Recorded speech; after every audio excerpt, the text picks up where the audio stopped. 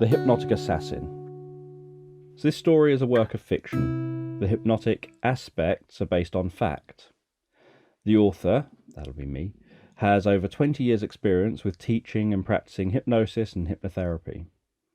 With the use of hypnosis, people have been helped to hallucinate, to enhance senses, to alter their perception of time, to increase learning, and to do many other skills mentioned within this story. Hypnotists can also use the skills that they use to hypnotize people to covertly influence others. All of the skills and abilities mentioned in this story can be learned from the non-fiction hypnosis and therapy educational books by the author and by a wide selection of other authors. In this book, there are times when people are influenced to do things that would be against their will. In reality, hypnotists always teach that you can't make people do things against their will. The uses for the hypnotic abilities are also being used hypothetically. The hypnotic assassin in this story can use these skills in ways that may or may not be possible in reality. And people in this story respond more readily in the story than they do in real life. In reality, a small percentage of people are highly hypnotizable. They're known as virtuosos. Most people fall somewhere in the middle. They can respond very well to some things and less well to other things, and given the right conditions can be more hypnotic or responsive. Then there are a small number of people that aren't particularly responsive at all. Some hypnotists may say that these people can't be hypnotized. Other hypnotists may say that most of those people who aren't very responsive to being hypnotized can be hypnotized. Some can learn to improve their hypnotizability, but they aren't necessarily very responsive during hypnosis to most suggestions. Yesterday, I met with Dave Templesheen. I'd spoken privately with him prior to this court case today. This morning, I made my way to the courtroom to watch him stand trial.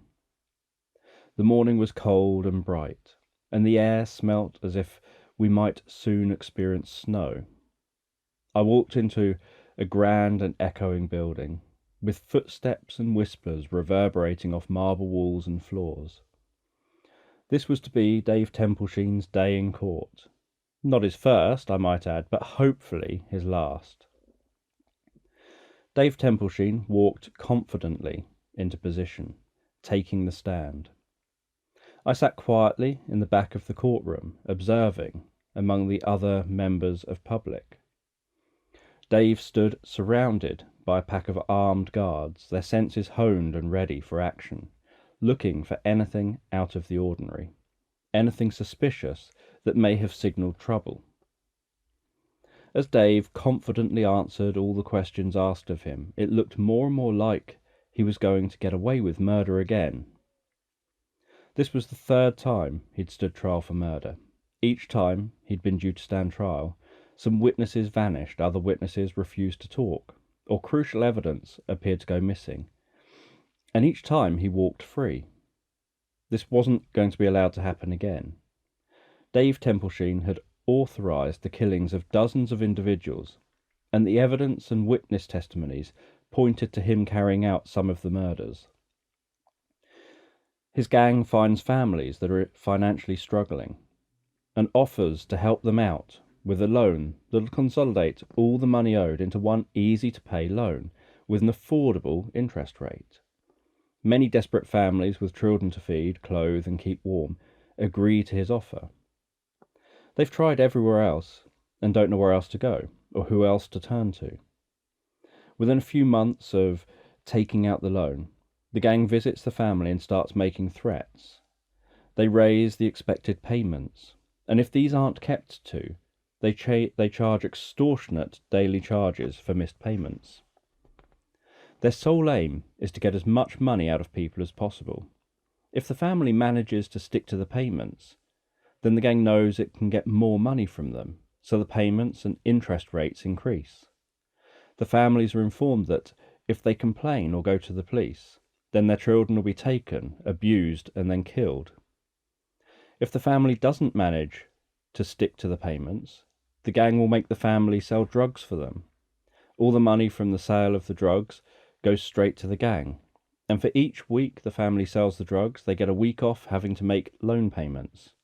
The interest and daily charges continue to accrue though, and they're still expected to pay back all the money owed.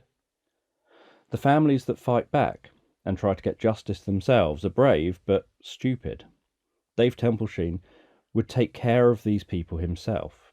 He'd wipe out whole families, tying all of them up in a room of their own house, gagging them, and making them watch as he would first kill the pets, then the children, then the adults, leaving the most aggressive until last. He'd then have their houses set ablaze as a sign to other have-a-go heroes who may think about standing up to him. His weapon of choice was always a barber's cutthroat razor. He'd be careful to ensure he just cut an artery but avoided making contact with the underlying bone. Dave Templesheen wasn't going to be allowed to walk free from court today, whether he was found guilty or innocent. I was there to ensure this. Just as everyone was asked to stand for the entrance of the judge, who was coming back into the courtroom, where we were about to hear the verdict, Dave Templesheen clawed at his chest, scraping and scratching, trying desperately to get rid of the sudden onset of pain, the shooting, stabbing, crushing pain of a heart attack. He slumped onto the stand, his nails digging into the oak, trying to release the pressure he could feel in his chest and around his heart. You could tell from watching him that he could feel his chest being crushed and his heart being pulled out, all at the same time. He looked out into the courtroom, eyes bulging and red like Arnold Schwarzenegger, exposed to the Martian atmosphere in Total Recall. It looked as if his head was about to explode. His face was going through shades of red to blue as the agonizing, slow and painful event took place. The arteries in his neck were pumping strong and hard with each dying breath as his body fought to try and keep oxygen coursing to his brain. Everyone in the courtroom appeared stunned into silence. For what seemed like hours but was probably only a few seconds, no one seemed to react. Dave was in a section separated from everyone else. A guard panicked, unsure of whether to open the door to help him. After a few minutes, he began frantically trying to open the door. Other guards were unsure whether it was an act or a ploy designed to get Dave free from the box he was trapped in. They scanned the room looking for anyone acting suspiciously, anyone who may have been intending to pull out a gun or help Dave make a break for freedom in some other way. It's not unheard of for people to fall ill in court and escape en route to hospital, or escape once they're in hospital, where there may be less security and greater opportunities for escape. After a long 5 minutes, just as the guard finally managed to get the door open, Dave fell lifeless to the floor, wide eyes gazing up at an angle towards the judge. The room was plunged into a still, unnatural silence as people looked on at the lifeless body lying there. Everyone thought he'd had a natural heart attack. Only I knew that it was murder, because I killed him. Obviously, I'm thinking that you're probably curious to know who I am, what my background is, and why I'm writing this journal. I lead an unusual life. Some would say that I lead a double life, but that isn't how I would see it. To me, I have one life, and like anything else, there are things I share with some people that I don't share with others. I live a minimal life with very few belongings, in a small boxy flat. It may not sound like much of a life to most, but it's all I need. Most of my time is spent living out of different hotel rooms while I'm working, so I'm not often home. I have felt that it's important to preserve a true picture of what I do and why, and over time I can share with you some of my cases to give you a taste of my work and a taste of what I'm capable of. I also want to educate you on how I do some of what I do. My work is my life. I know that is a very cliched phrase, but for me it's true. I'm a hypnotic assassin. We haven't always gone by that title. It's varied depending on the times. In the 18th and 19th centuries, we were described as using mesmerism. And for many hundreds of years prior to that, we were described as using black magic, as being shaman, or witch doctors, or spiritual leaders, or gurus, depending on where in the world we were. In fact, we've had a long history that can be traced back many thousands of years. I was born to be a hypnotic assassin. My parents were born to be assassins, as were their parents, and all previous generations in my family for thousands of years. Every generation, there are a few new assassins recruited into the order, but most assassins have a long family history of being assassins. Thousands of years ago in Egypt, around 2500 BC, there was a traveller. This traveller claimed to be the descendant of a god with special powers. The pharaoh at the time asked this traveller to prove his claims with a test of survival. The traveller had to go out into the desert as the sun set. The pharaoh sent out his 10 best men to hunt down and kill the traveller.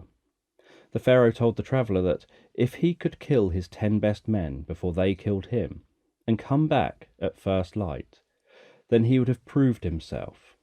If he failed to kill all of the pharaoh's 10 best men, then he'd be taken prisoner and publicly executed.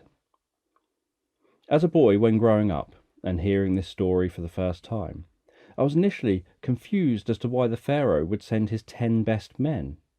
My mother explained to me that the pharaoh was thinking about the future. Either the traveller gets killed, meaning the pharaoh already has the best fighters, or the pharaoh's best fighters die at the hands of the traveller, meaning the traveller can teach the pharaoh's army to be even greater fighters. The traveller wasn't from a desert region, so he was seemingly at a disadvantage. He walked into the desert as the sun set, followed by the pharaoh's 10 men. The next morning, sure enough, as the sun rose, the traveller presented himself before the pharaoh. Unlike the pharaoh's 10 best men, he'd survived the night. When the pharaoh saw the traveller walking alone out of the sun unharmed, he felt this had significance. He asked the traveller how he had survived the night. The traveller explained that he was in contact with higher perception, authoritative command, and magic power, and that he could call upon these at will. He claimed that, as a descendant of a god, he was born with these abilities. The pharaoh gave the traveller the name Ra. Over the years, most modern scholars have looked upon Ra as being the sun god, yet many of the stories of Ra are actually based on teachings told about Ra the man, not Ra the god. Ra the man is thought to have been the first hypnotic assassin. Other than saying he was a descendant of a god, there is no record of any of his descendants or any other assassins prior to him. There are only records of his life and what he felt his purpose was. Ra spoke about how he became an assassin, and the story goes that when Ra was just a boy, a man whom Ra named the Snake came to his settlement and killed all the men, women and children, including his parents. Ra hid in tall grass, shaking and scared. The next morning, Ra saw the devastation to the settlement and vowed revenge. He went in search of the snake. Ra followed the snake's trail to a nearby settlement. He saw that the snake had positioned himself on the outskirts, looking down on the settlement, ready to attack after dark. Ra decided he couldn't allow the snake to kill more innocent people. As night fell, Ra decided to attack the snake. During the chaos of battle with the settlement, he was only a boy and decided the chaos would work to his advantage. Ra managed to kill 9 men in his rage while trying to get to the snake, but was no match for the snake. As he entered the snake's tent, he looked into his adversary's eyes and quickly found himself all consumed with darkness. His body became very rigid, and the harder he tried to strike the snake, the more rigid his body seemed to get. Ra felt like he had passed out, and when he woke up, he found himself in the tent with the snake. It was daytime.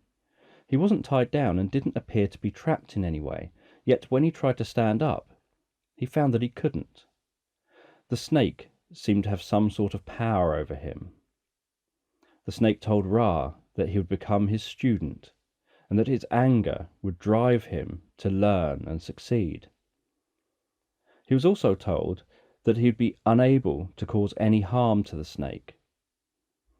But his belief that one day he would succeed in this would drive him to learn all he can, and that he would be a powerless servant of darkness. Ra spent the next 10 years trapped as a prisoner of the snake. He was trapped in a prison without walls. His prison was in his mind.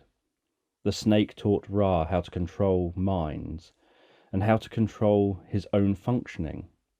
Trance seemed to come naturally to Ra. He was a fast learner. The one thing he wanted more than anything was to get the snake. Every night Ra would battle the snake, but could never touch him. He tried using all his techniques on the snake, but none of them worked.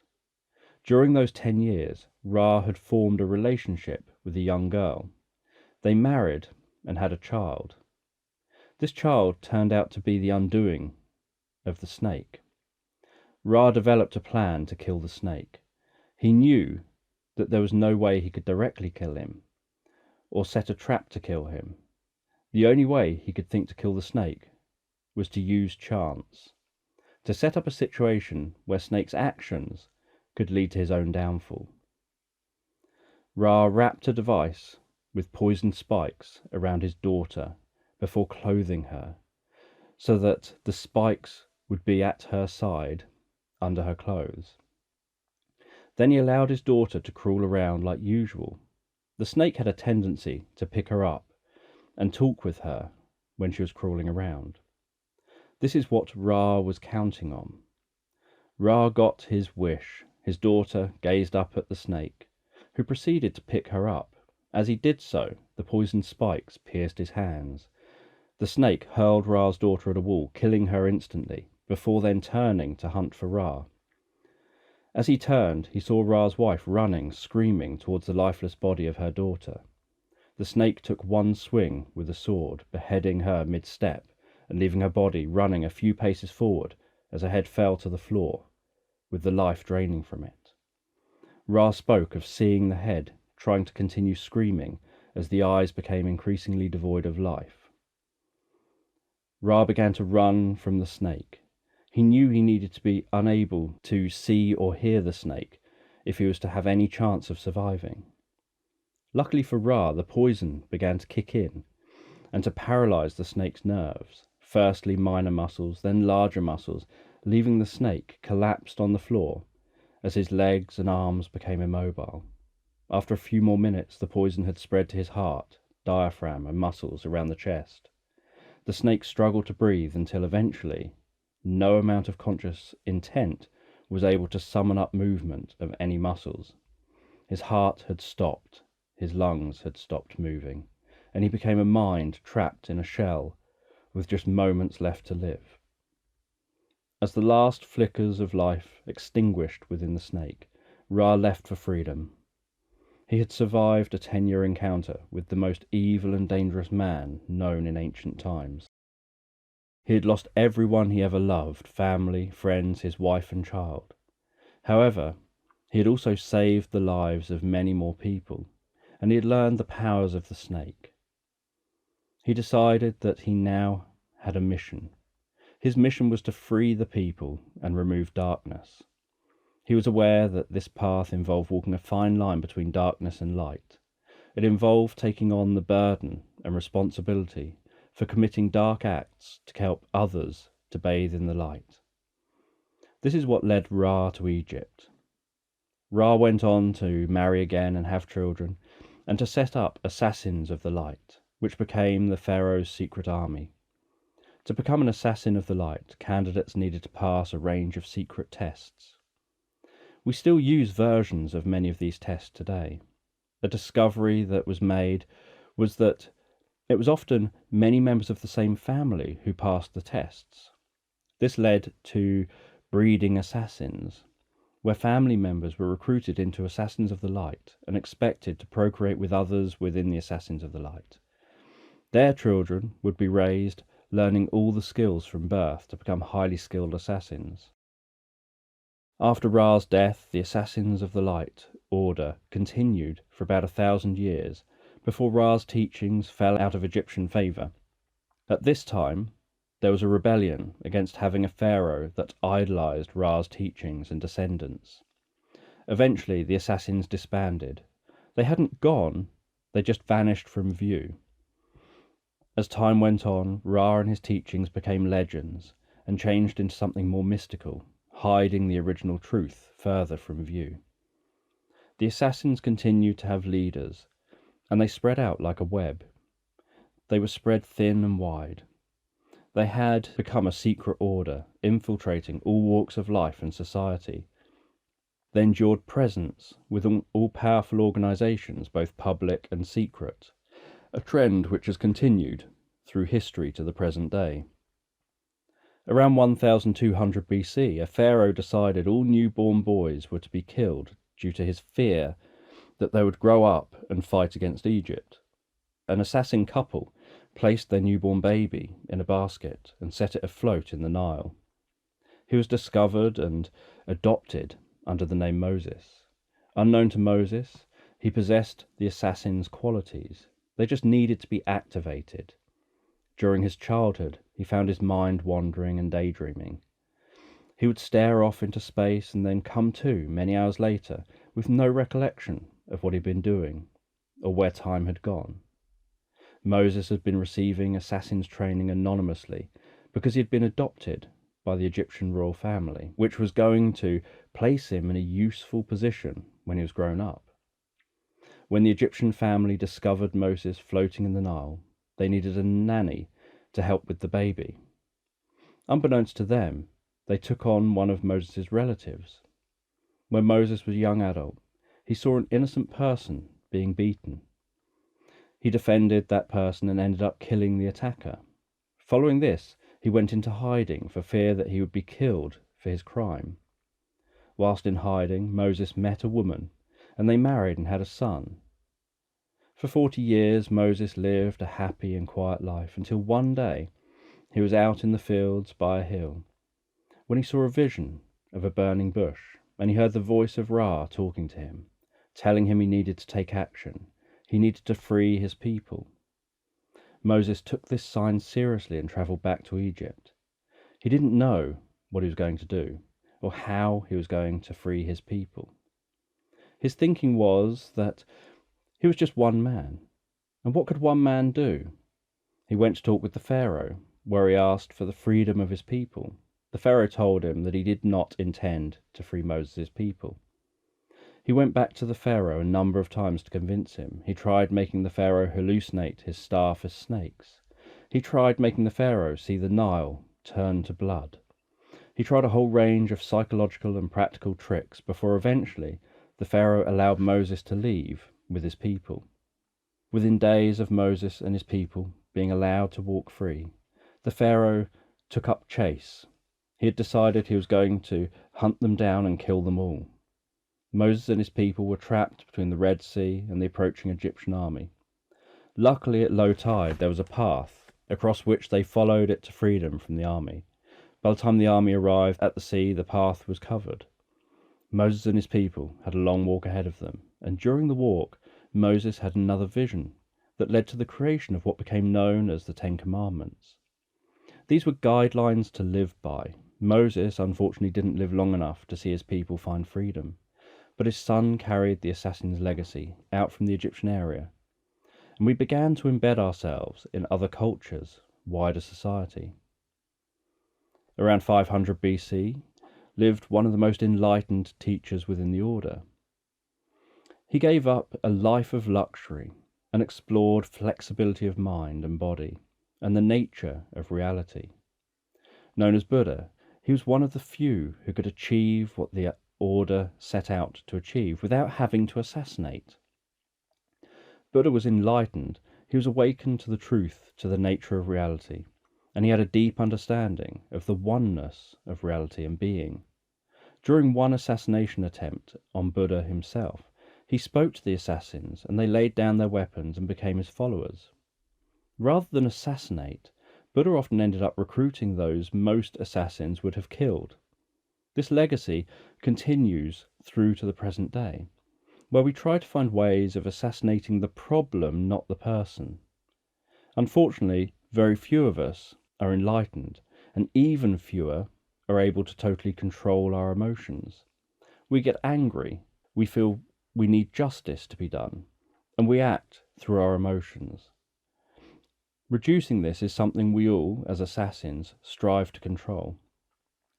It's a fine line between controlling our emotions so that we can assassinate the problem and not the person, and controlling our emotions so that we can kill with no feeling and no moral compass. Some assassins, through the years, have lost their path and had to be hunted down by other hypnotic assassins to protect the people. Some of these assassins have become hunters of hypnotic assassins, wanting to be the only one. Just over 2,000 years ago, a baby was born by the name of Jesus. During childhood, he went to India to learn the teachings of Buddha and to receive his assassin's training. Jesus preferred the approach of trying to assassinate problems, not people. On returning to Judea and later Jerusalem, Jesus very publicly showed his skills to people. His view was that by showing his skills, he'd gain more backing and following and help to find peace by changing the views of a whole society. He didn't believe that the teaching which assassins had been following for centuries should be hidden from the world. He believed that the skills for self-healing, for advanced knowledge, for optimizing the efficiency of the mind and body should be shared with everyone. Unfortunately, this began to garner him a reputation for potentially being a threat to the Roman Empire. Jesus was rapidly gaining followers in his teachings. Some people became his inner circle. Those who were destined to become assassins, including his wife Mary, while others followed his teachings to increase health, happiness, and well-being.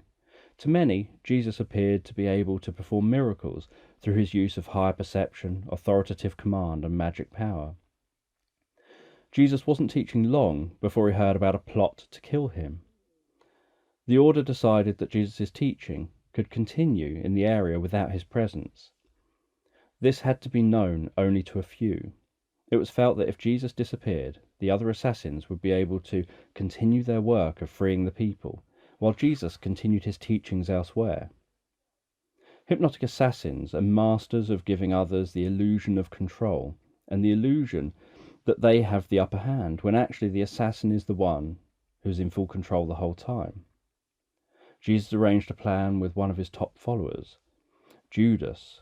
Judas was going to reveal Jesus to the Romans, and in doing so, Judas would be sacrificing his reputation.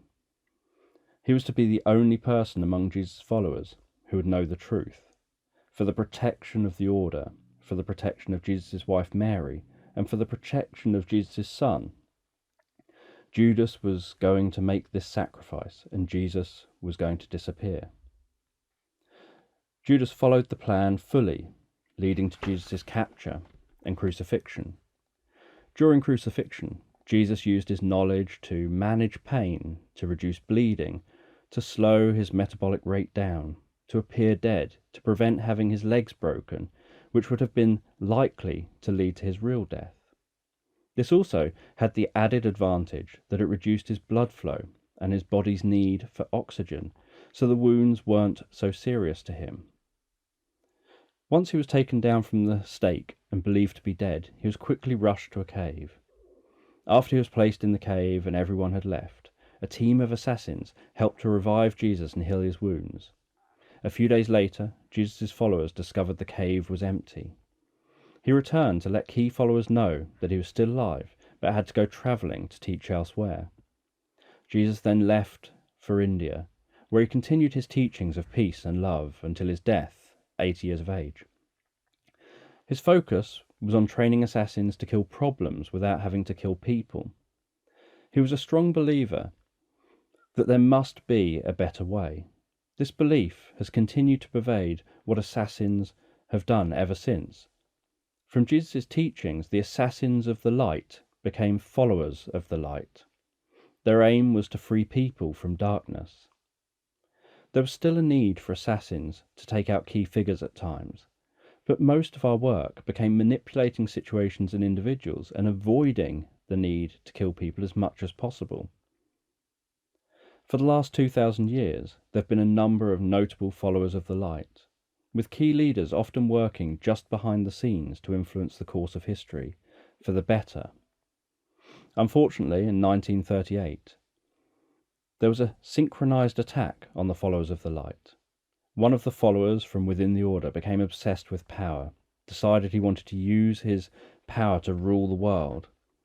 He secretly trained hundreds of people to be hypnotic assassins, and then attacked all the key groups of assassins around the world simultaneously, so that there would be no time for anyone to warn any of the other groups. He ordered the destruction of all followers of the light text, and wanted to eliminate all reference or trace of them from the history books. Fortunately, there are assassins that managed to avoid being killed, but they'd gone into hiding. It wasn't until after the death of the assassin that they were able to come out of hiding and begin to help clear up the aftermath of the devastation that had been done. These assassins had to rebuild their order, find their place in the new world.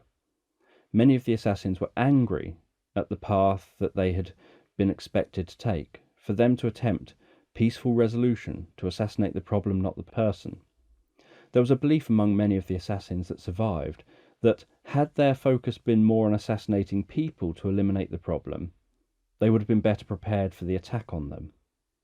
These assassins believed that they would have been able to take out the people who posed a threat, rather than focusing on trying to solve the problems, like tackling the root cause of a problem, rather than dealing with the symptoms. Since the Assassins' massacre, we've taken a new path. Where there was once many, there are now just a few. Times have changed. As we were rebuilding the order, we had to find new leaders and teachers. We had to recruit in higher numbers than at any time in history. Many assassins follow a more direct route. They'll assassinate people rather than focusing on assassinating problems.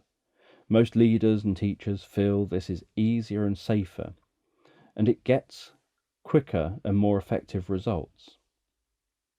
Since the 1960s, there have been a few key figures who've begun to reintegrate the ideas originally introduced by Jesus and Buddha into our teachings. And I hope that this will help us to kill with compassion, and in time, help us to try to avoid killing unless it's absolutely necessary. Until now, no one has shared this knowledge so openly about the Hypnotic Assassins. That has been a brief tour of the history behind the Hypnotic Assassins, but who am I, and what is my personal background? My name is Sam Carter. It feels odd telling you that, given that most of my life has been spent living a lie. Yesterday, I was in Amsterdam as John Simmons. Last week, I was in New York City as Carl Willis. 2 weeks ago, I was in Paris as Josh Benson. With no friends or relatives, my real life is very superficial. No one I meet knows the real me. I'm revealing this for the first time to you, the reader here. In fact, I don't think I've revealed, spoken, or told anyone my real name since I was in school, and no one has called me by my real name for over a decade. It gets confusing at times when you're always going by different names. Part of the trick is not to interact with too many people. The fewer people you talk to, the fewer people ask your name. As a 27-year-old, people probably expect me to interact with others. However, I cope surprisingly well alone, and rarely feel the need to mix with people, unless I'm just playing a part for my work and using the world as my stage. I didn't really have many friends in school. I was a loner. I would sit in the corner studying people, watching them and learning their patterns of behaviour. I knew I was different. The trick, as my mum always said, was for me to try to fit in and to appear normal. At home, I was being raised to be an assassin. My parents were both assassins, and in the past we would have lived together with other assassins, but now assassins were spread thinly around the world. There are thought to only be a few dozen of us. Since the massacre of assassins, it was felt that the safest option was to develop a way of preventing any individual assassin from knowing any other assassins. For hypnotic assassin training, there are some whom all assassins will know. The trainers and leaders travel to students to train them and help with their guidance, but they don't reveal the names or the identities of others. Back in the 1970s, the assassin leaders developed a way to privately communicate with others, to give assassins missions.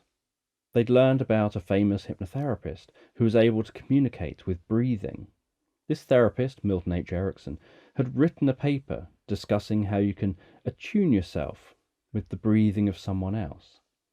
It's then possible to do the breathing pattern of sentences you want the person you have attuned to say in their mind, and they'll then start thinking of those sentences.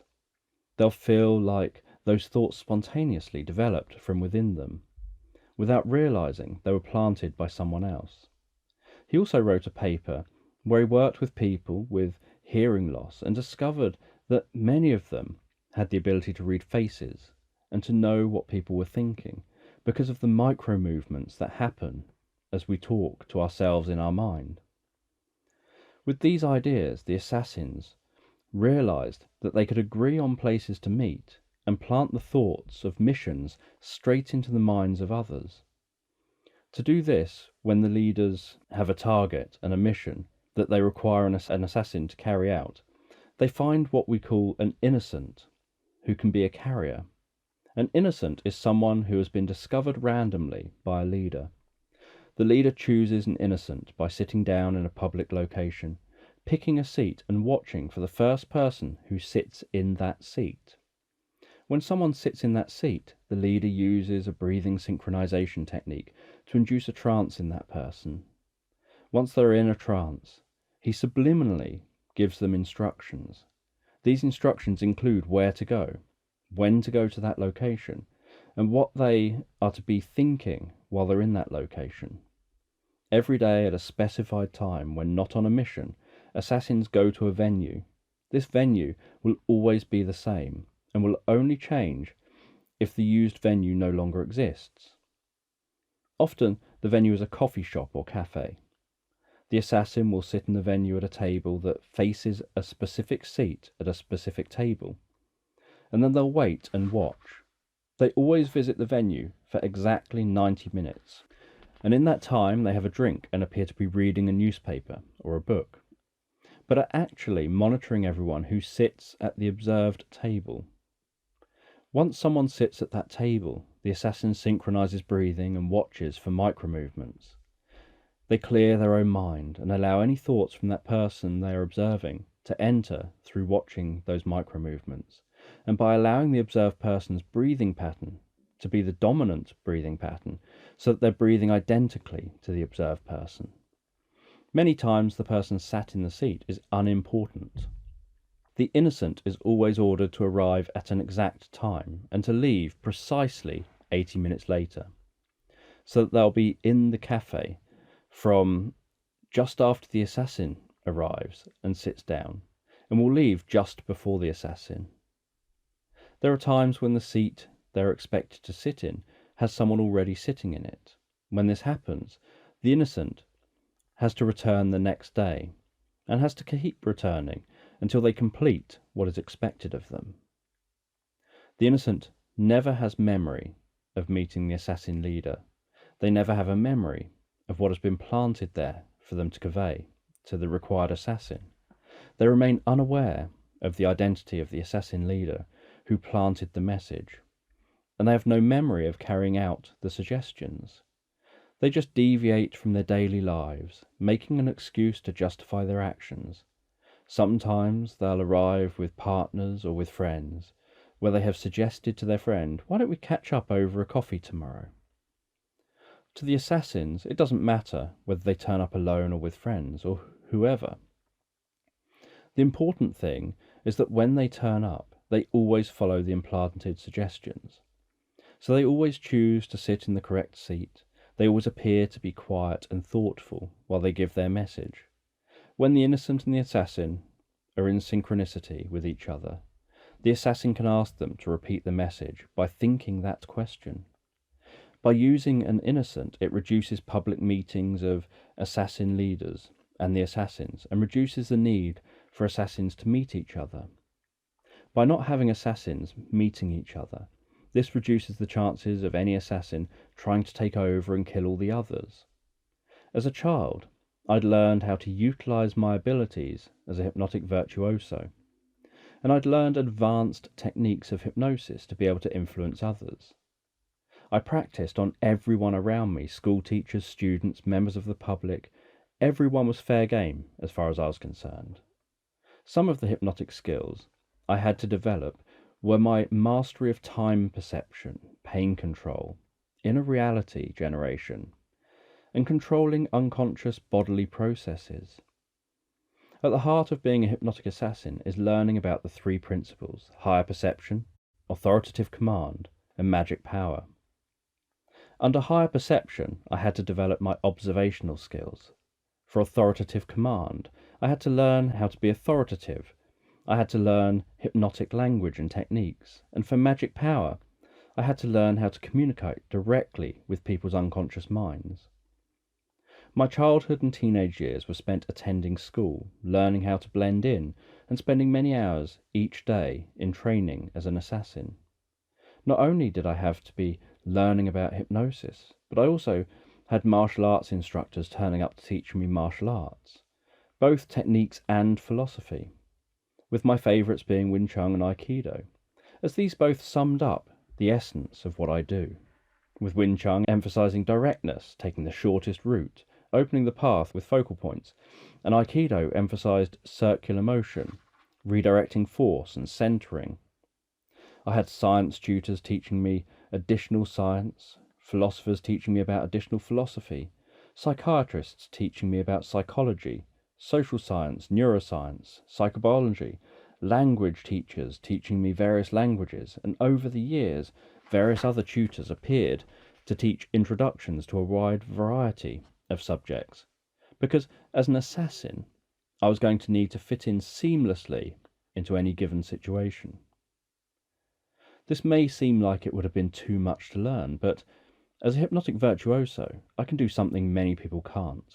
I can close my eyes, enter a state of hypnosis, and find myself anywhere I want to be.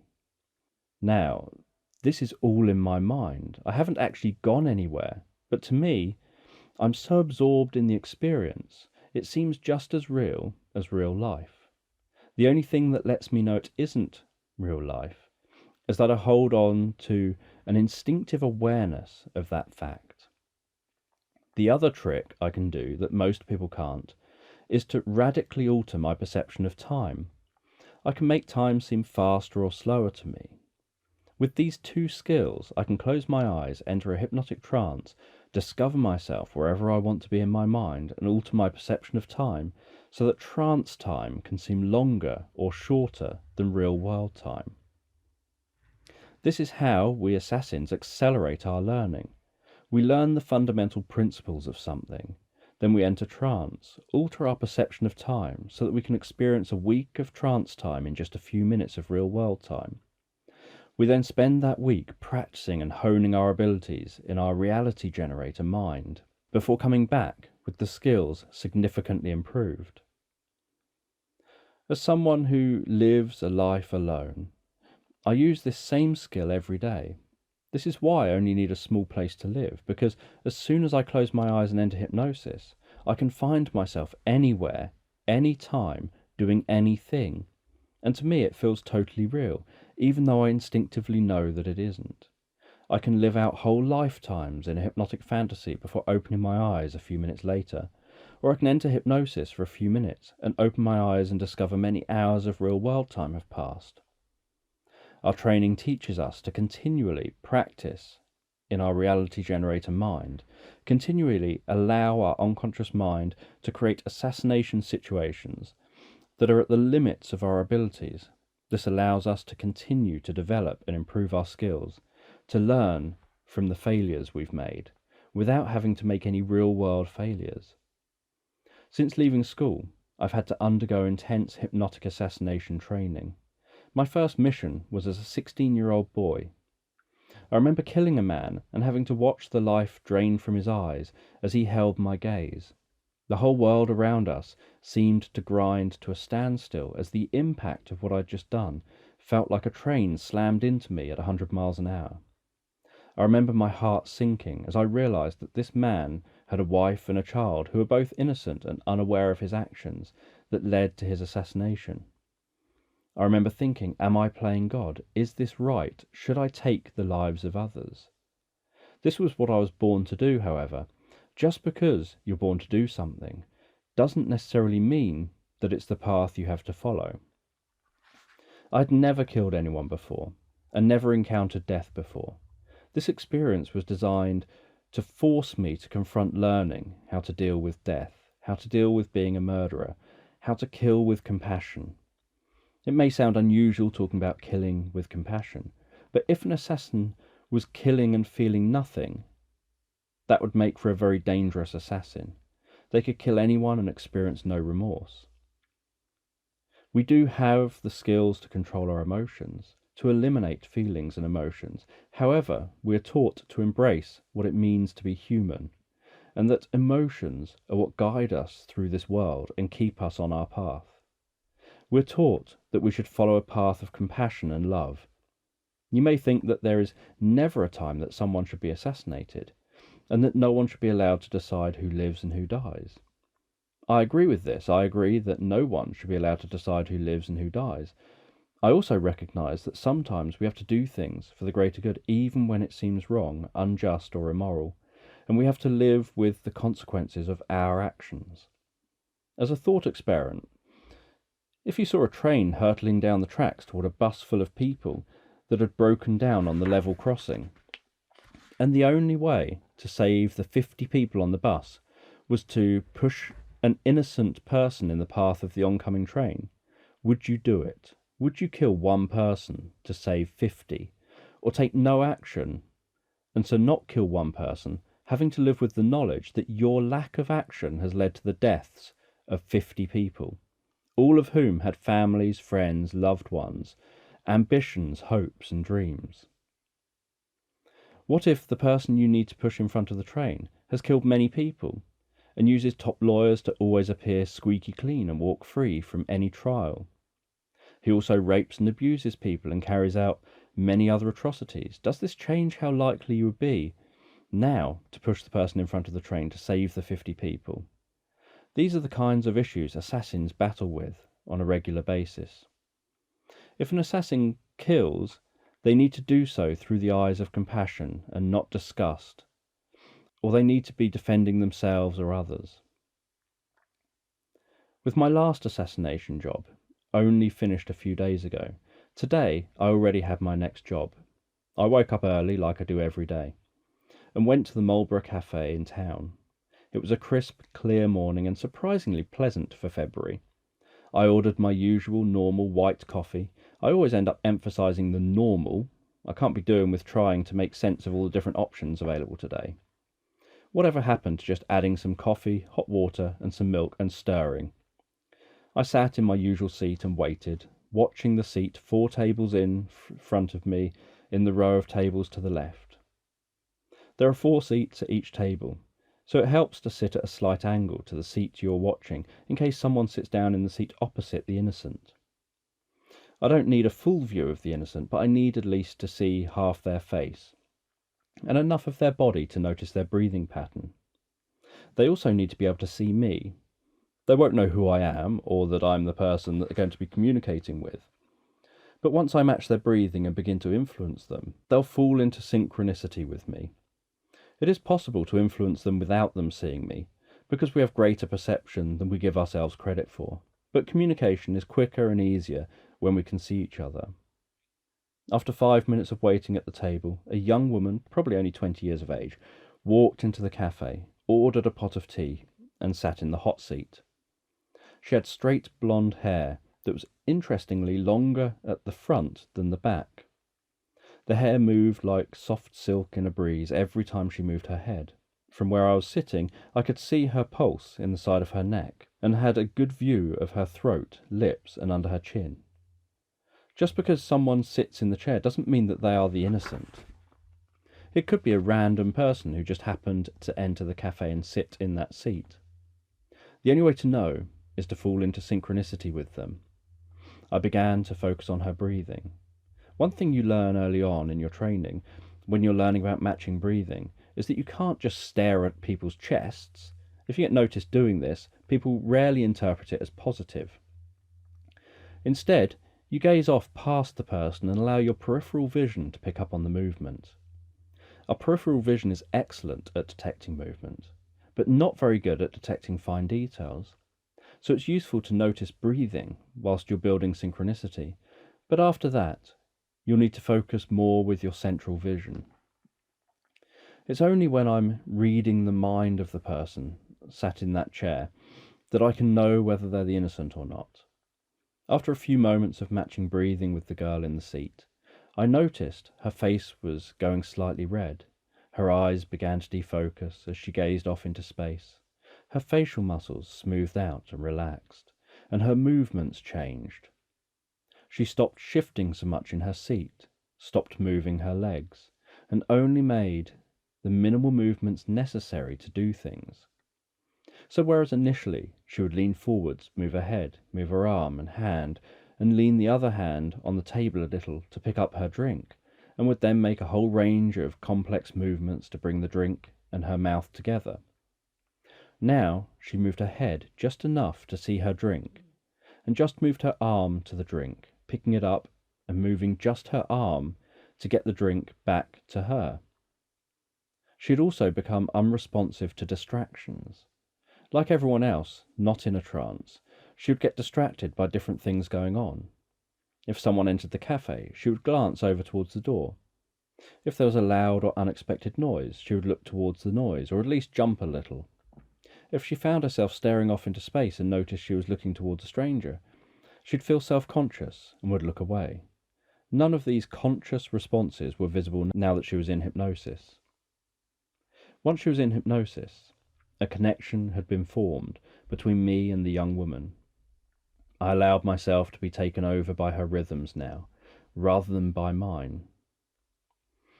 I cleared my mind and just became responsive to whatever came into my mind. When the person I do this with isn't an innocent, I normally just pick up on rambling thoughts of a stranger. When the person is an innocent, they'll either be thinking nothing at all, or they'll be saying the message for me to themselves. This young woman was an innocent.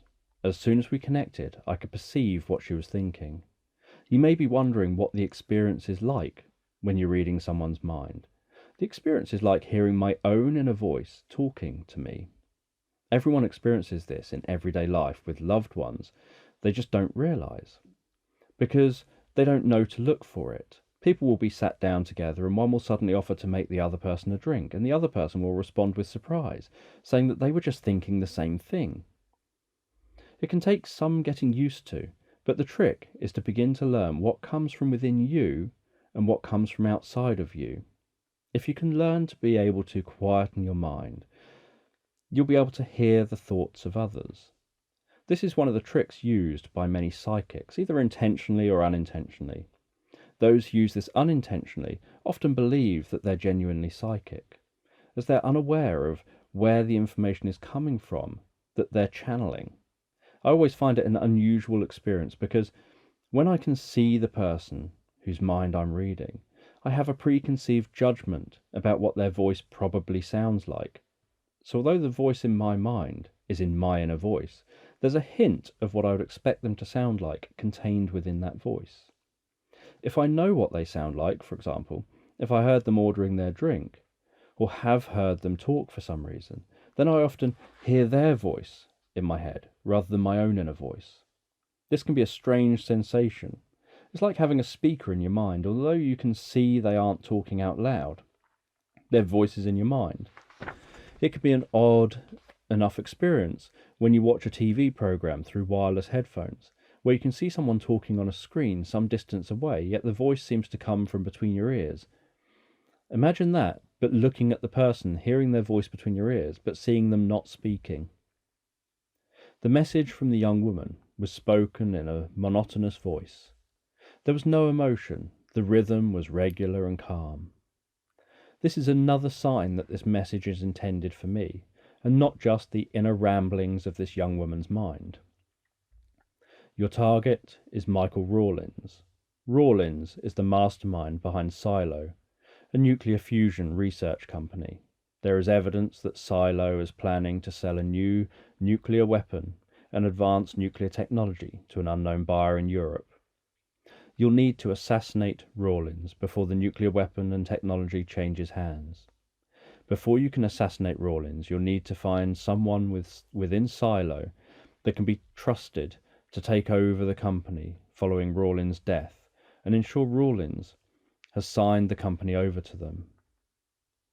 The message from the innocent was coming through clearly, explaining what I had to do, who I had to assassinate, and what my full mission was.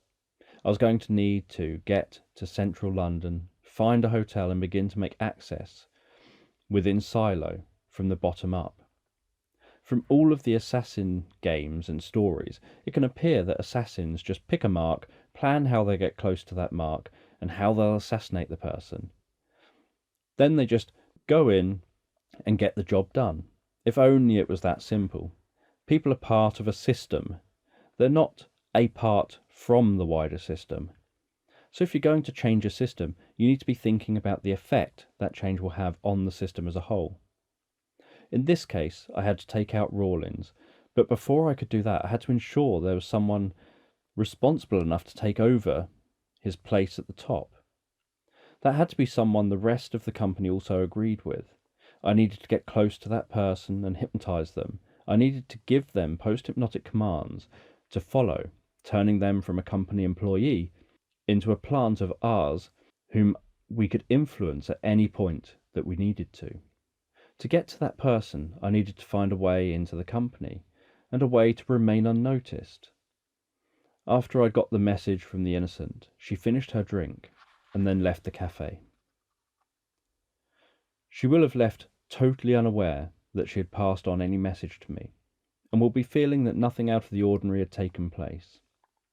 If the young woman speaks to anyone later about her day, she'll mention deciding to go to the Marlborough Cafe this morning to get a drink before heading into work, or whatever her plans were for after that close encounter. She'll talk about what she ordered, and will say that she was feeling tired and found herself daydreaming while she was drinking her drink. This is what people do. They make up stories and excuses to justify their actions and to con themselves into believing they used free will to make their free choice. For example, hypnosis researchers have hypnotized people and told them, when I rub my nose, you'll go and open the window. You'll feel compelled to do this, and will do this without hesitation. When the researcher then rubs his nose, the subject gets up, walks to the window, even if they're mid-conversation, to open the window. It doesn't matter what the weather is like outside. It could be sunny, snowing, raining. It makes no difference. They'll still walk over to the window and open it. To an untrained person, they don't appear to be hypnotized. They just seem to be getting up and opening a window.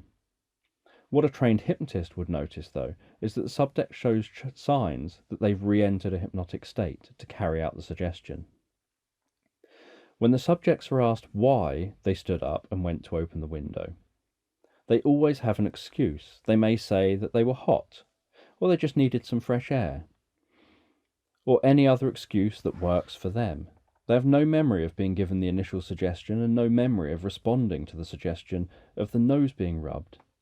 They often don't even notice that the researcher had rubbed their nose.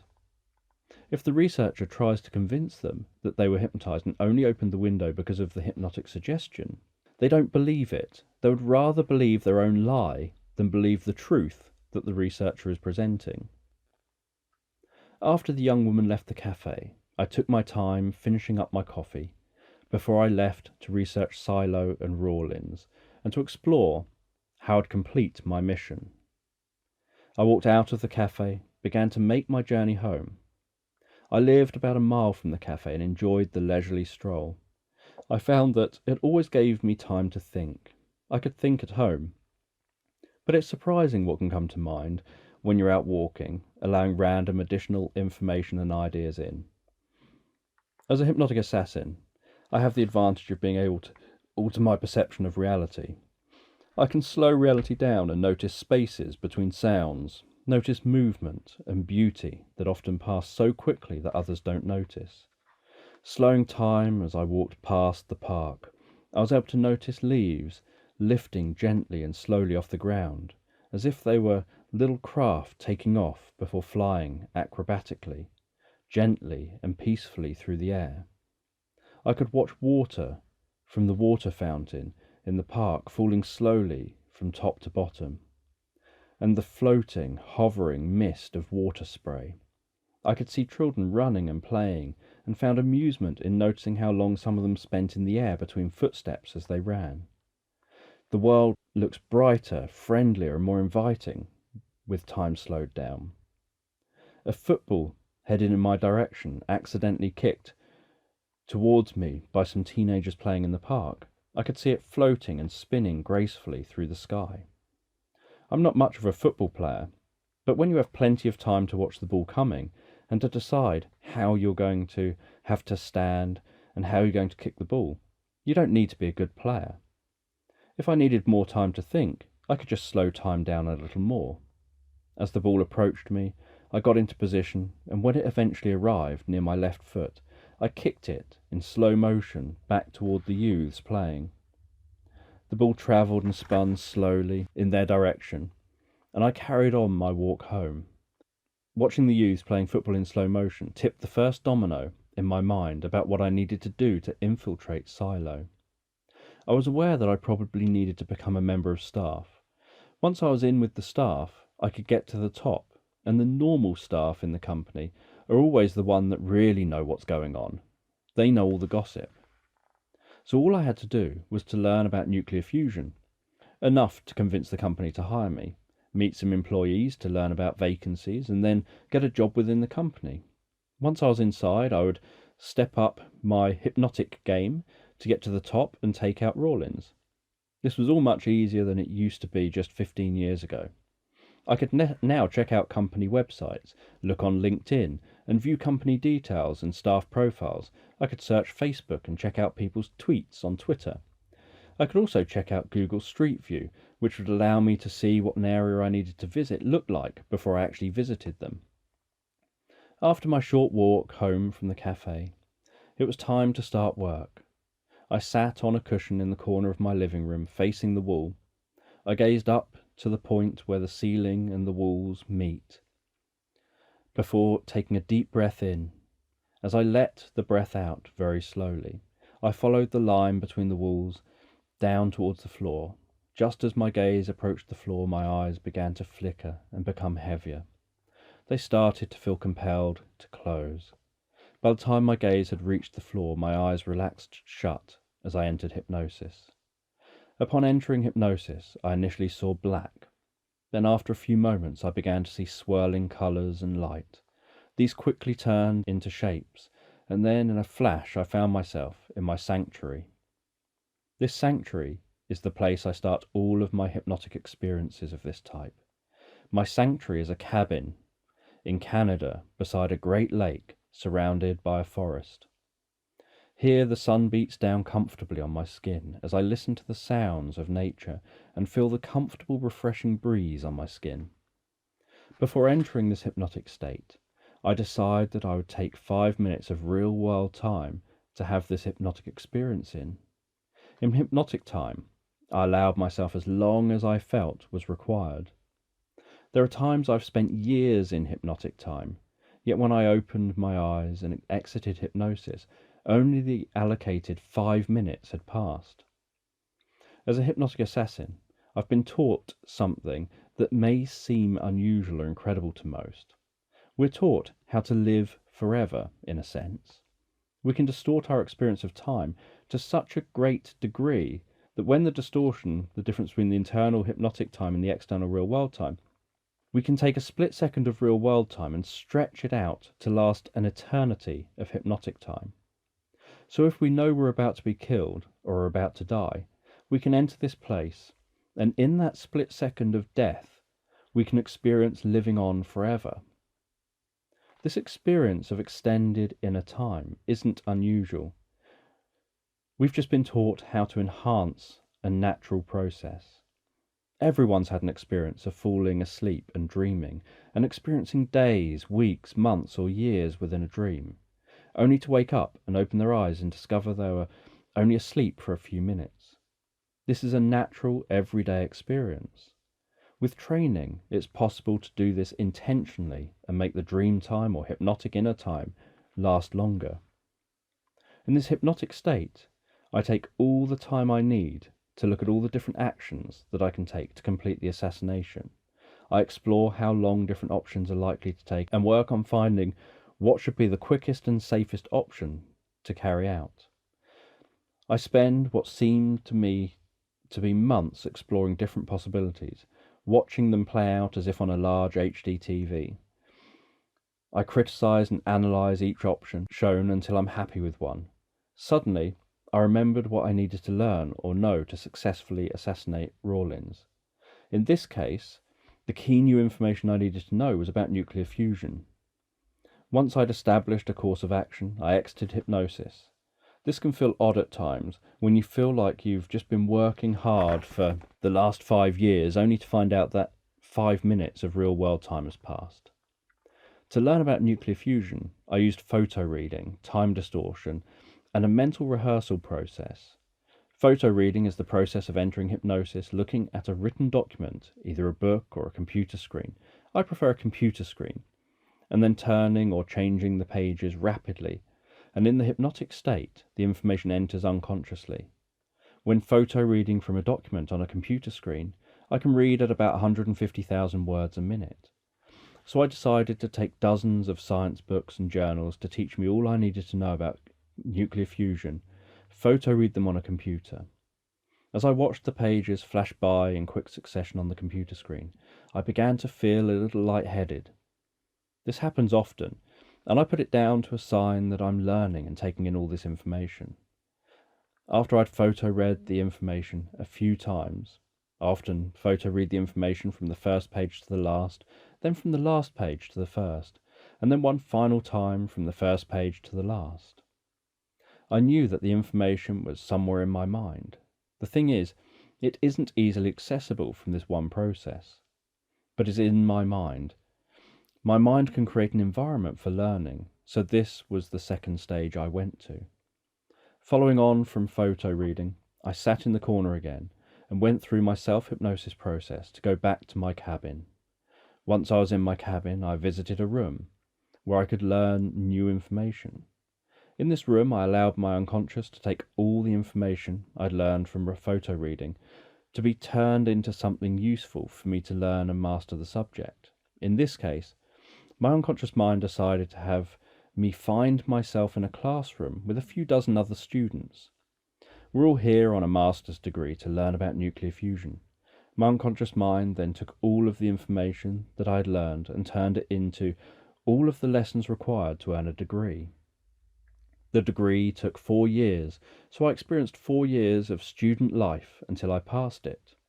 If I failed the degree, then I'd have to retake it.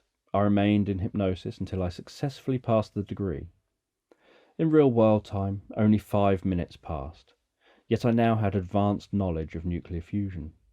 This same process can be used whenever I need to learn something very quickly. There's a catch, though. I'm not psychic, and so I can't learn what I don't already have within me somewhere. This can be a surreal experience, opening your eyes after just 5 minutes, feeling like you've been elsewhere for many years, and suddenly discovering that you possess new knowledge. It's as if you have a dual consciousness. When you open your eyes, you're aware of being in the real world and aware of what you were doing just 5 minutes earlier before shutting your eyes, yet you're also aware that you can recall the many years of memories that have just passed. When I think about it, I often find this difficult to get my head around. How, from your perspective, many years have passed since closing your eyes, and in that time, you may have been studying, attending lectures, partying, whatever you happen to be doing, yet you open your eyes and remember all of this, but the closing of your eyes isn't a distant memory of something from your perspective that happened years ago. It's a recent memory of something that happened a few minutes ago. I don't know why this is difficult to get my head around. It is an experience that we all have when we fall asleep and drift into a dream, especially when we're all dozing off and have only been asleep for about 10 minutes, yet have experienced an elaborate dream spanning many hours, days, or years. Like most mornings, I woke up early, feeling refreshed and prepared for my journey to London. I had a hotel booked just a stone's throw from the silo offices. The train journey into London took almost 4 hours. Those 4 hours offered an ideal opportunity for thinking through some random practice situations.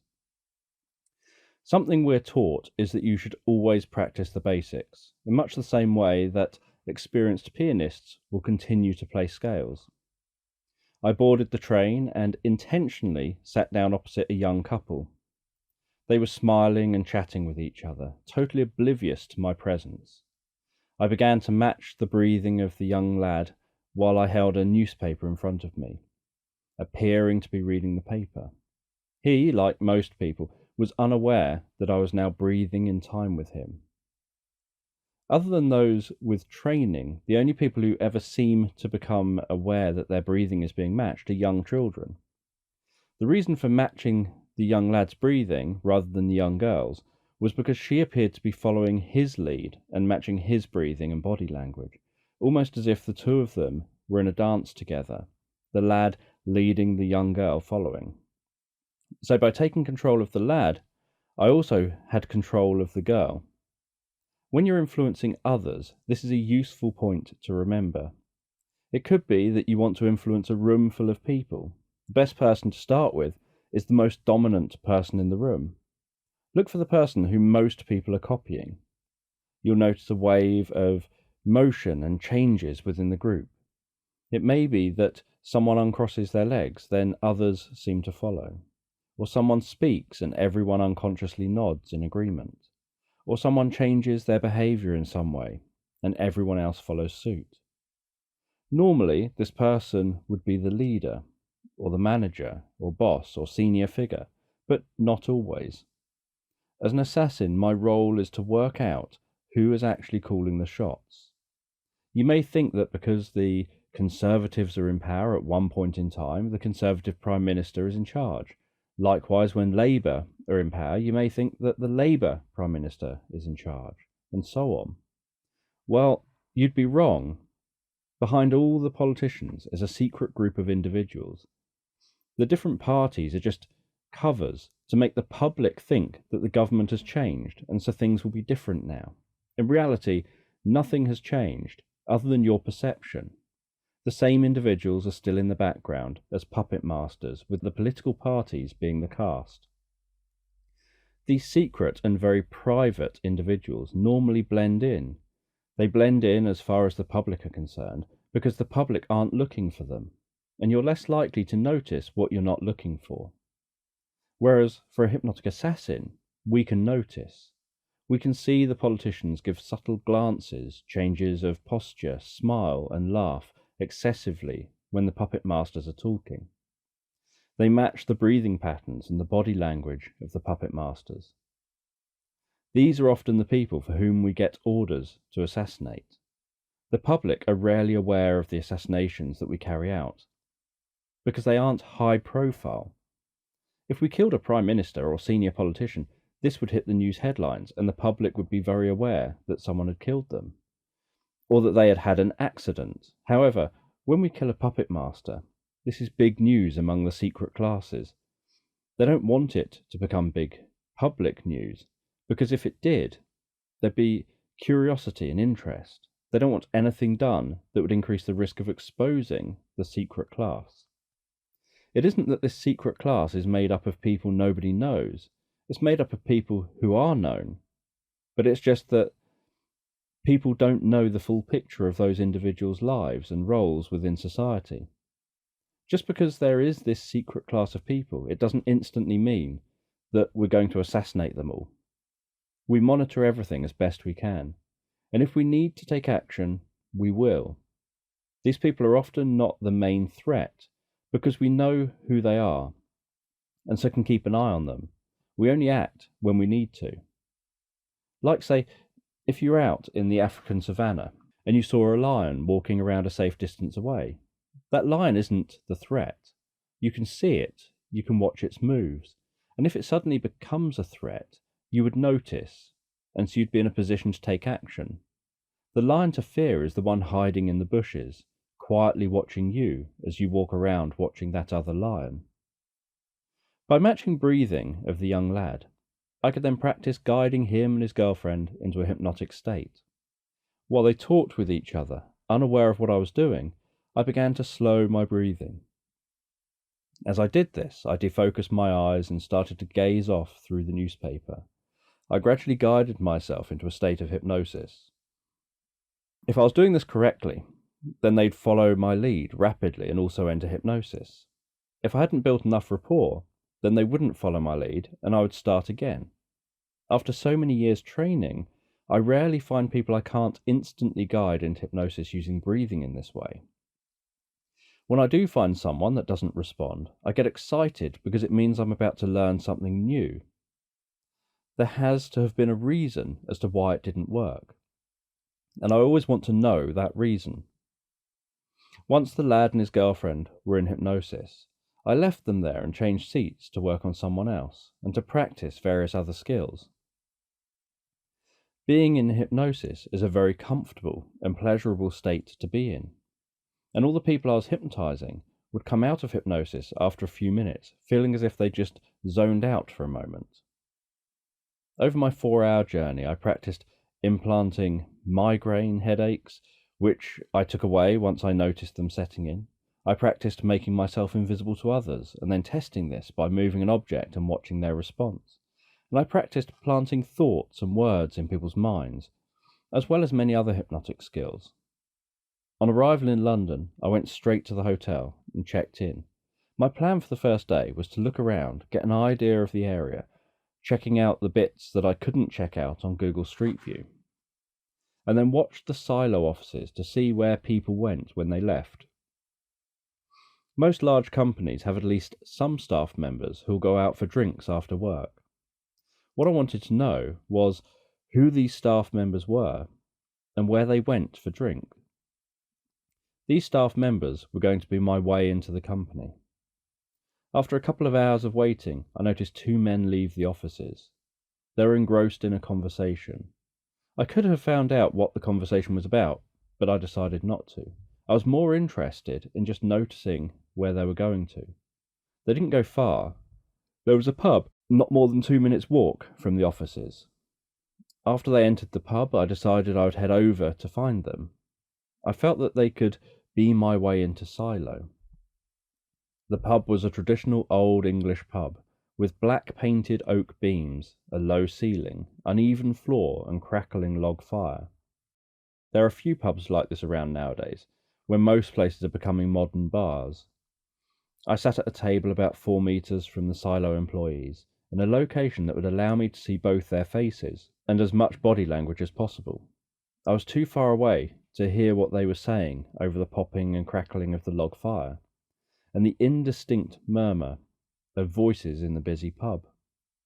I opened my mind and released all thoughts. I relaxed my jaw, and then the muscles in my chest, shoulders, back and around my face, and I focused on the faces of the 2 men speaking. I allowed my breathing to naturally fall into rhythm with the 2 men. They weren't fully synchronized with each other, so I synchronized my breathing with whoever was speaking from moment to moment. This synchronization allowed me to have an internal dialogue in my voice of what they were saying to each other. They weren't talking about anything specifically interesting, and they weren't complaining about work. My first idea was to check out whether they were likely to be discussing anything that could be used as a way in for me. As this didn't work out, I decided to be more direct, and to begin to hypnotize one of the men. It's important that I hypnotized him without any perceptible changes taking place which could have been noticed by the other man or anyone else in the pub. People could get curious if mid-conversation the man suddenly closed his eyes and slumped onto his seat.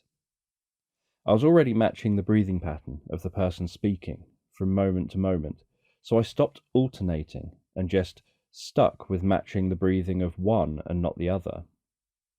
My decision on who to focus on was random. It was whoever I was matching the breathing of at that point that I made my decision. Just focusing on the breathing of one of them, I began to plant a thought in the mind of the person. I began to say to myself, when I leave here, I'll walk a lonely way home. I repeated this dozens of times by saying this to myself as if I was saying it out loud, but not saying it out loud. I continued to carry out the breathing pattern, body language, facial expressions for this sentence.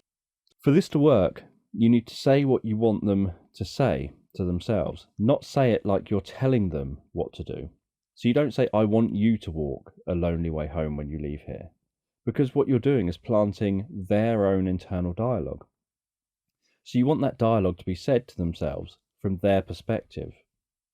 If you try to give a forceful suggestion, it may feel uncomfortable from their perspective, and they may resist or counter the suggestion. Once I saw the man nodding very slowly and unconsciously, I knew he'd accepted the internal dialogue, almost like he had accepted a post-hypnotic suggestion. A post-hypnotic suggestion is a suggestion given during hypnosis requesting action outside of hypnosis. All I had to do then was to wait patiently until he got up and left the pub so that I could meet him privately outside. After about an hour, the two men's behaviour changed. They began to shift in their seats more. They looked at the time and began to show other signs that it wouldn't be long before they were going to leave. I took this as a sign that I should get outside now, so that I could watch them exit and see where they both went, and then I could meet with the man I'd hypnotised. Lurking in the distance, I watched as the two men left the pub. Once they said goodbye to each other, I began to follow the man I'd hypnotised in the pub. For what I was going to do, I had to pick my time. I waited until the man turned into a dark and quiet side road. Then I picked up my pace so that I could catch up with him. Once I reached him, I simultaneously touched him on the shoulder, startling him, and said "sleep" in a commanding tone of voice, continuing, "That's it," closing your eyes and falling comfortably and deeply asleep. So comfortably and deeply asleep, nothing matters, and all you're aware of is my voice.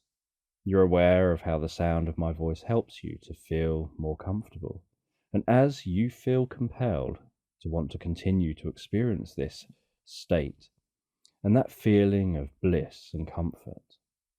While I was confidently and assertively saying all this, I was also touching the man on his shoulder, swaying him in a slightly uncertain way, which triggered body rigidity to set in, so that he would enter and remain in a trance in a standing position. All I had done to trigger the trance was to stimulate a patterned response and then interrupt it, which creates an element of confusion. During this confusion, I gave a solid suggestion, sleep, which allowed the man to escape the uncomfortable state of confusion and uncertainty he was in. Everything after that was to absorb him still further and to give him a sense of comfort and security to prevent him wanting to come out of hypnosis. In a moment, I said in a comfortable, friendly, commanding tone, "You'll comfortably open your eyes and carry on walking home. You'll see everything around you like normal, and I'll blend in unnoticed. I'll always blend in unnoticed. Yet whenever I talk to you, you'll respond to my voice. You won't see me and you won't hear me, yet when I talk to you, you will respond to my voice. You'll always respond fully and honestly to my voice, and you'll know when I'm talking to you because I'll be giving off signs that I'm talking to you. And you know when people are talking to you, do you not? And you'll remember our encounter as easily as you remember long forgotten dreams, and continuing your journey, as if you are just continuing from your last step, and none of this has happened. You can open your eyes." The man opened his eyes and continued walking as if nothing had happened, as if I hadn't startled or hypnotized him. I walked alongside him, of which he was unaware, and we went back to his flat. Once we arrived, I told him to let me enter with him. He didn't consciously hear me, but opened the door wider, let me in, and then closed the door after me. I was invisible to him, and consciously unable to be heard by him. There was a risk that he had a partner, or children, or lived with a flatmate, but I was fairly sure he didn't because of his behaviour and the way he was dressed, and the lack of any rings on his fingers. Whilst the man went and sat down in front of the TV in his living room, I took the opportunity to go through his phone to see what contacts he had. He had a work phone, so I was able to memorise names and numbers from the contact list. I read the text messages and noted the names, numbers and details. The most interesting person in the list seemed to be Victor Higgins. Victor, it seemed, was a scientist and the manager of this man, Toby, as he seemed to call himself in some texts that he'd sent. I went into the lounge to talk with Toby. In relation to me, he was now in a permanent state of hypnosis. Outwardly, others would be unlikely to notice. There had been hypnosis research done showing that when people were carrying out post-hypnotic suggestions, they re-entered the same type of trance as they were in when the post-hypnotic suggestions were given. So whenever Toby was aware of me, he entered hypnosis and was then consciously unaware of me and back in the same state he was in when I gave the suggestion. I sat on the armchair in Toby's living room next to the sofa across which Toby was sprawled. He was watching the evening news and the TV was the only illumination in the room. I asked Toby whether he had work tomorrow. Toby vocally replied that he did. Because he was totally consciously unaware of me, he was also totally consciously unaware when he was answering me. So to Toby, it felt like he was just watching the news, oblivious of his mouth moving and answers coming out. I asked Toby whether there were any job vacancies. He replied that there weren't any vacancies currently. The easiest way into the company was going to be by getting a job. This would have allowed me to officially enter the building. With no vacancies, though, I now needed to find an alternative way of entering the building. As an assassin, we always try to take the easiest option first. There is no point in making things more complicated than they need to be. The more complicated something is, the more risk there is of it going wrong. Fortunately, we mentally rehearse many different scenarios and options, both simple and more complex, with things working in our favour as well as what we would do if things didn't and went wrong. I had mentally rehearsed, so although I would have preferred the simple solution, I was comfortable with the more complex option. I asked Toby what time he was due to arrive at work in the morning. 9 o'clock, he replied monotonously. I told Toby assertively, "You'll arrive at work at 8:55 tomorrow." I wanted to ensure that I knew exactly when Toby was due to arrive so that I could be there to meet him. If I didn't do this, he may be due in at 9, but what if he arrived late? If he was someone who always arrived late, I wouldn't know that about him. I wanted to make sure that he was predictable so that I could get into the building with him in the morning. Thus I gave him the post-hypnotic suggestion telling him what time he was going to arrive at work in the morning. After suggesting to Toby what time he'd be in work tomorrow, I left his home. I was aware that in the morning I'd have to be prepared to respond to the unknown. I didn't know what the inside of the building was like. I didn't know whether Toby could just swipe into the building or whether there were so many staff that any security personnel would be unlikely to know them all by name, or whether maybe there was a high staff turnover so they wouldn't be suspicious of me if I walked in with someone who had swiped in and they didn't recognise me. The important thing was going to be making sure I looked the part and acted the part. I remember a story told by a legendary hypnotist once about him being at a dinner party. When everyone was leaving, they all had to walk past the host, shake his hand and say thank you for the lovely meal. The host would acknowledge the thanks and they would then leave. The hypnotist wondered whether they could get away with being a bit cheeky and playful, so they queued up to say thank you for the meal, and when they reached the front of the queue, they shook the hand of the host while looking him square in the eye and assertively and confidently, with a warm and friendly smile, said something along the lines of, "Thank you for the meal. The frog's legs and snail pie was beautiful. You must give me the recipe sometime." The reply from the host came, "Certainly. I'll ensure to get you a copy sent over. Thank you for coming." The host accepted the communication, assuming he had heard what he was expecting to hear. The hypnotist did the correct voice tone, the correct body language, the correct head movements, and interest. The only bit that wasn't correct was the words used. The host didn't pick up on the words being wrong because the other 95% of the communication was correct. So if I walked into the building with another member of staff and we appeared to be chatting and appeared to know each other well, and we both looked the part and acted the part, then I would increase my chances of being successful without too many complications. I had met Toby and I had seen Toby leave work. I knew how he dressed when he finished his work. He appeared to be dressed smart casual. I didn't know whether they wore anything different inside the building. I imagined it was a building full of scientists and that they were all going to be wearing lab coats. Maybe they had lab coats to put on once they were inside.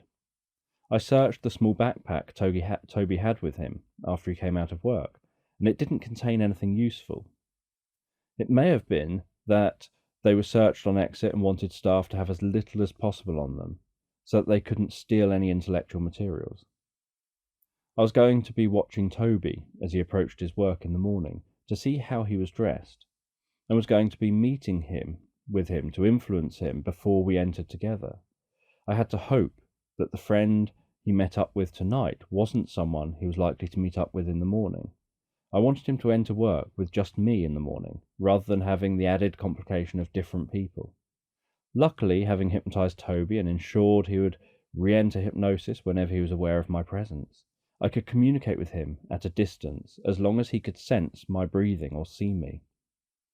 He could perceive and respond to suggestions I gave, which allowed me to give suggestions for him to lure anyone to me if necessary, and for him not to enter until I was able to enter with him. Early in the morning, I woke up and prepared for the day ahead. Today was due to be my first trip inside Silo. At 8:40, I stood a few dozen meters from the Silo offices on the opposite side of the road. Once I saw Toby approaching, I walked over to him. He was alone and dressed smart casual, much as the day before, when he'd finished work. This was good, because I was dressed similarly to him, hoping that I wouldn't look out of place walking in with him. As we walked up to the entrance, I said to Toby that we will walk in, and he'll be engrossed in conversation with me, as if we've worked together for years. Toby began engaging in conversation. We walked past the front gate, when no one questioned us, and we approached the main entrance. This was where I had never seen, so I didn't know what to expect yet. I let Toby go slightly in front of me. Toby still couldn't see me, so he'd been consciously unaware that he was engaging in conversation the whole time we were walking into the premises. To anyone who saw us, it would have looked like Toby and I were chatting, but Toby would have felt that he was walking in alone, quietly. As I entered the building's main circular high-ceilinged lobby behind Toby, I could see two guards at the desk in the middle. I allowed myself to become absorbed in a self-hypnotic state and slowed my perception of time down to give myself plenty of time to look around. Everything around me appeared to be moving in slow motion as I looked off to the doors on the left, then over to the right. These doors looked like breakaway rooms, just small side rooms for meetings staff may have, where they don't want to show the visitors deeper into the building. In front of me was the security desk with monitors and two security guards. Up in the top corners of the lobby, to the left and right, were security cameras constantly monitoring the action of those in the lobby below. I had to think of a plan. If I just walked with Toby, I'd get deeper into the building, but I didn't know where I would end up, and I didn't know how many other staff worked where Toby worked, and what their reaction might be upon seeing me. The lobby currently was surprisingly quiet. There were only a couple of people, Toby, myself, and the security guards. I told Toby to walk up to the security guard on the left and engage him in conversation about something meaningful to his role that he may be asked to help with. I was going to talk to the security guard on the right. Toby and I approached the security desk. Toby engaged the guard on the left in a conversation about a lost mobile phone he believed was stolen, while I spoke with the security guard on the right. "I wonder whether you can help me," I asked inquisitively. "I've not worked here long and I don't know my way around very well. I've been told that you know this place like the back of your hand. I began to direct the security guard's attention inwardly and focus it. The security guard seemed to notice something was wrong. Where's your ID badge? Who are you? Sorry, I put it back in my jacket pocket as I walked in. I'm Matt. I'll just get my ID out again, I said as I reached out towards the security guard to shake his hand while keeping meaningful eye contact with him. Instinctively, the security guard reciprocated and reached towards my hand. As our hands met, we started shaking hands. I began to change my focus, gazing through the security guard rather than at him. I started shaking his hand in an uncertain way, so that he couldn't quite keep track of whether I was shaking it or not, and he couldn't work out how much pressure I was applying and how much he was applying. I allowed my facial muscles to relax, and I began to put myself into a trance state. As I did all this, I continued to talk with the security guard until I noticed his eyes widen and glaze over. Then I reached into my pocket and pulled my hand back out of my pocket, saying, "See, my ID is here." I knew it was somewhere. I'll keep it on me from now. The guard was now in hypnosis, so his reaction was to follow my suggestion to see the ID, which he did, even though I'd pulled nothing but my own hand out of my pocket. I continued, "It's so easy to forget things sometimes, so easy to be absent-minded. Sometimes you can't even see what is right in front of your face. You just can't see me. I find this happens often, but I know this will always happen. You won't notice me again." This additional emphasis with my voice marked out these suggestions from the rest of the communication, making them covert hypnotic messages that could be hidden within ordinary conversation. Once I'd hypnotized the guard on the right, I focused back on the other guard. Toby was still engaging with him, and they were now filling out a form. To the guard on the right, I was now invisible, and he was unaware of my presence. I went over and said to the other guard, "I don't think we've met yet. I'm Matt." Again, as I said this, I reached out to shake the guard's hand, and he reached out to shake mine in return. Just as our hands were about to meet, I took his hand with my other hand, turned it palm upwards, and moved it towards his face. I pointed at the palm of his hand, saying, "Notice that spot on your hand. As you look at that spot, notice how it moves towards you, and how your eyes defocus as you find all of your attention totally focused on my words and that spot on the hand. But there's no need to be totally absorbed in the experience until that hand reaches your face." After a few moments of silence, the guard's hand reached his face, and he showed clear signs of being deeply hypnotized. I then gave similar suggestions to this guard that he'd be unable to notice me at any time in the future. Now, any time I entered into the building and these two guards were on duty, I'd be able to walk in and straight past them without them noticing I was ever there.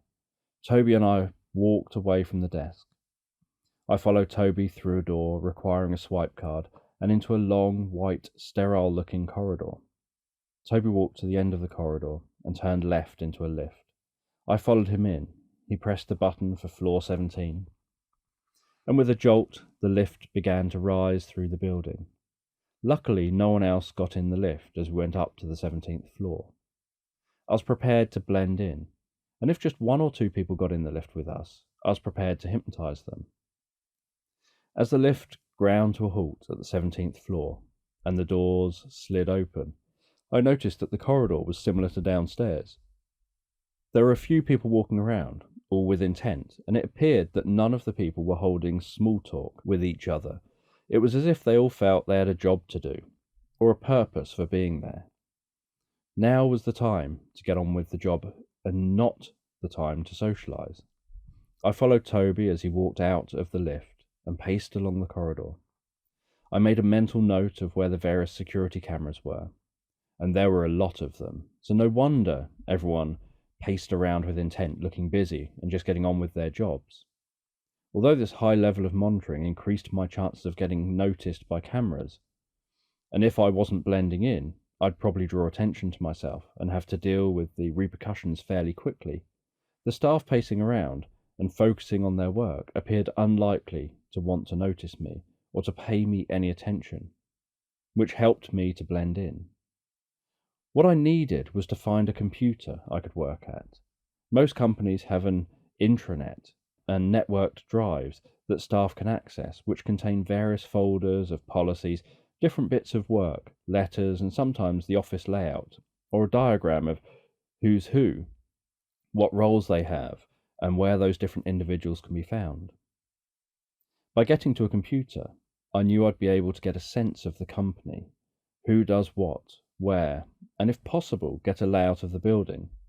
I asked Toby where Rawlins' office was. Toby told me that it was on the 43rd floor. I asked him to describe the 43rd floor to me. He replied, explaining that people rarely visited that floor. The lift could go to the 43rd floor, but an alarm is triggered whenever anyone tries to visit the floor. To go up in the lift, you have to press 43 twice, he explained. If you just press 43 once, nothing would happen. The second time you press 43, an alarm sounds at the guard's desk on the 43rd floor to alert them that someone is on their way up. They would then look at the CCTV footage for the lift to see who is on their way. If they had concerns, they were able to stop the lift and refuse access. Alternatively, they could open up communication with the lift to ask who's coming up and why, or they can continue to let the lift ascend to the 43rd floor. The reason behind the floor number needing to be pressed twice before the lift rises is that if someone were to accidentally press 43, an alarm wouldn't sound and the lift wouldn't ascend to that floor. This reduced the chances of false alarms and security continuously having to monitor the lift. There are also stairs up to the 43rd floor, he continued to tell me. The doors at the top of the stairs to the 43rd floor only opened from the inside. There was a button at the security guard's desk that can release the magnetic lock on the doors in case of an emergency, where they may need fire or medical services to access the floor, and in the case of a fire, where the lifts would be stopped for safety. There was also a button by the door to release the magnetic lock for 5 seconds to give people enough time to open the door from the inside. Once the door shuts again, the magnetic lock is reactivated, so the door is instantly locked too tightly to open with brute force from the stairwell. The door also opens outwards from the floor onto the stairs, which would make it even more difficult to force open. You'd have to pull on it rather than push it. In the stairwell, there were CCTV cameras monitoring at every corner, so as you enter from any given floor, you have stairs heading up to your left. You head up the first flight of stairs. At the top of these stairs is a CCTV camera. Turn right on the mini landing, then up the second flight of stairs. In line with the second flight of stairs was another CCTV camera and landing, as well as the exit to that floor. So it turned out that each floor had 2 flights of stairs and 2 cameras to navigate. Most staff had rarely been up to the 43rd floor, but Toby said that he went up there once when he started working for the company a few years back. He'd worked on a project for creating a renewable energy source that was cheaper than using current energy sources. He had to present his research to Rawlins and to the board of directors. The presentation took place in one of the rooms on the 43rd floor. Toby said that there was a security desk about 30 metres from the lift. Over to the wall on the right of the lift was the door to the stairs. The office entrances were behind the security desk, and also off to the right, about 25 metres along from the door to the stairs. This room was where most presentations and meetings were held, involving the board of directors and Rawlins. Almost opposite that room, over to the left, was another room. Toby had never been in that one, and he didn't know what or who was in there. Most importantly, at the back, about 40 metres behind the security desk, was Rawlins' personal office. Not far from the end of the corridor, Toby turned left into what looked like a mix between a laboratory and an office. There were computers at desks, with 60-centimetre high dividing boards to give each worker some level of privacy while they worked at a desk. Yet there was also lab benches with Bunsen burners, sinks, glass beakers, and an array of other scientific equipment. Some staff members were working at lab benches, while others were at computers, probably writing up research data or results from experiments they'd been carrying out. Toby grabbed a white lab coat, so did I. He then logged me onto an unused computer at the back of the office under his login details. I remembered these in case I needed them to log in the future. While Toby then walked off to carry out whatever work he had planned for today, I began exploring the silo intranet and the available drives I had access to. I needed to find someone who could take over from Rawlins, and also information about the layout of the building, or anything that could help me to get to Rawlins. I needed to find a way of getting to the 43rd floor. I had an idea, but I needed to know a bit more before deciding that it was the correct way forward. After 3 hours of searching on the intranet, I found nothing of use for assassinating Rawlins. I'd searched the drives and found different information about pay, about staff roles, about research different people were doing. But I didn't find anything more useful that would help me to get to him. While I was working, I decided that the person to take over from Rawlins should be Toby. I'd been in Toby's flat, I knew what sort of a person he was, and knew that he thought in the right way for the role. I'd also already hypnotized him, so I could have him in charge of the company, and if he stepped out of line, I knew I could rein him in. Before I could take out Rawlins, I decided I would need to make sure there was a plan for how Toby could take over. If I couldn't get Rawlins to sign the company over to Toby before I needed to assassinate him, then the board of directors would meet to make that decision after Rawlins' death. I also had to look at another issue. Rawlins wouldn't have been working alone. He may have been the one deciding to sell the new weapons to the European buyer. But other people would be going with him to meet the buyer. Others in Silo must have been working with him and must have been aware of what he was doing. From observing the staff in the room I was sat in, I didn't believe that all the staff members were aware of what their boss was up to. I would have to take out those who were working with Rawlins as well. If I didn't, then they would most likely take over from him with trying to sell the new weapons and advanced technology. And they might have tried to get rid of Toby so that one or more of them could be in charge instead. When I saw Toby going on a lunch break, I noticed he was walking off with the person he'd been with in the pub yesterday. I decided to follow them. I needed to get Toby on his own so that I could suggest he would lead the company successfully and morally when he ended up in charge. Toby and the other man went off to the staff canteen. I didn't buy any food, I just took a seat and kept Toby in view, whilst keeping out of the way of everyone else. When I saw Toby heading to the toilet alone, I followed him. This was my chance to install a bright and unexpected future in Toby. When I do this sort of thing, I often wonder what the experience is like for the person involved.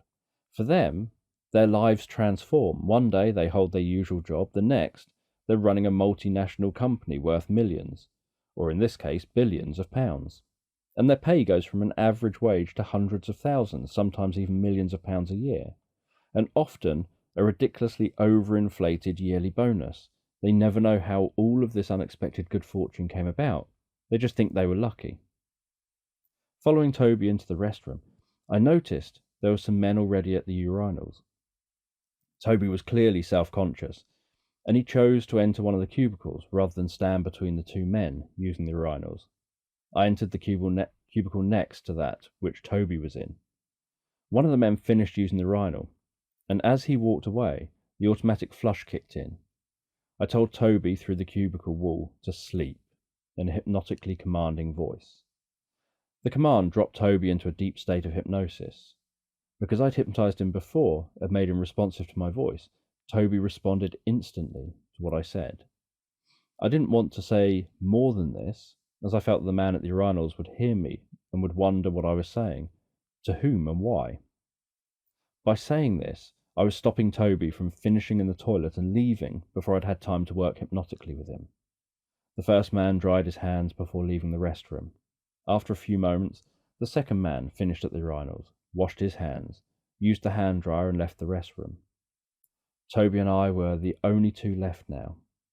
I was sure we wouldn't be alone long, so I had to work fast. I told Toby, over the next couple of days an opportunity will arise. You'll be excited by this opportunity and will want to take the opportunity. You'll become the CEO of Silo and will run it well and run it to a high moral and ethical standard. You'll go home today and you'll read all you can about the company, about effective management and leadership. You'll find that once you begin reading, you'll feel like you're reading normally as you take in and absorb all you read and learn.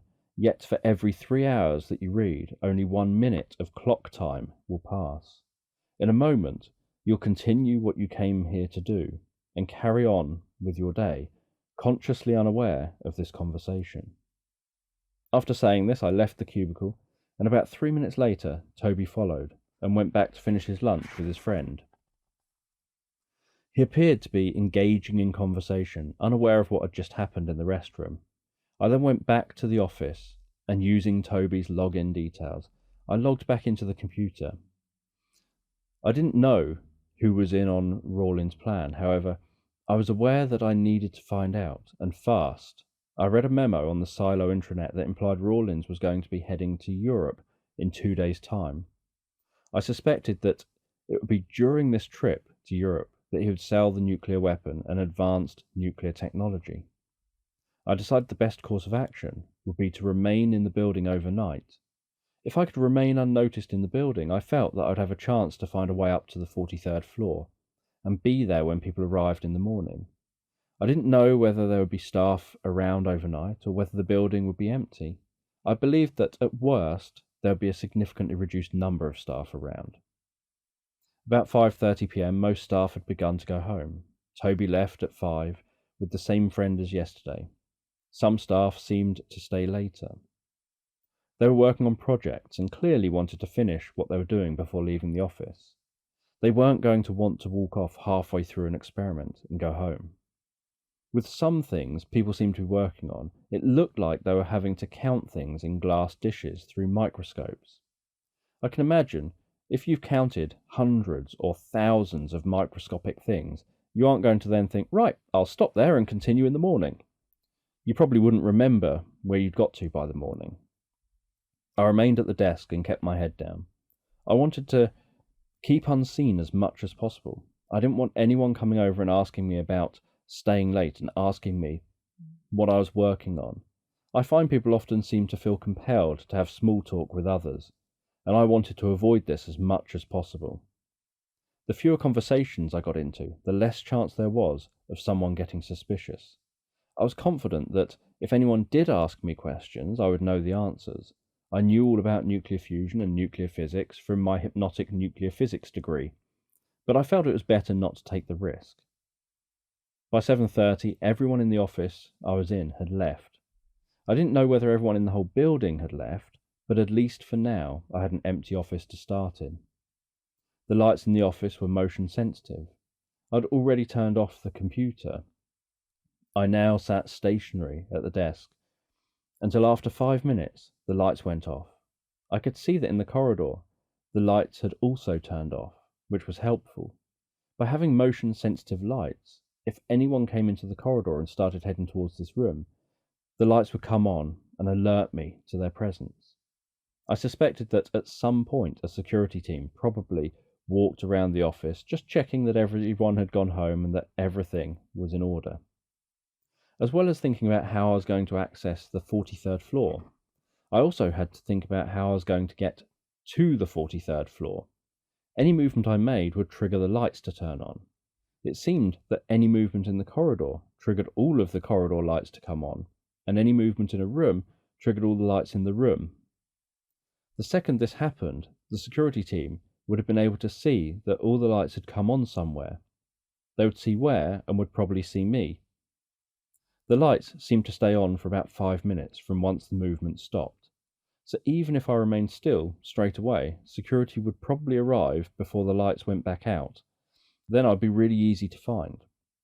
I didn't mind having to handle the security guards, but I didn't know how many of them patrolled the building, and avoiding detection would be the best way to remain in control of the situation and reduce uncertainty. I decided that the best plan was to remain at the desk and remain motionless for now. Ideally, the guards would check all of the floors and rooms to ensure there was no one still in the building. The security cameras I had seen didn't look like they were fitted with night vision technology, They probably didn't think they would need it, because if the cameras had night vision, it would need to either be manually turned on or off, which would mean if the night vision was turned on and the lights came on in the room, everything would appear white in the security monitors until they turned the camera night vision off.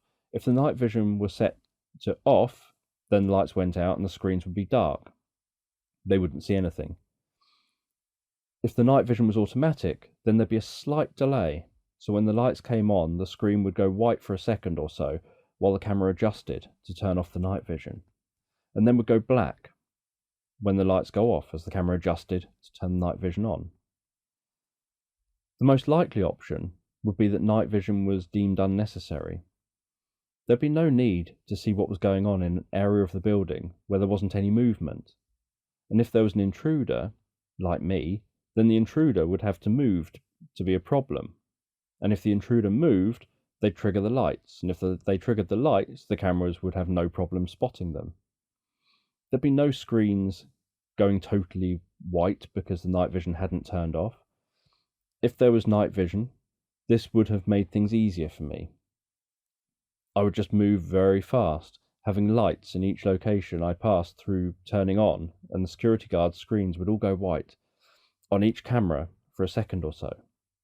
This would mean they wouldn't see who was moving around, and although they would know there was an intruder, they wouldn't know who or what to expect, so I would have an element of surprise. 3.5 hours of waiting motionless at the desk passed, with only the hum of the air conditioning to keep me company, before I heard a noise coming from the corridor. It sounded like a door being opened. The corridor lights flickered to life as someone or some people entered the far end of the corridor. I wondered to myself whether they'd been working their way through the floors since all the staff had gone home, and if it had taken them almost 3.5 hours to get to floor 17. If that was the case, it must take them about 9 hours each night just checking the floors. At this rate, they wouldn't finish all the floors until about 4:30 a.m.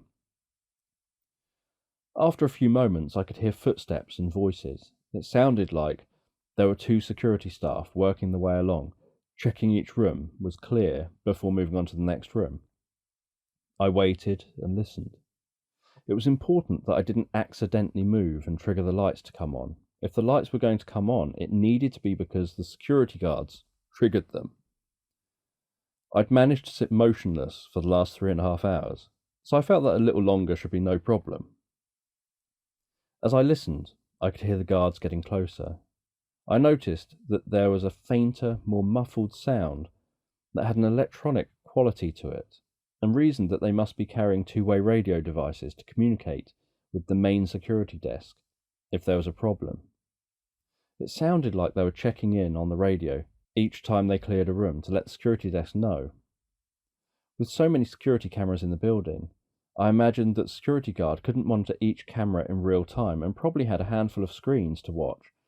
And much like a computer screensaver scrolling through your photo album, the screens changed, showing the image from one camera, then after a short period of time, showing the next camera image. This was, I supposed, why the guards needed to let the front desk know each area was clear. I decided that this may make it easier for me because it meant there was a high chance when the lights came on in the room that security guards at the front desk wouldn't be seeing an image from the camera in that specific room. I would only have to deal with the 2 guards that came in here with me, and as long as I could deal with them faster than they could radio to the front desk, then no one should be suspicious. As the security guards arrived at the room I was in and opened the door, the lights flickered on. In that very moment, I jumped up from behind the desk, slowed my perception of time so that everything appeared to happen in slow motion, and ran at the guards. The first guard began to turn and noticed me. He reached down towards his radio just as I got to him. As his hand grabbed the radio from a leather holster on his left side, I grabbed his left wrist with my left hand. Went with the movement, pulling the wrist up in the direction it was already travelling, and in an arc, twisting it up and over past his shoulder. The palm turned from facing across his body to facing towards his face, then over his shoulder, and then towards the ground. The security guard's whole body followed his arm. His legs rose up in the air from beneath him. He dropped the radio to the floor, unable to keep hold of it as his arm twisted. He had a gun in a holster on his right side and didn't have the time to grab for it when he first saw me. And now that he was falling to the ground and was bracing for impact, he was aware that his back and neck were about to become very sore. He was likely to try to grab his gun and pick up his radio once he'd hit the ground. While the first security guard was making his journey towards the ground, the other was beginning to turn towards me. I saw a surprised look spread across his face in slow motion, as I sidestepped the falling body and kicked this security guard's legs away. He was now also falling to the floor. As they were both about to hit the ground, I was aware that I needed to get the radios away from the guards. I didn't want to cause serious harm to them because I was going to need them to help me to get to the 43rd floor. I grabbed the radio that the first guard had dropped and put it on lock and into my pocket. I didn't want it accidentally radioing through to the security desk. The first guard had begun to reach for his gun with his right hand, so I stamped on his right wrist as hard as I could, leading to a loud, slow-motion cracking sound and a visible wave of pain shooting through the guard's body up to his face. His whole body recoiled into a fetal position, cradled around his injured arm. I reached down, grabbed the gun from its holster, and slid it across the office floor, off to the back of the office. The second guard went for his gun first, rather than the radio. He had to make a decision. He saw the other guard choose the radio first, and probably thought that that was what gave me the opportunity to take him out. He was on the ground and swung around towards me, drawing the gun out in front of him and clasping it with both hands. If a shot was fired, it was unlikely that it would have been heard by anyone else, so I actually preferred the security guard to go for the gun rather than the radio. If he'd gone for the radio successfully, that would have alerted more guards to my location, and things would have been much tougher for me. I noticed the guard's index finger on the trigger begin to tense up, and I knew that a shot was about to be fired, so I slowed my perception of time down even further. Something many people don't realize is how much they're capable of. We have much faster reaction times than we give ourselves credit for, and we can increase the speed of our movements far greater than most people can imagine. Bruce Lee was so quick he could strike you and be back in his original position faster than your eyes could notice. You'd feel the impact, but it would look like he'd not moved. At best, you may have noticed a blur. With time slowed down this much, I was able to notice exactly where the gun was aiming, and so I could move to safety before the shot had fully been fired and the bullet had left the chamber. I moved in towards the left-hand side of the security guard. I wanted the radio with me until I'd sorted out this situation. The guard pulled the trigger. There was a puff of smoke followed by a loud, extended bang, and a few moments later the metal tip of the bullet was visible leaving the gun on a cushion of white smoke. By the time the bullet was visible travelling towards where I had previously been standing, I'd already moved in close to the guard. I turned as I passed the bullet, leaving the gun, just to watch where it was going before turning back and grabbing the radio from the left-hand side of the guard. The guard noticed I'd moved, and he looked confused as he swung the gun towards me to take another shot. I grabbed his hand with my left hand, stopping them from moving any further round towards me. With my right hand, I hit his left elbow with enough force to make him recoil in pain and let go of the gun with his left hand. He was still holding the gun in his dominant hand. It was just now unsupported. My left hand continued to prevent the gun from being able to move any closer to me. I grasped the barrel and pushed down with the palm of my hand while lifting up with my fingers, wrenching the gun from the guard's hand. I threw this gun away in the same direction as the other one. Both guards were now unarmed, and neither had a radio. The first guard tried to stand to his feet, but struggled because he was trying to also grasp his injured arm. The second managed to rise to his feet. He was still far more able-bodied than his colleague. I noticed a twitch in his right thigh as he began to alter his centre of gravity, ready to throw a roundhouse punch at me with his right hand. When the punch eventually came, I blocked it with my right forearm before moving my left hand over towards my right arm, under the right arm of the guard, where I grasped his forearm with my palm facing back across my left side. I then pulled down diagonally across in front of my body, placed my right hand on his arm just above his elbow and pushed it to the floor. The guard's whole body followed and he ended up in a joint lock on the floor. I kept an eye on the other guard, who was still struggling to get up. I thought he didn't really want to get up. He was worried about getting hurt again. I hypnotized the guard I had in the joint lock on the floor by focusing his attention on the pain being caused by the lock. And whilst he was focused on the pain, I told him, I wonder whether your unconscious will respond fully to me any time from now, or whether it'll respond fully to me from now on. This is something you'll only discover and not know until you discover it, and the pain of that joint lock will vanish as soon as you discover which option it will be. This hypnotic induction focused his attention, deepened the focus of attention.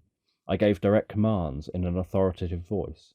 I gave these commands in a form of a question for the unconscious mind to answer, where either answer will lead to the outcome of accepting responding to me unconsciously. I then gave motivation to accept going into hypnosis and responding to me by linking it with being free from the pain once he'd decided and replied. After a few moments, I noticed that he was free from pain and was responding to me. I told him to calm down, relax, and do nothing until I say so. The other guard at this point was now backing away from me. He seemed scared and unsure about what was going on. This made him highly suggestible. He was already focusing all of his attention on me, fearful of what I would do next. I took advantage of this state of mind he was in to walk up to him. As I approached him, he was backing away, shuffling along the floor towards the wall. I reached him, looked him square in the eyes and shouted, "Sleep," as I shoved his forehead hard with the heel of my left hand. He fell to the ground with his eyes closed and dropped into a deep state of hypnosis. I then suggested to him that he'd remain in this state until I brought him out of it, and nothing else would be able to rouse him. There was a walk-in cupboard in the corner of the room. I told the security guard with the broken wrist to walk into the back of the cupboard, take his jacket off. We were both wearing dark trousers. I felt if I was seen on CCTV screen, they'd be unable to recognise the difference between the trousers, to give me his jacket, then sit on the floor and sleep deeply. The security guard did this. I then put a few boxes and other bits that were in the cupboard in between him and the view of the door to reduce the chances of him being discovered quickly, and closed the door. I asked the other guard to stand up and open his eyes. We were going to finish the checks, and I'll be going to get to the 43rd floor. Even as the security guard was standing up compliantly from the floor, I was wondering whether it had taken too long for me to handle the situation, and whether too much time would have elapsed since the guards last radioed in to the security desk. I gave the security guard his radio and told him to radio in to say this room had been checked and was clear. He was going to be messaging with a couple of minutes delay following the altercation we'd just had, and I was hoping this wouldn't be questioned. I told the guard that if they did question the slight delay in replying, he was to say that there were problems with the other radio, and we took a few minutes to look at it to see if we could get it to work, but unfortunately we'd been unable to get it to work, so we would only be radioing in from this device. The security at the other end asked if everything was all right, and the guard relayed what I told him to say. They appeared to accept this and just told us that they would take a look once we'd finished our rounds. I told the guard I was walking with to continue his rounds just as he would, and that I would just be accompanying him. I didn't want to draw any attention to myself by having the guard detour off straight to the 43rd floor. Never mind how tempting it was, because if I did that, this guard wouldn't have radioed in his checks when expected, and there would have been a chance that my presence would have triggered lights to come on in an unexpected part of the building. This would have aroused the suspicion of security, and may have brought more trouble to me. The security guard and I continued checking each room. It felt odd walking around with someone checking for intruders when I was the intruder. We had many hours ahead of us, checking each room on each floor, all the way up to the 43rd. My plan was to get to the 43rd level, where I could then hide and prepare to assassinate Rawlins tomorrow. Each room we checked was clear. This came across as a job that must be very monotonous and boring. I had additional skills that I could use to make things fun or to make time pass quicker. But for the security guards, without having the type of skills I did, it must have been so boring. They spent about 9 hours a night walking from room to room, saying that each room is cleared before they're moving on to the next room. They probably didn't encounter intruders often, and so when they did, clearly they weren't prepared. If I didn't have my additional abilities, I wouldn't want to do this job. While we were checking the 38th floor, security radioed to us to ask if the guard in the walk-in cupboard was all right. The security guard I was with had done all of the talking. I'd hoped that by having them think that the other radio was broken, they wouldn't be suspicious not hearing specifically from the other guard. I told the security guard I was with to tell them he was fine. You both normally can't stop talking. We just wanted to know if everything was all right, because we haven't heard him at all, even in the background when you radioed in, since about floor 17 or 18. The personnel on the security desk commented. We're both okay, the guard I was with replied. I sounded, hoping that by hearing another voice they may accept what we were saying and not feel that they needed to press us further. I didn't know whether I'd be able to talk similarly to the security guard in the cupboard. I couldn't recall how clearly I'd heard him talk. The radio was quiet for a while, so we continued checking each floor. I was keeping my head down now. I didn't want any of the cameras to spot that I wasn't the second security guard. Up until now, I felt that if they saw security footage of 2 security guards, they wouldn't pay much close attention. They would just assume that we were the 2 guards we should be, and wouldn't scrutinise the footage. Now I felt that if footage of us came up on their monitors, they'd be analysing it in detail to see if everything looked like it was all right. I didn't know what they may have been thinking might be wrong if they could see 2 of us, but I suspected they'd have some theory or other.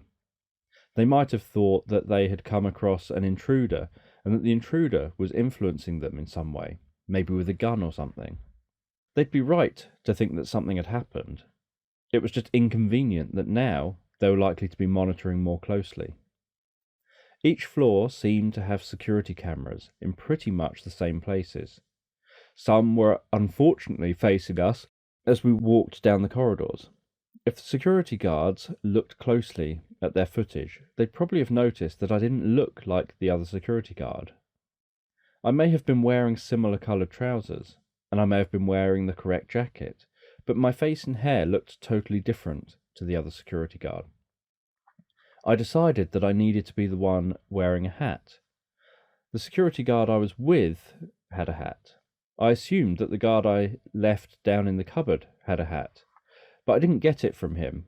I didn't think about it at the time. I thought that as long as there was only these 2 doing the checks and at least one of them was radioing in, then no one would think anything was wrong. I told the security guard I was with to give me his hat. I also instructed him that if he was asked where his hat was or why he wasn't wearing it, he should say that he took it off because it's hard work walking up all these stairs and up and down all these corridors. I hoped that this would be enough to keep them from questioning further. If it wasn't, then I was aware I would have to deal with whatever occurred as a consequence. At least now I was wearing a hat and able to walk down corridors, and if they were monitoring the footage of us, they wouldn't be able to see my face, and hopefully would see me and assume I looked like the other security guard. Unfortunately, it didn't work for long. After a few more floors, when we were so close to reaching the 43rd floor, the security downstairs radioed again. "Hi John, can we speak to Steve?" they said. "We know you say he's all right, and that his radio is broken, but something doesn't feel right. You 2 are never talking to each other when you radio in. It isn't like you." The only way out of the situation was going to be to have to speak as Steve with the security staff downstairs. I really didn't want more trouble coming for me, not when I was so close to succeeding in this part of my plan. They wanted an answer without delay. Any more delay than the time it takes to hand over the radio would have only served to back up their suspicions. I had to act fast, and this meant making things very slow. I slowed down my perception of time again to the point where John's hand with the radio in it, which he was passing to me, ground to a halt halfway to me. I then closed my eyes and took a journey inside my mind, where I could learn how to speak like Steve. I awoke in my mind, in my cabin. I went to a door to my right, which opened into a vast room with a single small table and a chair in the middle. I walked over to the table, where there was an audio player. I sat down and pressed play. I could hear Steve's voice being played. I listened to the voice and then repeated what the voice said. What I repeated was recorded on an audio recorder. I played back the recording and I sounded nothing like Steve. I tried again, listening to Steve, then saying what I'd just heard as best as I could in Steve's voice. Then I listened to what I had recorded back again. After many hours of doing this, I began to mimic the voice more accurately. For this one phrase at least. It took about 6 or 7 hours before I'd got the voice accurate enough that the difference between my recording and the recording of Steve was imperceptible. The next step was to try to broaden my range, to be able to talk like Steve about anything. I heard a recording of Steve and John talking with each other. The recording was of what they were talking about from once they came out of the lift on the 17th floor, up until they entered the room I was in. The audio quality had been enhanced to sound as if the conversation was going on right in front of me. I recalled hearing the conversation and noticing it was off in the distance, yet my unconscious mind had heard it clearly enough to create this recording and had filtered out all the other noise. I continued to practice speaking like Steve, practicing as if I was becoming Steve. I was trying to practice the mannerisms that I imagined would go with the way Steve was speaking, and I tried to practice the speech to get it perfect. It took days of practicing, coming back after a break and continuing to practice some more. I kept listening to all the audio of Steve talking, and then I'd repeat what he said and record it. This was played back so that I could hear what I sounded like, and I kept on doing this until I couldn't tell the difference between the recording of my voice and that of Steve. Some people seem to be naturally talented at impressions of others' voices. I don't think that is something that comes naturally to me. It took me what seemed like forever to master Steve's voice. Once I'd mastered being able to say what I'd heard him say, I then had to master being able to speak in his voice and hold ordinary conversations. After I was confident that I'd mastered speaking in Steve's voice, I went back through the door into my cabin, took a few moments there to compose myself, before leaving the cabin and finding myself opening my eyes and seeing that radio being handed to me. Only the length of time it takes to blink had passed in real-world time. I allowed my perception of time to return to real-world time and took the radio. This was to be the moment of truth. Would I be able to convince the security guard that I was Steve, or would they realise I was an imposter? Hi, Steve, is everything okay with the two of you?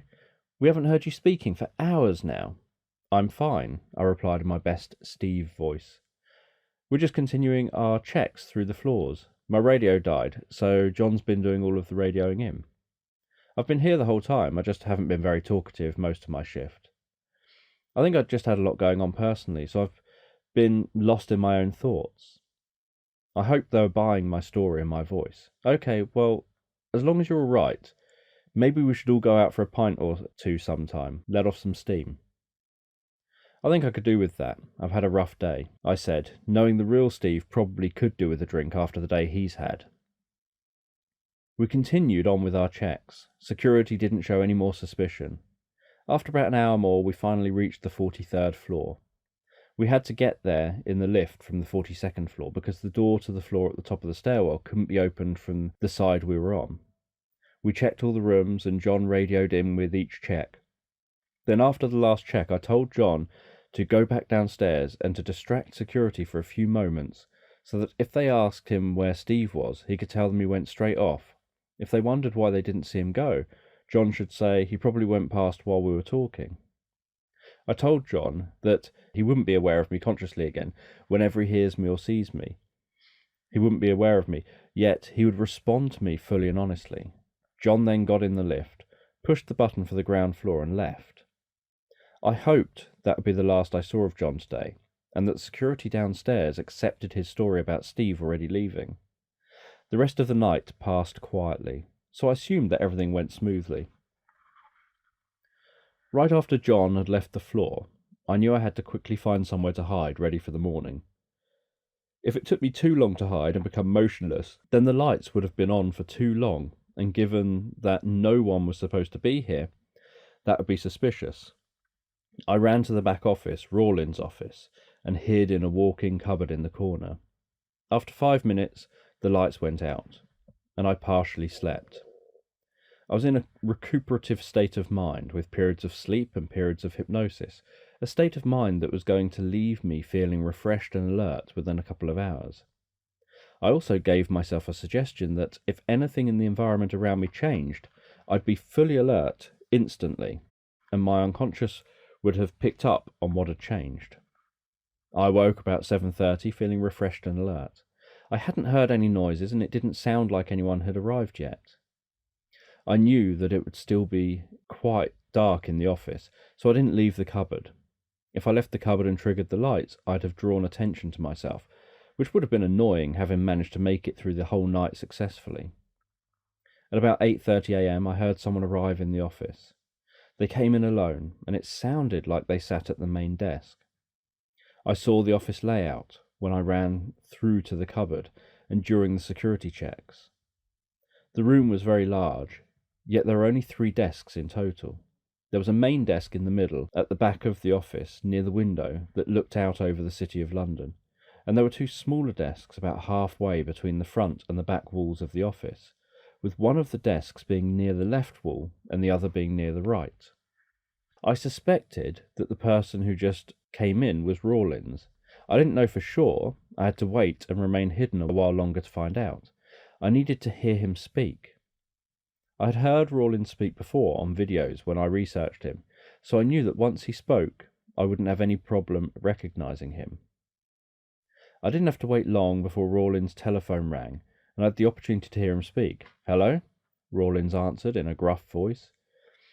I'd say he sounded tired, but from the videos I'd seen, I was aware that this was how he always sounded. "The deal will happen next week. We'll be meeting about it this morning." "Yes." "You just make sure they have the money." "No."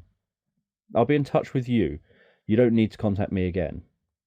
Rawlins hung up the telephone abruptly. I hoped that the meeting Rawlins was talking about was going to be with the others involved with the nuclear weapon and technology sale to the person in Europe. I needed to remain hidden from Rawlins, but also wanted to be in a location that would allow me to hear this meeting and find out if it was relevant. I needed to know how many people were involved in this deal, what their involvement was, whether I was going to need to assassinate them as well. I couldn't have Toby taking control of the company if there was still going to be threat to him around the people who would do whatever they had to do to ensure they got what they wanted. I also had to make sure that Rawlins agreed to Toby taking over from him, and that he put this in writing, or at least that the board of directors agreed. At this point, I was unsure whether anyone from the board was involved in the deal, or whether they were all innocent and unaware of what Rawlins was doing. I didn't know how the Hypnotic Assassins found out about this deal. If they could find out, others must also have known about it. All I could do for now was wait for the meeting to take place, find out who was involved, and take it from there. Most of the morning went quietly. It sounded like Rawlins was just at his desk, maybe reading, maybe writing, but definitely not sounding like he was doing much work. At 10:25, his telephone rang. It was the security out at the front of his office. Rawlins answered the phone, and then after about 20 seconds replied, "Send them into the office. I'll be in shortly. I'm expecting some more people. You know who. Once they arrive, send them in there as well." 5 minutes later, at 10:30, I heard Rawlins get up from his desk and leave his office. After his door shut, I decided to have a quick look around. I'd noticed, when we checked the room, that there were no security cameras in his office. I didn't know if this was correct, or if there were cameras that were just hidden very well. I felt that it was likely there were no cameras because he wouldn't want to be monitored and watched by others. Yet there were cameras everywhere else. Those, though, were probably more about making sure all around him was protected, so in theory he didn't need any cameras in his office. I looked in the drawers of Rawlins' desk. I looked at the books in the bookcases, and I then turned on a hypnotic skill of mine. It overlays a colour onto the real world. This colour is only visible if my unconscious notices something that doesn't make sense, like a pattern that seems to be broken, or a pattern that seems to be there and significant. As I looked around the room, I noticed that there was a faint red glow created by my unconscious over on one of the books on the bookshelf. The book was old with a green hardcover binding. On closer inspection, I could see why my unconscious had highlighted this book. It was unusual in that it didn't fit in with the other books on the shelves. All the others appeared relevant to what you'd expect on the shelves of a physics-based company, yet this book was an old book of poetry. I pulled the book off the shelf and began to flick through the musty-smelling pages. About a third of the way through was stuffed a folded piece of paper with a 9-digit number on it. I memorized the number before continuing to flick through the book. There was nothing else of interest inside, so I placed it back on the shelf. I wondered what the 9-digit number was for. I thought to myself that there must be a safe somewhere in this office. There is a safe in almost all offices of men like Rawlins. They've so much to hide that they don't want others to get their hands on. I looked around the room and noticed a red glow from a mirror on the wall to the right, behind the desk, on the right of the room. It seemed a bit obvious and cliched that someone would have a safe in such an unoriginal location, but I thought to myself, it isn't like Rawlins would expect many people to be in his office alone and uninvited. The mirror had been hung with the left side a few millimeters higher than the right side. It looked like someone had manually removed this mirror and rehung it each time they'd gone into the safe, and that was inevitably to be the safe that was inevitably to be hidden behind it. Most places nowadays have hinged pictures covering safes, not pictures or mirrors that have to be totally removed from the wall. I lifted the heavy, bulky mirror down off the wall and rested it on the floor. Behind the mirror was the expected electronic safe. I keyed in the 9 digits and pressed enter. At this, the safe door clicked and popped open, revealing the contents to me. I didn't know how long I had. I knew that I wanted to overhear the meeting that was taking place, most likely in the room next door. But at the same time, this was likely my only opportunity to search Rawlins' office safely. I put the contents of the safe on the floor and sat down with it all. I told my unconscious to be aware of any changes that happened around me and to let me know. It may sound unusual, but we're more aware than we give ourselves credit for. Our unconscious can hear or sense something subtle and notice that it is something to be alarmed about. Most people ignore these signals and don't take any action. This has led to many people dying or being injured unnecessarily. Whether they've been care workers walking into a house, having a funny feeling, and then being assaulted, or worse, or whether it's someone walking along a dark alley or street alone. They may feel anxious, like they're being followed, but they often ignore the signal as stupid, and so they do nothing and then get injured or killed. These signals happen regularly when our unconscious mind has detected changes in the environment, but we then sometimes choose to consciously ignore them when we're alerted. I make sure I actively trust and listen to my unconscious mind when it communicates with me. While I was sat down on the floor, I increased my perception of time again, so that time for me would seem to pass at a normal speed, while real-world time would pass very slowly. To an outside observer, it would look like I was moving in fast forward as I checked out the contents of the safe. I started to read through the various documents. Most of them were uninteresting and not relevant. One document that I read was, however, highly relevant. The document discussed plans for a multi-billion-pound sale of a nuclear weapon that was able to start a nuclear chain reaction with atoms external to the device. Once the nuclear weapon exploded, the initial explosion was to be contained and channeled into 4 targeted, narrow, high-pressure waves that would trigger nuclear explosions within the air molecules around the weapon. This would spread a chain of explosions for hundreds of miles before the beam of pressure dissipated enough for reactions to stop being possible. So this one nuclear device was said to be like triggering hundreds of smaller nuclear bombs over a radius of hundreds of miles. The document went on to describe the advanced nuclear technologies that were going to be sold and the technologies allowing for the containment and targeting of the nuclear energy. Anyone who's seen footage of nuclear bombs being detonated would know the power they have and their enormity. Imagine all of that power, the giant mushroom cloud, the shock wave, and the heat channeled into 4 beams less than a metre wide, with those beams able to remain stable at around a metre wide for hundreds of miles, and then to trigger pulses of nuclear explosions. As I continued reading through the documents, I found a document containing the names of all those involved in Rawlins' plan. They were all in line to make a substantial amount of money if they succeeded in selling the secrets and the weapon. What surprised me was the lack of empathy and care for others. This weapon wasn't something that would just do a little damage. There was a map of America showing a collection of interlinking circles representing a chain of explosions from one detonation. The central detonation point was in the center of Las Vegas, with circles spreading out, devastating Las Vegas, San Diego, Phoenix, and various other places, with an estimated death toll written down as around 25 million people, in an estimated 32 separate nuclear explosions from the detonation of this one single device. I wrote down the names of all those involved: Tony Berry, Hugh Fisher, Joe Stewart, Carolyn Bowers, Frank Warren, Julian Palmer, Aaron Cannon, Michael Rawlins. This was the list of people I was going to have to assassinate if I was going to be able to prevent this technology from getting into the wrong hands. I felt that I'd had a moral dilemma.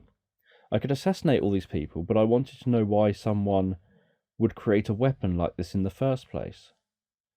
What was more, if this weapon continued to exist, even if the people who were planning on selling it had been eliminated, what would stop someone else from creating the same type of device, or finding this one, and fulfilling the legacy of those assassinated?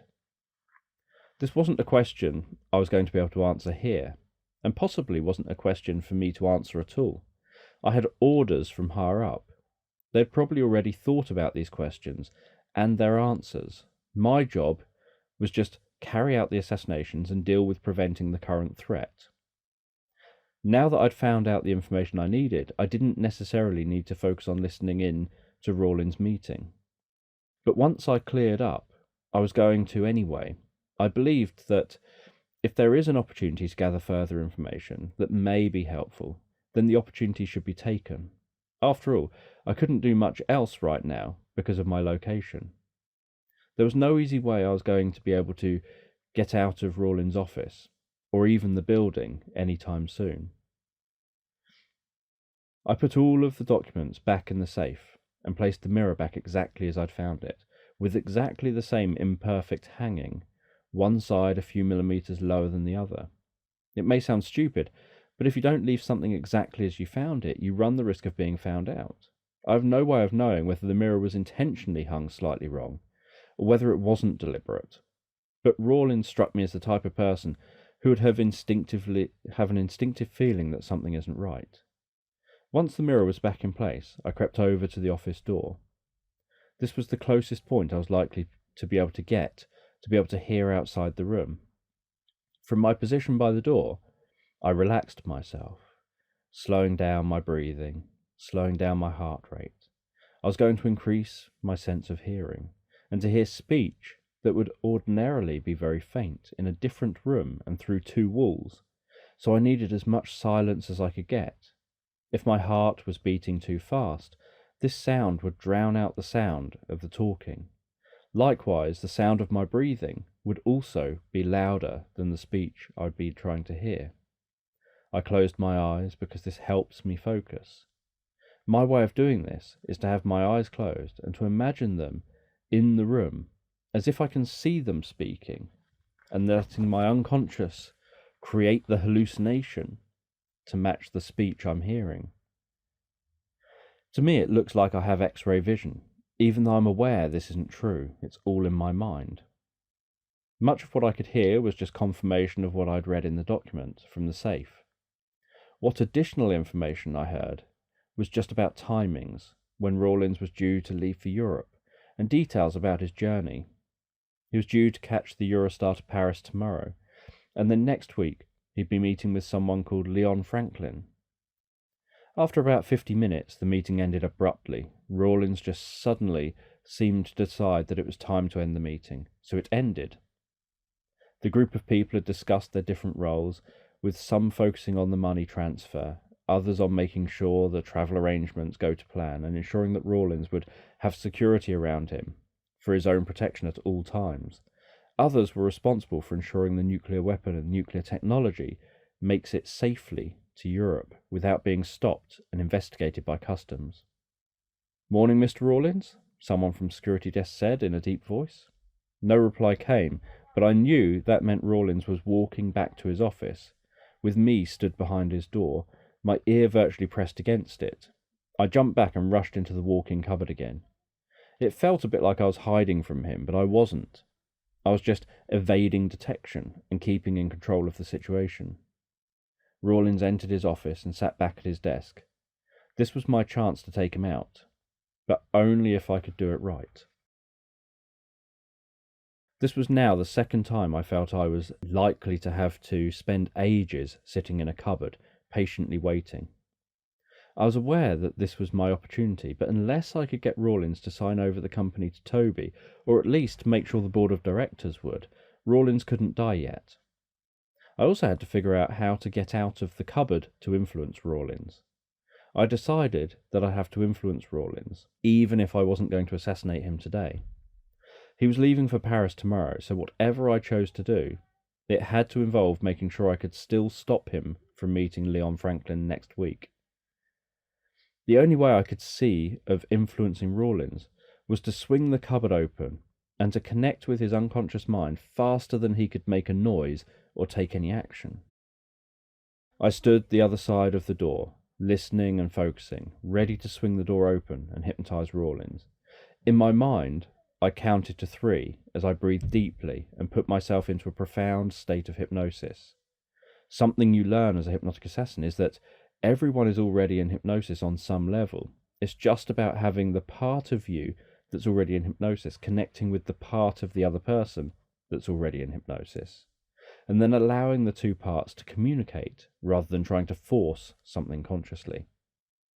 I quickly opened the door, and in a state of hypnosis looked at the part of Rawlins which was in the state of hypnosis. Rawlins and myself connected. It's almost like we all have a ghost around us. It's a part of us, but also a part from us. The hypnotized part of Rawlins directed his eyes towards me in a very unnatural and rigid movement. I used a commanding hypnotic tone to tell him, "Stick where you are and keep your mouth shut." Rawlins promptly attempted to move, and discovered that the harder he tried to move, the more stuck he became. He tried to speak and found that his lips wouldn't move, and no sound was coming from his mouth. I told him that he would never see me and never hear me, yet he would fully and honestly comply with me, always. I told him that his unconscious would hear me and respond to any of my suggestions, and he'd have no knowledge or awareness that he's responding to my suggestions. Rawlins continued to struggle and continued to try and talk. I suggested that he would now calm down and remain still. He complied and immediately stopped struggling, became motionless. Rawlins' eyes were glazed over, his pupils were dilated as he focused all of his attention on me. Consciously, he was probably feeling like he was zoned out and perhaps daydreaming, yet unconsciously, he was locked under my control. I needed Rawlins to sign the company over to Toby in the event that anything should happen to him. There needed to be some kind of justification for his choice, so I told Rawlins that he'd write that, in the event of his death, he wanted a new, up-and-coming member of staff with originality and fresh ideas to head up the company. His reasoning for choosing Toby would be that he was impressed with the presentation of his research that Toby did so shortly after starting in his post, and his continued dedication to the company and high standard of work. The company was fully under Rawlins' control. Although he had a board of directors, this seemed to be more for show than actually making decisions, because if Rawlins wanted things to go a certain way, that was the way they went. Rawlins always had the final say on all decisions. I didn't know whether the board would oppose a decision made by Rawlins if he was dead and unable to uphold the decision against him. I also didn't know if they would be for or against the decision. It wouldn't have been the worst decision Rawlins had ever made. It could be that they would just see it as an exciting prospect to get someone new in charge. Rawlins wrote these changes into a document and policy relating to an in the event of my death document. He then printed the document off and signed a copy, which he put on file, with a digital version also stored. This was half the problem tackled. I next had Rawlins create me an employee file under the name Matt Johnson. I told him to give me a job role that would allow me to meet the board members, so he put me down to work delivering and collecting post from all of the offices. This wasn't what I was hoping for, but it seemed like it would probably make for an inconspicuous job role where I was likely to blend in. I told Rawlins to call in one of the security guards from the desk outside his office. "Ben, could you come into my office for a minute?" Rawlins said. A moment later, Ben walked into the office, appearing startled to see me. During his state of being startled, I told him to sleep deeply and soundly, to remain standing comfortably, and to respond to each and every word that I say. I told Ben that he wouldn't be able to see or hear me consciously, yet he'd respond fully to every command and suggestion I gave him. I asked if he understood. Ben nodded his head slowly. I told Ben to go out of the office and tell the other guard to come into Rawlins' office. I told him to tell the other guard that Rawlins had asked for him to come in next. Ben left the office, closed the door behind him, and went back to the security desk. "Ryan, Michael wants to see you in his office now, please." "Do you know what it's about? Why does he want to talk to us?" Ryan asked. "No, he just saw me and now he wants to see you." "Okay." Ryan came into the office. He too was startled when he saw me, and unfortunately clearly suspicious. He turned away from me to run out of the office. I had to run after him. Ben remained stationary at the security desk. "Radio downstairs, we have an intruder." "Ben, radio downstairs, we have an intruder." "Fucking listen to me. Radio downstairs and let them know we have an intruder," Ryan shouted, his tone increasingly angry and anxious at the lack of response he was getting from Ben. Ryan wasn't expecting any trouble when he'd headed into Rawlins' office, so he'd left the radio at the desk. He still had a gun, which he was withdrawing as he ran back to the security desk. He ran around the far side of the desk and began to reach across for the radio. I told Ben to move it out of Ryan's reach. When he promptly and calmly did, Ryan appeared to be more confused with every passing moment. I gazed through Ryan as he pointed the gun at me, and in a deep state of hypnosis, I told him to lower the gun, to calm down, and to stand up and walk to me. The part of Ryan that was already in hypnosis obeyed every command. He lowered the gun, calmed down, stood up, and walked over to me.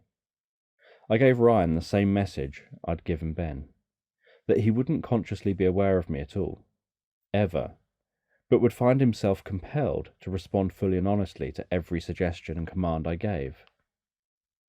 I had Rawlins prepare my work ID. It was going to be a lot easier to get out of here with that than it would have been if I'd tried to go through the whole building hypnotizing everyone. It took a couple of hours for my ID to be sorted out. A print order had to be submitted with an image of me, which I emailed from my mobile to Rawlins. They also had to get a swipe card authorized for me. Once these were ordered by Rawlins, and I knew they would be with me in a couple of hours. I told the security guards to continue their jobs as normal and for them to collect the ID from the delivery person and to bring it to me once it arrived. I then went back into Rawlins' office with him. I had an assassination to prepare. I was obviously planning on assassinating the man, but I also had to find the locations of the others involved. I told Rawlins to print off a list of the names and details of where I could find these others whom I'd be assassinating. He promptly did this. I then focused on setting up a safety net with Rawlins. I needed to assassinate him, but couldn't do it yet without knowing that I was able to have the company taken over. For this, I might need further information. I told Rawlins that if he stepped on French soil, this would trigger catastrophic heart failure. He'd immediately die an agonizing death. I told him that if he began to head to French soil, he would develop a bad feeling about it and would feel compelled to want to stop the journey, as if he had suddenly developed a phobia for travelling on the Eurostar or on aeroplanes. My aim was to keep him in the country and make sure that if he left the country, then he would die. Ideally, I hoped that he would only die once it was his time. But at the same time, I had to ensure the safety of the people, and in my mind, the nuclear weapon and nuclear technology getting in the wrong hands wouldn't be good for the people of the world. I planned on getting my ID so that I could leave this building before going after the other people involved. My feeling was I wanted to deal with them and then come back for Rawlins later. At worst, he was already as good as dead. After a couple of hours, my ID arrived. I collected it and then had no problem heading out of the building. Some of the people were actually in the building I was leaving, but the day was still young. The offices were full of staff, and I felt it was better to pick off people that may be alone first. I checked the staff directory entries from the intranet that Rawlins had printed off, which included an image of what each person looked like and the details of where they lived, so I was confident I'd find them when I needed to. The first person I was going to find was Tony Berry. He didn't live far from the silo offices. I was aware that I had to work fast. Normally I like to take time to plan and set up assassinations, as I often want them to look like accidents or death by a natural cause. For the assassinations, I was going to have to be more direct than usual. I found Berry's apartment on a street just 10 minutes walk from the silo offices. It was a quiet residential street, not far from the hustle and bustle of the shopping streets in London. Berry lived in a top-floor apartment in a townhouse converted into 4 flats. I had to find out whether Berry was in his apartment right now, and how I could get to him. The front door to the apartments had a security camera up on the corner above the door, and a chrome-looking panel with small, smooth, circular buttons and etched nameplates, and a grate to talk into when someone answers their bell. I walked up to the door, and with my back to the camera, I pressed the buzzer. It sounded for a second or so. I then waited to see if anyone would answer.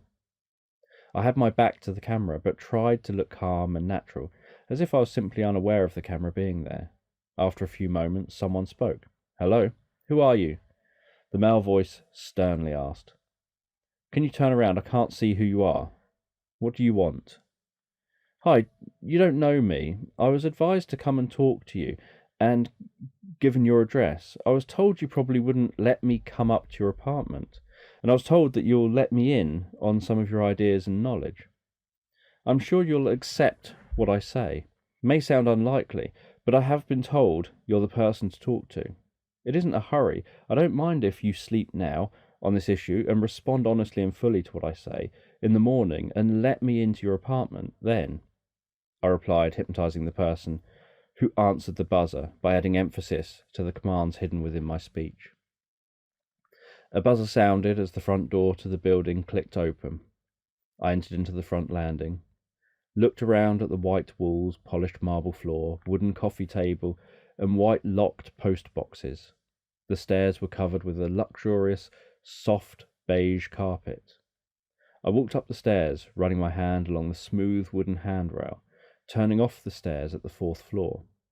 The door to the apartment on this floor was a few steps down the corridor. As I approached, it gently opened, and Tony stood in the doorway, all 6 foot of him filling the space into the apartment. Tony was clearly still in hypnosis, following my brief doorstep monologue, so I asked him to walk me through to the lounge. He did this. I sat on his sofa. The apartment was so clean that I barely wanted to sit down for fear of making the place look untidy or making something out of place. I had Tony's compliance. The question was, what would I do to assassinate him? It had to ideally look like an accident or natural death, not just me murdering him. I told Tony that he'd comply with everything I said, and would feel pleasure, comfort, and compulsion for every suggestion or command I give. Tony started to nod slowly and unconsciously. I suggested that he went to the bathroom, filled the bathtub as he would to have a bath. Tony started the bath running. While waiting for the bath to fill up, he stood motionless beside the tub, with no new instructions to follow. When the bath was nearly full, Tony added some bubble bath. He then turned the taps off and waited for the next instructions. I told Tony to go through his routine that he goes through, up to climbing into the bath. Tony went to his bedroom. He was in there a few minutes before coming out with a dressing gown on. He went to the kitchen, grabbed himself a glass of water, and then back to the lounge to grab some magazines he'd been reading. And then he finally went back to the bathroom, ready to climb in.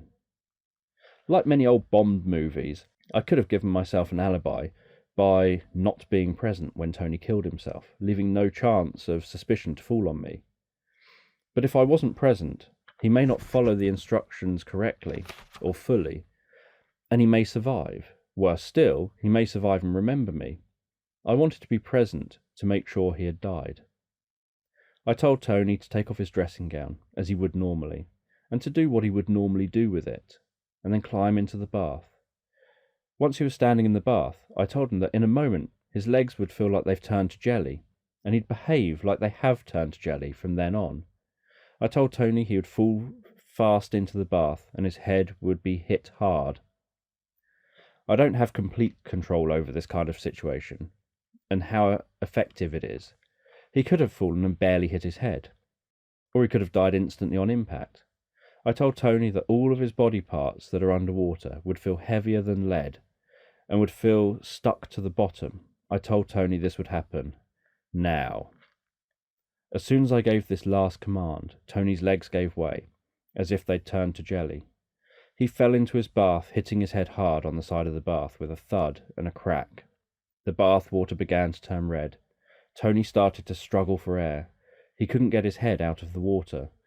It felt too heavy for him to lift. He was trying to push his hands on the side of the bottom of the bath, but still he couldn't get his head out of the water. He couldn't lift his arms out of the water to try and pull himself out, because they were too heavy. I could see fear and panic in Tony's eyes as he struggled to free himself from the watery grave.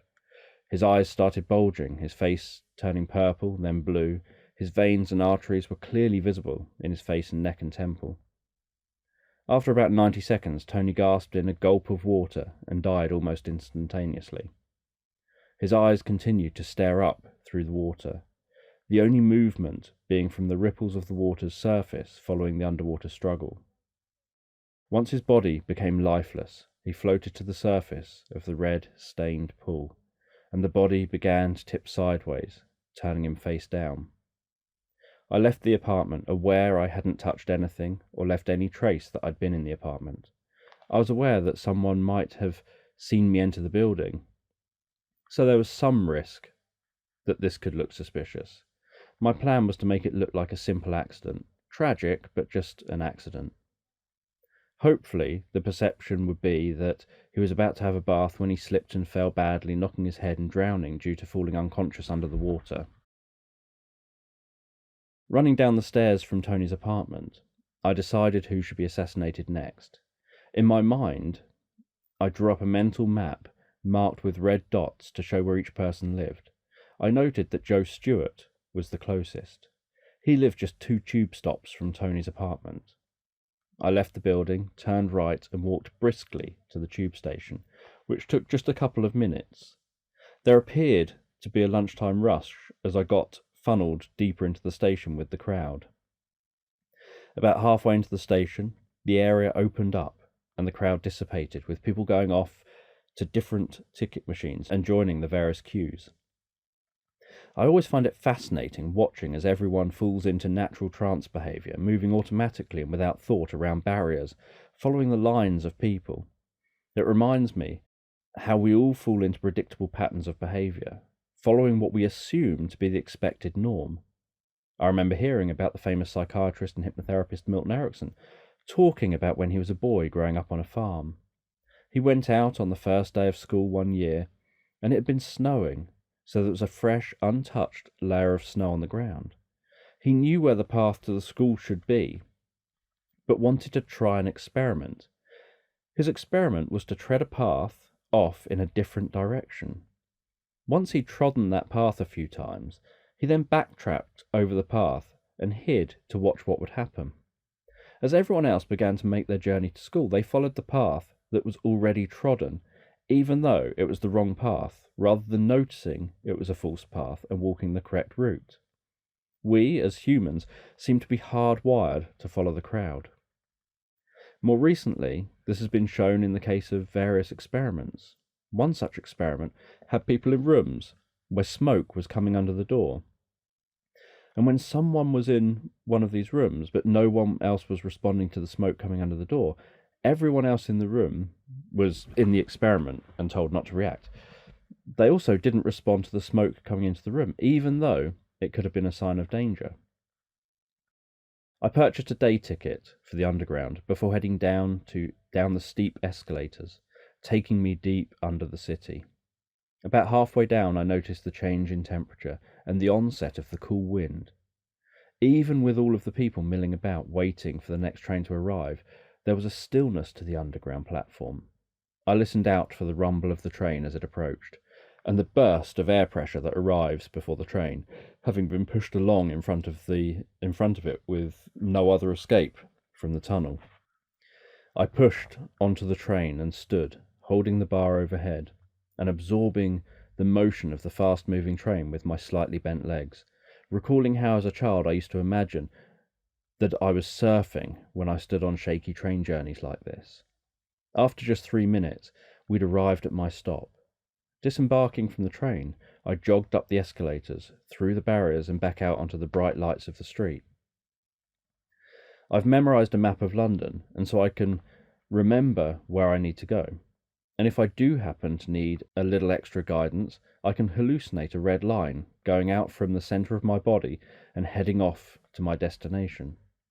All I have to do then is follow the red line, and I'll arrive at my destination. The other trick I sometimes use is to hallucinate a map in the bottom left-hand corner of my vision, unattached to the movement of my eyes, so that I can glance at it and see where I am on the map, and where my destination is in relation to my location, a bit like a computer game map. Which option I choose depends on the situation and what I need to focus on and keep track of. Most of the time I can find my way to places without needing any hallucinatory assistance from my unconscious mind. And that was the case here, now. I was aware of my location and aware of where I was heading. It didn't take me long to get to Joe's house. Joe lived in what appeared to be a very narrow townhouse. It looked like someone had decided to build it between 2 rows of houses to try and squeeze as much living space out of this part of London as possible. I imagined that the rooms would be really narrow, and was curious to discover how deep the property was. I suspected that it stretched back some distance, so the rooms would be long and thin.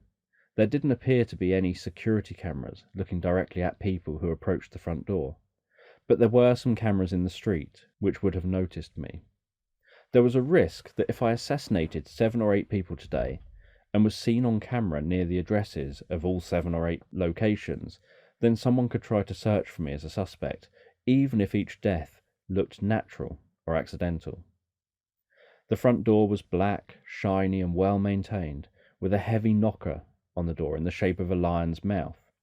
I knocked the door and could hear it reverberate down the corridor behind the front door. After a few moments, I heard movement coming from inside the house. Then Joe answered the door. "Hi, I'm Luke," I said, putting my hand out to instigate a handshake. Joe instinctively replied as he put his hand out to complete the handshake. Just before our hands met, I pointed up and looked up, saying, "What's that up there?" Then, as Joe was suddenly startled and looked up where I was looking and pointing, I brought down my pointing hand, clicking my fingers in front of his face, and authoritatively said, "Sleep." Joe then closed his eyes. His head and neck went loose and limp. His arms dropped weakly beside his body. I put my right hand on his shoulder, saying, "That's it, deeper and deeper, and you can drift deeper and deeper with the sound of my voice and the spaces between my words, and find that each moment of silence and each word I say can help you to become more responsive, easily, effortlessly, and uncontrollably." I could then feel relaxation flowing through Joe's body.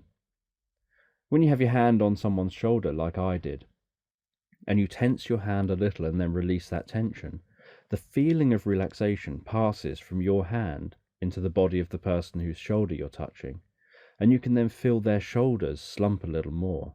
You can notice how it almost travels like a wave of relaxation down to their feet. Joe's face also became red, his facial muscles smoothed out, and there was clear movement behind his eyes, a sign of rapid eye movement, which is often associated with people visualizing in their mind. I told Joe to open his eyes and appear to wake up, and then invite me into his house. Joe opened his eyes and invited me in. We walked through the narrow corridor. I could see at the end of the corridor was a kitchen, and out the back of the kitchen I noticed there was a door to a small patio garden. There were narrow stairs on the left, which we walked up to go to the lounge. Joe and I sat on the sofa in the lounge. Joe remained very quiet. He was still in hypnosis and so only really responded when I spoke to him or asked him questions. Generally, he was very still. He didn't move or fidget, he just sat there. I told him to remain seated and drift off inside his mind. Then I went and had a look around the house to see if there was anything of interest that I should know, or any further information relating to Silo, Rawlins, and the deal coming up. After spending some time searching Joe's house and not finding anything, I decided to ask Joe directly about his role within the sale of the nuclear weapon and advanced nuclear technology. Joe proceeded to tell me the amount of money each of them involved would get, and how they would bring down the company and destroy all records before disappearing. They'd been planning this for years, with the intention of making it appear that they were killed in the building along with the records and most of the staff. Being a nuclear research company, they felt they could create a scenario where a very high temperature incendiary device turned everything in the building almost to ash. I told Joe that he would write a last confession, saying how guilty he was feeling at the thought of going through with this plan, and naming all others involved. He would reveal all the details of the plan, and say that he felt so guilty he had to end his life. I watched as Joe obediently wrote this letter in a very rigid and hypnotic manner. Once he'd finished, I told him to place it in an envelope and leave it on a shelf by the photograph of his wife and son. It's always difficult when assassinating someone with a family. Often families are unaware of the actions of the relative to be assassinated. To them, he was a loving and kind person who only ever seemed to care and want to provide. You know you'll be taking away someone's father or mother or brother or sister for something they've done, or perhaps something they're in the process of doing, and in some cases, something they're going to do in the future, if you don't deal with them now. Once Joe wrote the note, placed it in the envelope and on the shelf by the photograph, I asked him what his relationship was like with his wife and son. Joe explained that his wife had divorced him a couple of years ago. They were amicable, and he saw his son every weekend, but she left him because she said he was more obsessed and interested in money, success, and his job than he was in her and his son. I wanted to know how important Joe's son and ex-wife were to him, so I told him that he would tell me honestly from the bottom of his heart what was most important to him: his ex-wife, his son, success, money, or something else. Joe replied that money and success were most important to him. I asked him to explain, and he told me that If he could have success and money, then people will always love him. His ex-wife would be jealous of his success and his power, and she would want to be back with him. And his son would be proud of him and would want to be with him too. I told Joe to take the letter back out of the envelope and add to it. I wanted him to write a note to his son and his ex-wife. I asked him for their names. Anne was his ex-wife's name, and Joseph was his son's name. Then I told him to write, P.S. Anne, I love you, and always have. I've made mistakes and never learnt my lesson. I've always wanted to do what I've felt was right, to be loved and to show love, but I didn't understand the path I was on. I pushed you away and lost you from my life. And in time, I probably will have pushed Joseph away too. Joseph is my life. He is my world. I remember when he was born, holding him in my arms for the first time, feeling how delicate and precious he was, and how reliant he was on us as parents. I remember his first steps, the crying, and sleepless nights when his teeth came through. I'm so proud of him as my son, and want him to be proud of me as his dad. I know he'll be sad that I'm gone, but I've gotten myself into something deeper than I'd ever planned. I've taken a one-way path, there's no way of turning back, and the only way off the path is to leave it for good. I don't want Joseph to follow my path. He's a bright boy with a lifetime of possibilities ahead of him. I believed that having power and money was the way to get people to love me and respect me. I now see that striving for power and money is a lonely road to take. It's driven everyone and everything I love from my life. I want Joseph to grow up into a young man who treats others with kindness and respect, and focuses on the love of others, not the love of things. When you read this, I'll be gone, and I want you to understand that I've done the right thing. I've saved millions of people's lives through my actions today, and I have to die so that they can live. I love you, and will be watching over you, always. Love, Joe. Love, your dad. Once Joe wrote this, I told him to go up to the top floor bedroom and tie a bed sheet to the leg of the wrought iron bed, to make sure this was tied tightly and securely, then to tie the opposite corner of the sheet into a noose, put this around his neck. Joe proceeded to slowly and methodically take the duvet cover off the bed.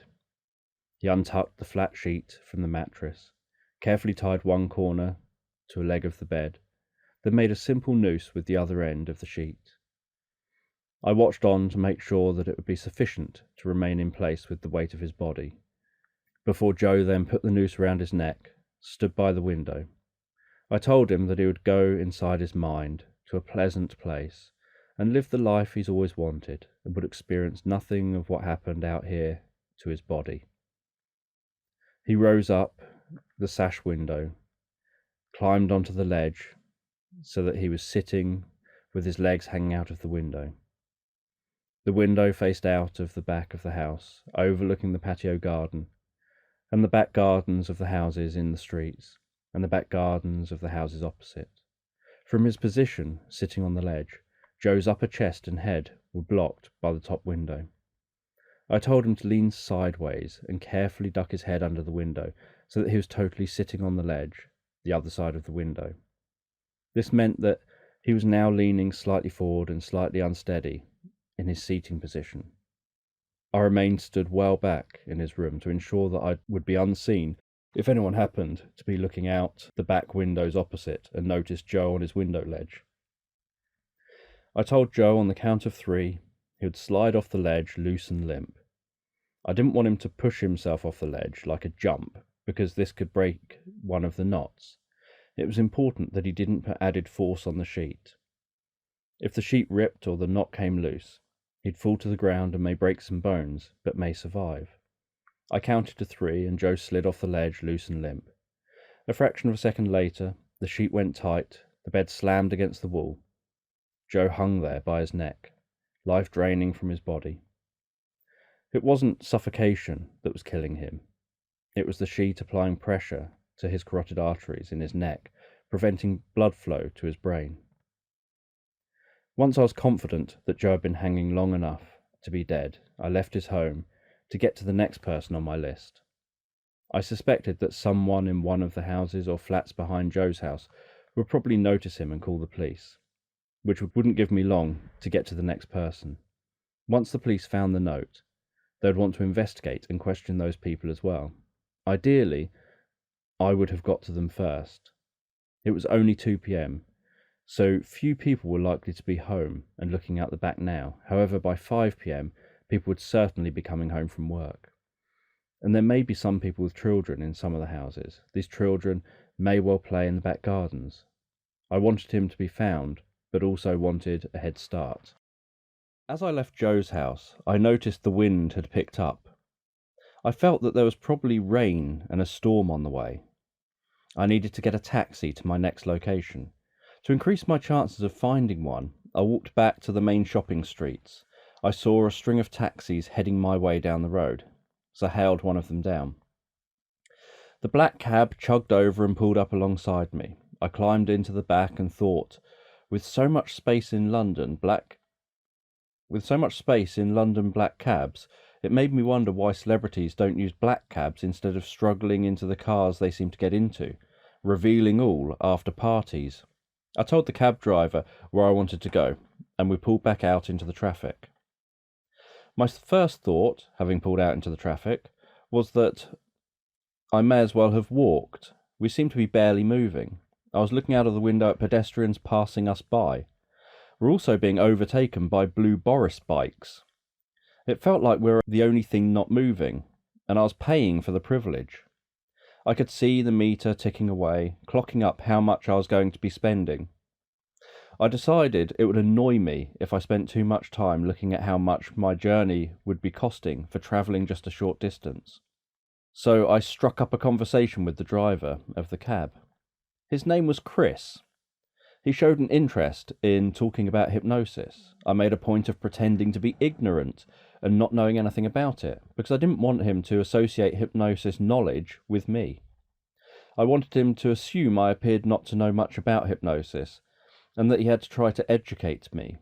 We spoke about hypnosis for about 45 minutes, before Chris told me we're about to arrive at my destination. I told him a destination that was about 5 minutes' walk from where I needed to go.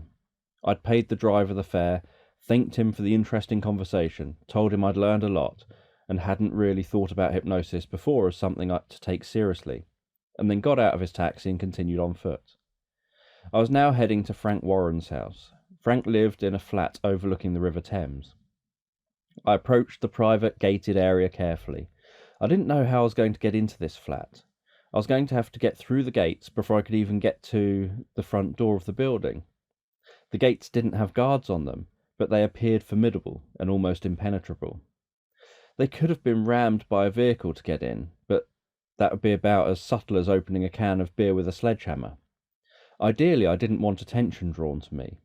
The gates worked by code or electronic swipe. I wondered how guests got in, as there didn't appear to be an intercom, and I couldn't imagine that all guests were given the code or given a swipe card. My only way in was to be brazen and approach the front gate confidently, hoping I could type the correct code into the panel on the gate. It looked like if you typed the code wrong 3 times, an alarm sounded. I'd never specifically tried to use my skills in this way before. I had an idea of something that could work, but didn't know whether I'd have enough time at the gate to figure it out. This was only a gate for residents at the 20 or so flats I could see within the complex behind the gate.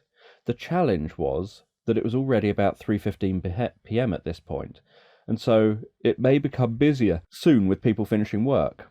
If anyone did turn up, I'd have to hypnotise them, which would prove a little more difficult if there was going to be more than one person in a car, or if more than one car turned up at the same time.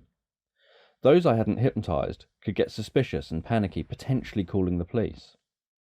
This was a risk I was going to have to take. If it all turned into a great big calamity with everything spiralling out of control, putting lots of people at risk, then I'd just have to handle it and contain the situation as best I could. I walked over to the panel to take a look at it and work out what the best approach would be to figure out the numbers. As I looked at the panel, I decided that the answer may lie in noticing imperfections. Every time someone types the code in, they wear away the buttons they press. This is ever so slight, but as people know, with all the goods we buy, wear and tear happens regardless of how well we try to look after things. The only solution to preventing such damage is not to use the item at all.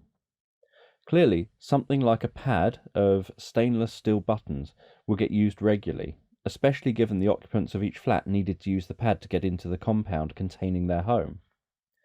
The buttons would also attract dirt and imperfections from fingers touching them day in and day out. While I was looking at the pad, I told my unconscious mind to enhance all imperfections. As a hypnotic assassin, we're taught to look for minimal cues, things that are subtle differences or changes that have always been there. It's just that most people don't notice them, and don't even know to look for them. As a teenager practicing my skills, I used to stand on train station platforms exactly where the doors of the train were going to open. I was practicing my acute observation skills. I remember one day a friend of mine, John Lewis, asking me how I knew where to stand, exactly where the doors were going to open.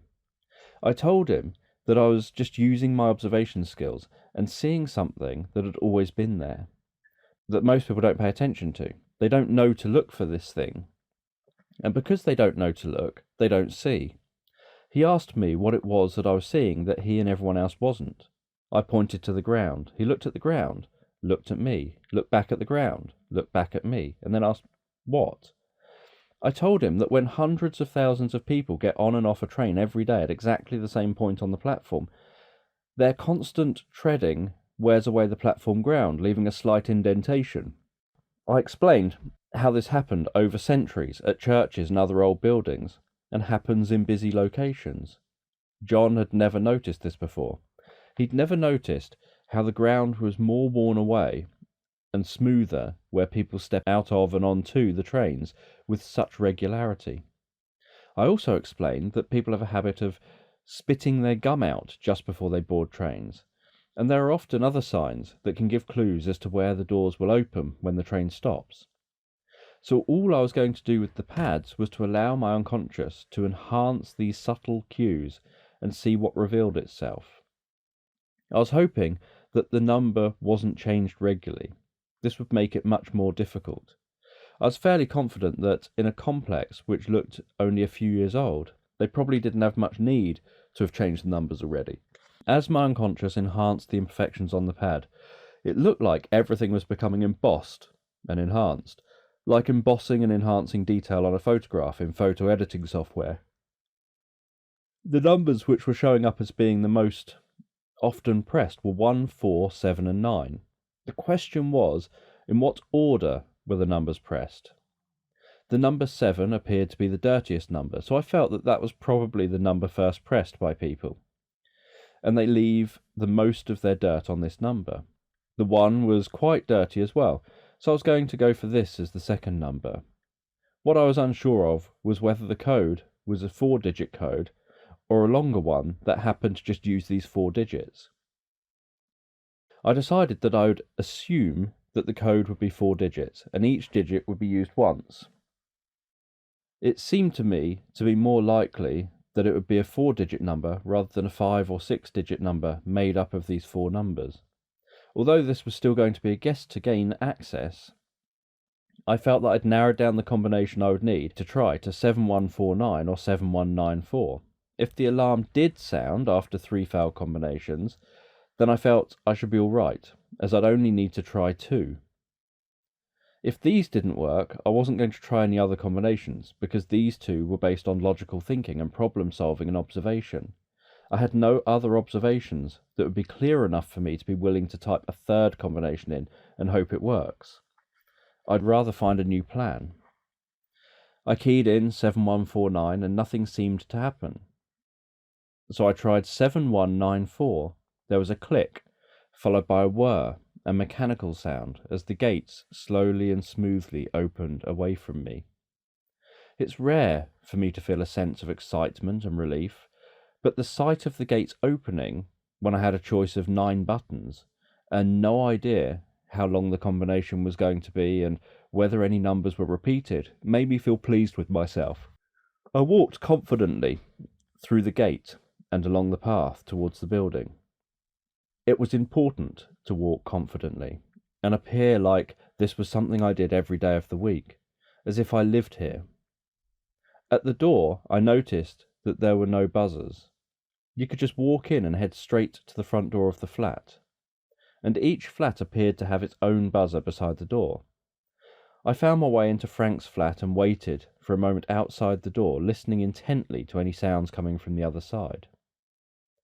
After a few moments, I decided that I couldn't ring his bell and get him to the door to hypnotise him, because I'd be heard by the neighbours, so I began to pick his lock, hoping he was in, but that he didn't hear me break in.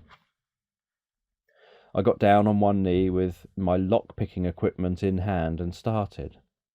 I focused intently on what was going on inside the lock, listening to the various sounds and almost visualising what the sounds would look like.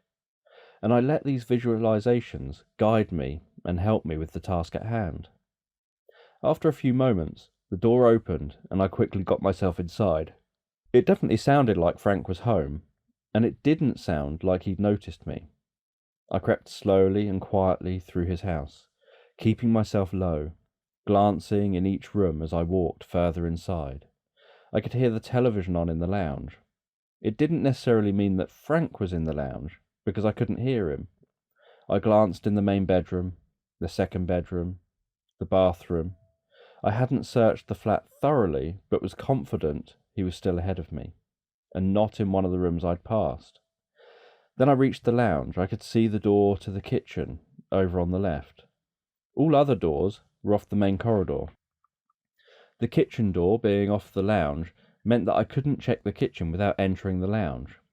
I slowly edged into the lounge until I could see the back of the sofa and the TV screen.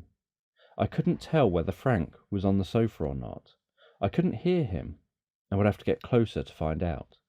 I also wasn't yet at an angle to see into the kitchen. What I could notice was that the kitchen light was off, so I felt it was less likely that he was in there. I continued to edge closer to the back of the sofa. I tried to enhance my sense of hearing, to hear Frank's breathing, but the TV was so loud that it was difficult to notice whether I was detecting breathing of characters on the TV program, or whether some of the breathing sounds came from Frank on the sofa. I was reluctant to get much closer, or to stand up and take a look, because Frank would notice me. He could have been sat there asleep, in which case he wouldn't notice me, but it was still going to be a risk. I decided to edge right up to the back of the sofa and try to notice any signs of life. Unfortunately, even when I was right against the back of the sofa, I still couldn't tell if Frank was on the sofa or not. And if he was, whether he was awake or asleep. I rose up slowly to look over the sofa. As I rose up and looked, I noticed that the sofa was empty. I was sure Frank would have been on the sofa. I checked the other rooms. Didn't think he would leave the TV on and not be in. I didn't know where he was. I could see a door out to a balcony, but the door was made of glass, set with full-length glass windows that spanned the width of the balcony, and the blinds were open.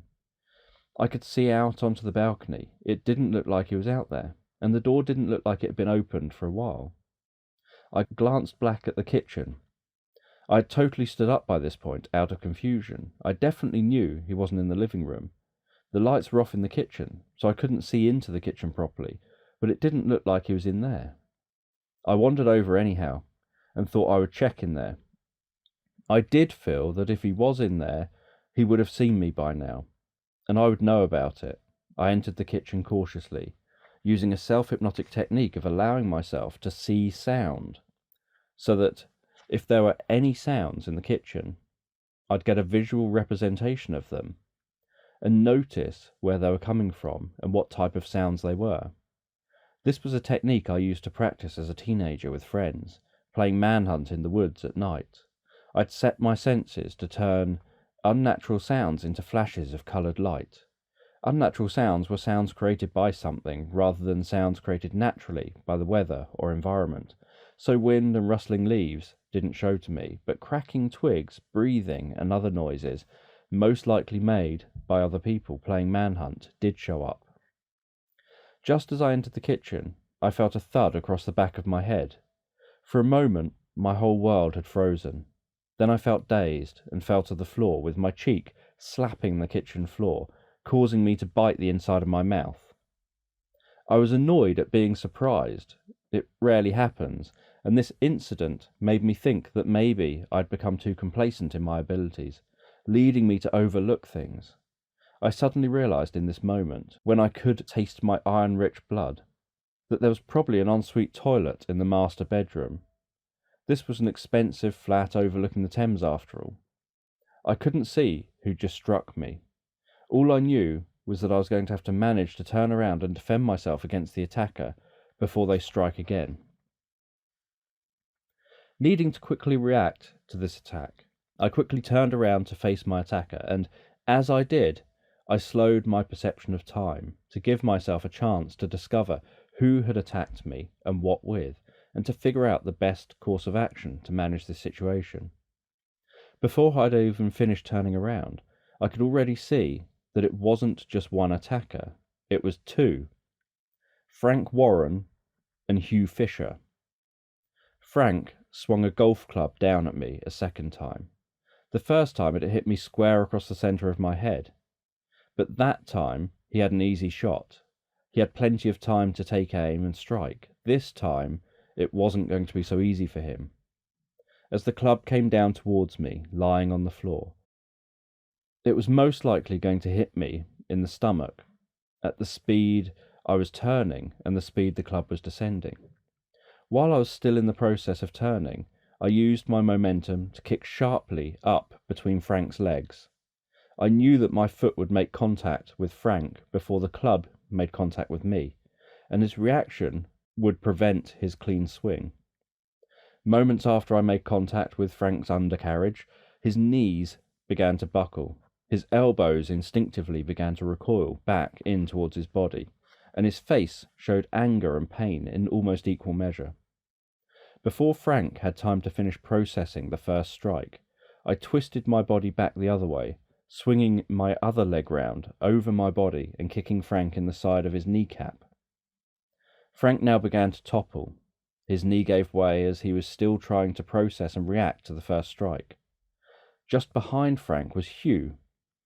I jumped to my feet while Frank was still collapsing from his, and struck Hugh in the centre of his chest with my left fist. Hugh stumbled and fell backwards, reeling from the punch. This gave me time to fully stand and think about gaining control back over the situation. I don't know where Hugh had been in the flat. Maybe he was in the ensuite with Frank. Maybe there was an ensuite in the other bathroom. Maybe he was in the bedroom and just out of sight when I checked it. Or maybe they heard me at the door picking the lock and both intentionally hid from me until I made myself vulnerable. For me, this last option would be most worrying, because it would mean that they could have told anyone that I was here. I didn't hear anyone talking, so I hoped that this wasn't the case. I ran at Hugh to try to grab him. I wasn't really in a position to easily hypnotise either Frank or Hugh, because if I had tried to hypnotise one, then the other would have struck me in the meantime. As I was about to grab Hugh, I felt a painful thud in the lower left-hand side of my back. I turned around to deal with Frank, and as I turned, my face met with the butt of a red fire extinguisher. Luckily it missed my nose, but caught my right eye, cheek, eye socket and forehead. I fell down towards the floor again. I slowed time a little, just to see what options were open to me, and which was best. I was going to assassinate both of these people, and I'd come to make both of their deaths look like accidents or natural causes. Unfortunately now, I was unlikely to be able to do that. There would be a sign in the flat that a struggle took place. Despite what it may have seemed like at the time, I didn't feel the situation was out of my control. I just felt that they were feeling in control. This was fine with me. All this, although uncomfortable, and I hadn't planned to be hit and didn't want to be hit, was only an illusion of control on their part. I was giving myself thinking time to know how I would best handle the situation. Once I hit the floor, Frank jumped onto me and started to punch my face, hurting his own knuckles in the process more than the damage he caused to my face. Just a couple of cuts and bruises.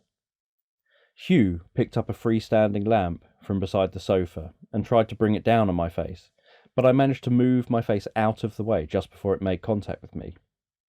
Hugh lifted the lamp for another attempt at reshaping my face. I looked directly at him and said, "Try really hard not to hit Frank with that when you're trying to hit me." Hugh slammed the lamp down towards me again, which I once again managed to avoid.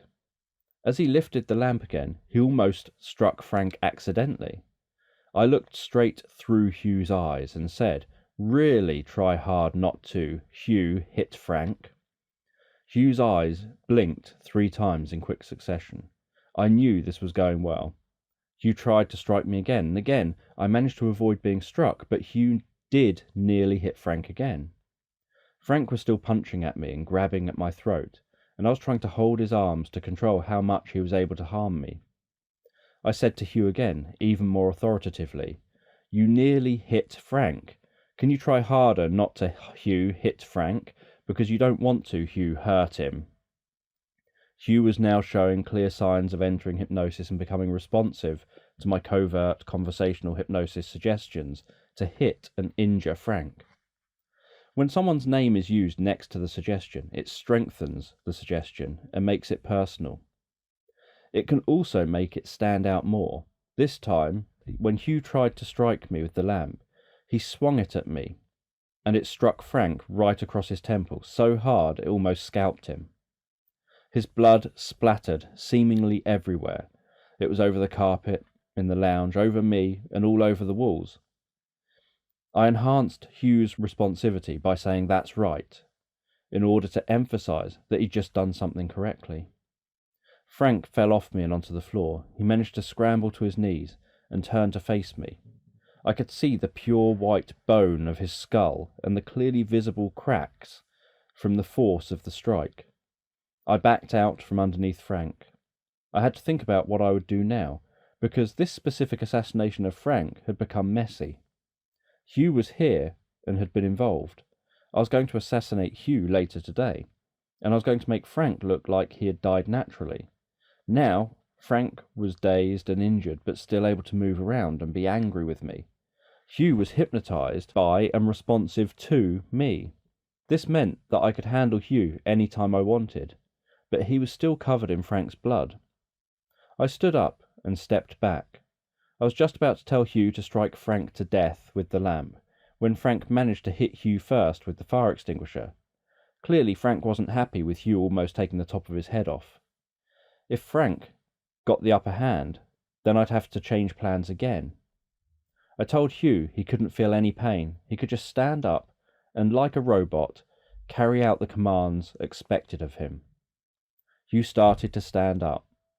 When Frank then struck him a second time, Frank could now clearly notice what I was doing, and seemed to be doing what he could to avoid what I wanted to happen.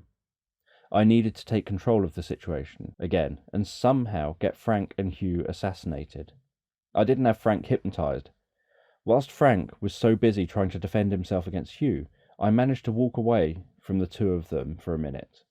I came back with a golf club. I didn't want to try and strike anyone around the head with it. I didn't feel I would be very successful at this anyway, because there wasn't much room to swing a club when the ceiling was only 7 feet or so high. It would be different if you could have the element of surprise and plan how you can strike in a limited space. What I wanted was the club so that I could take its end off and make it more like a spike.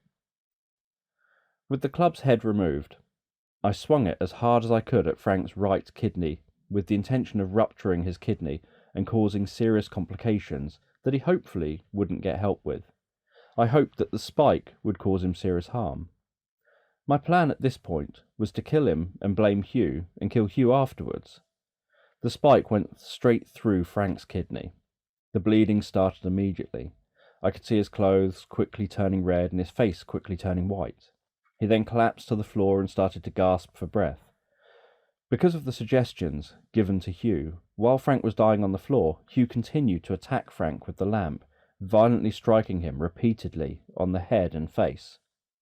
It didn't take long for Frank to stop moving completely, as his head was fully caved in. His skull was shattered, brains spilling out, and loose eyeballs dangling out of their sockets. Once I knew that Frank was dead, I told Hugh to stop. I was confident that there was probably enough evidence to point the finger at Hugh. The next question was what I should do about Hugh, how I would get rid of him. Hugh stood, blood-covered, in the lounge, with no emotion about what he had done. He probably wouldn't even notice what he had done whilst in hypnosis, because he wouldn't be looking for it. I didn't want to clean anything up. I felt that if I could keep it looking like a murder scene, this would help to keep me out of the picture, and someone else in the frame. I decided I'd have Hugh seem to feel guilty, go out onto the balcony, and jump. The difficulty was that if Hugh jumped and somehow managed not to hurt himself, or only hurt himself a little, I'd be stuck having to find a new way of assassinating him. And depending on the situation, this might end up having to be done in a more public setting. I decided to take the risk, but I wanted Hugh to be more injured when he jumped from the balcony, to increase the chances that he'll die. So I had him go to the kitchen, a sharp kitchen knife, place that knife in Frank's hand, and stab himself in the stomach with the knife. He duly did so, then sliced sideways, almost as if gutting a fish. Hugh struggled to stand after doing this. I told him then to walk to the balcony and jump. Hugh staggered to the balcony, and really struggled to make it. Blood was pouring from his stomach. He kept collapsing to one knee, and he had to try and stand again. He eventually made it to the balcony, but then struggled to get over the wall, to jump or fall to the ground below. It took him about 25 minutes to get outside and jump from this height, 5 floors up. There was a moment's silence as Hugh was falling through the air, before I heard a squelching thud on the ground below. I didn't know how long it would take for someone to discover Hugh's body.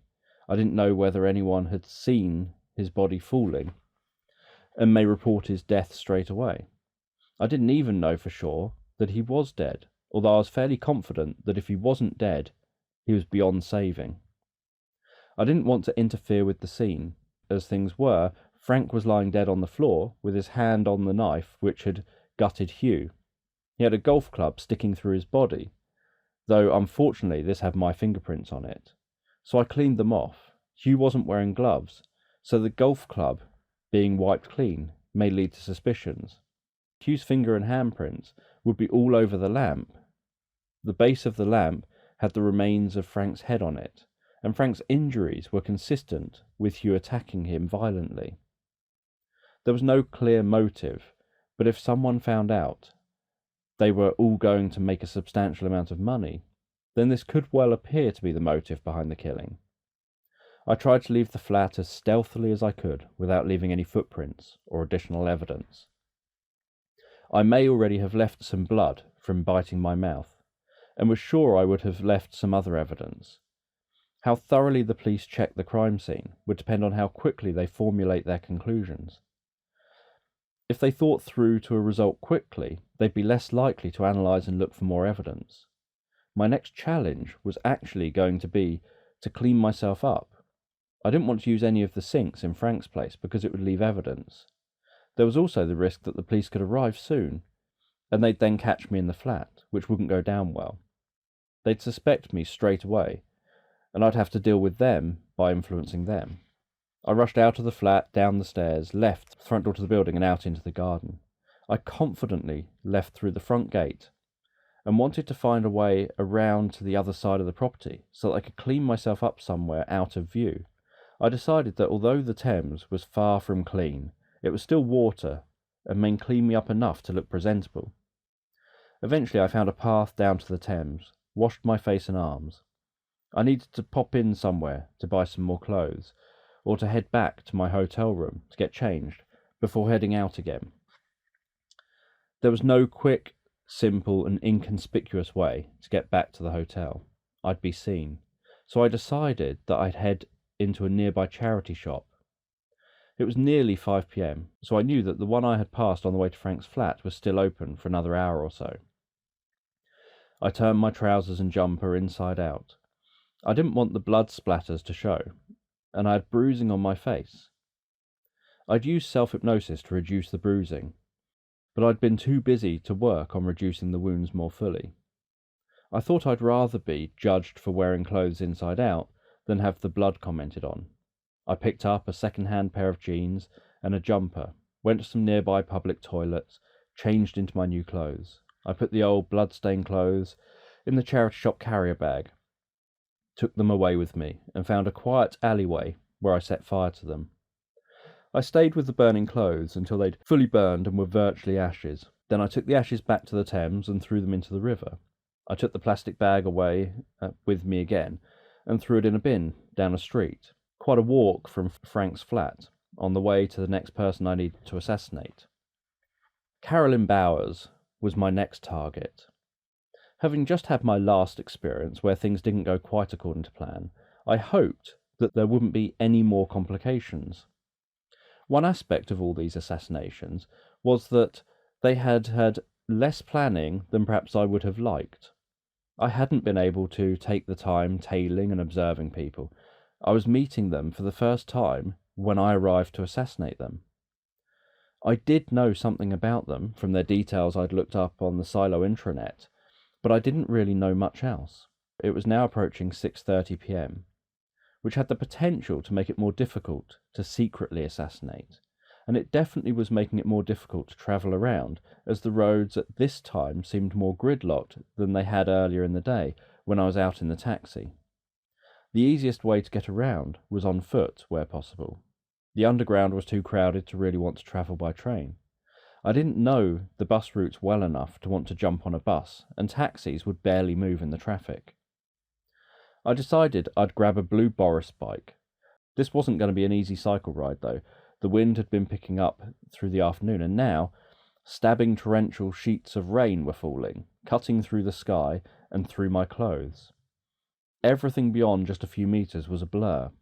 I tried to cycle through the rain, having to wipe my eyes clear every few moments, and trying to hold the bike steady each time there was a blast of the crosswind. Eventually, I managed to get to Carolyn's home. I was soaked through, my trousers were stuck to my legs, restricting movement, and my top was wrapped awkwardly around my arms and stuck to my arms and body. It was going to be difficult to make quick moves if I needed to, but I had to get the job done. There was nowhere I could go to dry out quickly. I noticed a pub just down the street from Carolyn's house and decided to get in there and see if I could dry out a little bit. I went into the pub and into the men's toilets. Luckily, they had hand dryers with a button to push to turn them on.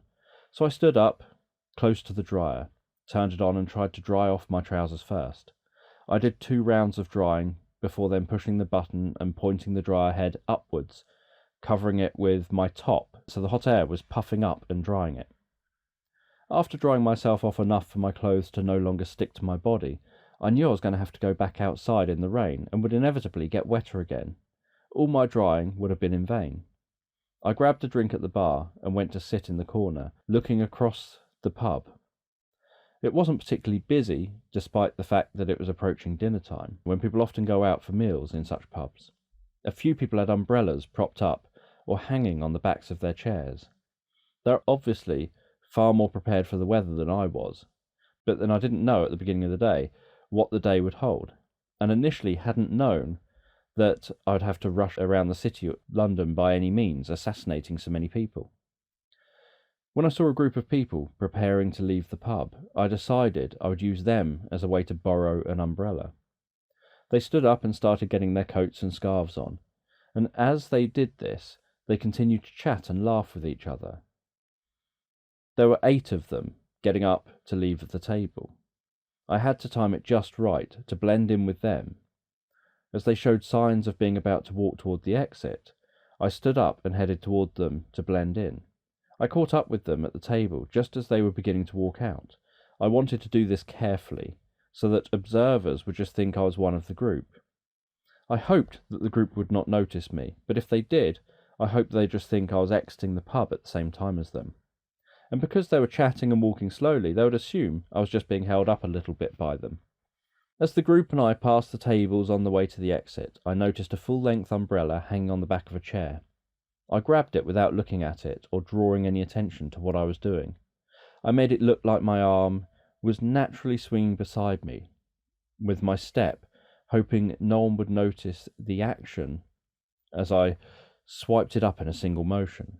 I then continued to follow the group out of the front of the pub, put the umbrella up, and dashed off into the curtain of rain.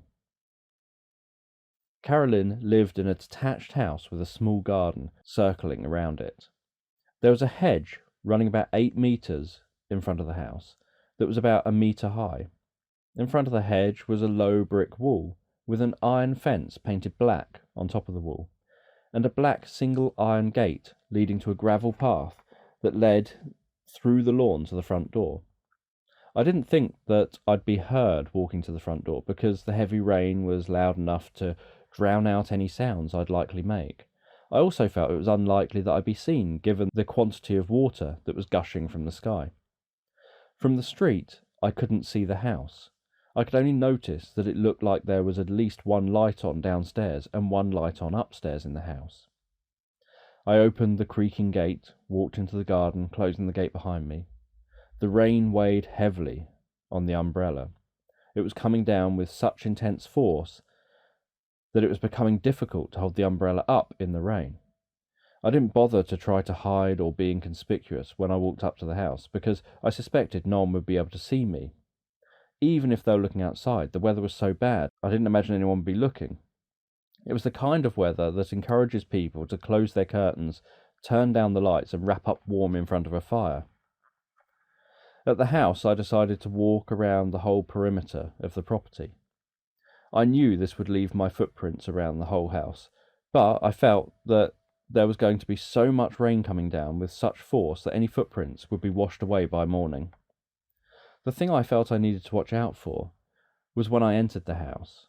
With all the mud, I felt that it was likely I'd tread footprints into the house. After walking all the way around the house, I decided that the best way in was through a small window upstairs at the back. The window looked like it led into a bathroom. There was the window ledge of the downstairs windows, and a ledge above the back door that I could climb on to help me get to the upstairs window. In all of this rain, it wasn't going to be easy to get onto the window without slipping.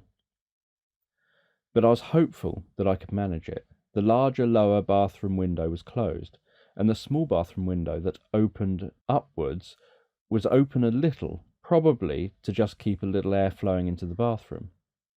There were no lights on in the room, so I was confident no one was in there. I needed to get to the bathroom window ledge, lean into the small window, open the larger window, so that I could enter the building through that larger window. I hooked the umbrella onto the back of my trousers. I was going to get wet without it, but would not be able to climb if I was holding it. I climbed onto the downstairs window ledge, reaching up and over to the ledge above the back door. Grasping the ledge and leaning my other hand against the wall, I climbed up onto that ledge above the door. I struggled to get a footing. The walls were slippery, so my feet kept slipping down. I had one foot trying to push on the wall up the side of the back door, my other foot trying to push on the wall by the window. Eventually I managed to get footing and get onto the ledge above the door. From there, I leant my whole body into the wall as flat as I could and stepped sideways over to the bathroom window ledge, stretching out with my left hand and trying to grasp the edge of the window with my fingertips to pull myself over to gain access to the small open window. I focused all of my energy into my fingertips to hold my weight as I pushed myself along the wall to the window. At the window I reached in, twisting my arm and stretching to grasp the handle for the window, and pulled it upwards. It opened out on me, almost knocking me off the ledge.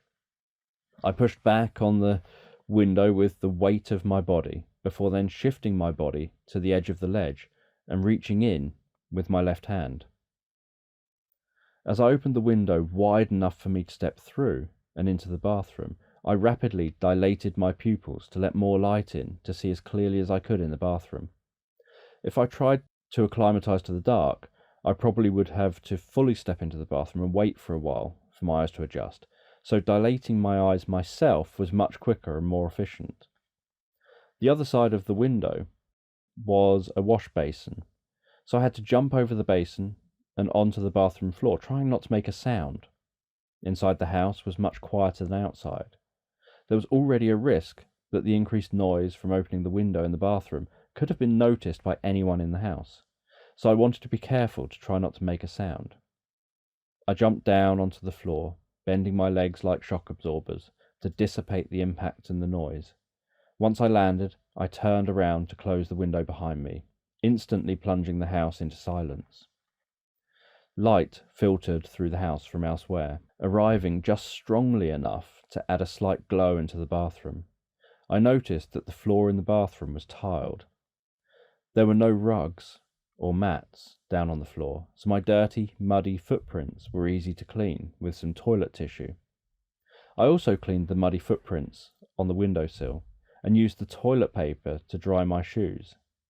This all used quite a lot of toilet paper. It could have looked suspicious if anyone looked around the house following the death of Carolyn. I made myself a mental note to remember to come back to the bathroom to flush the toilet paper before I left, so as to leave no trace that I was here.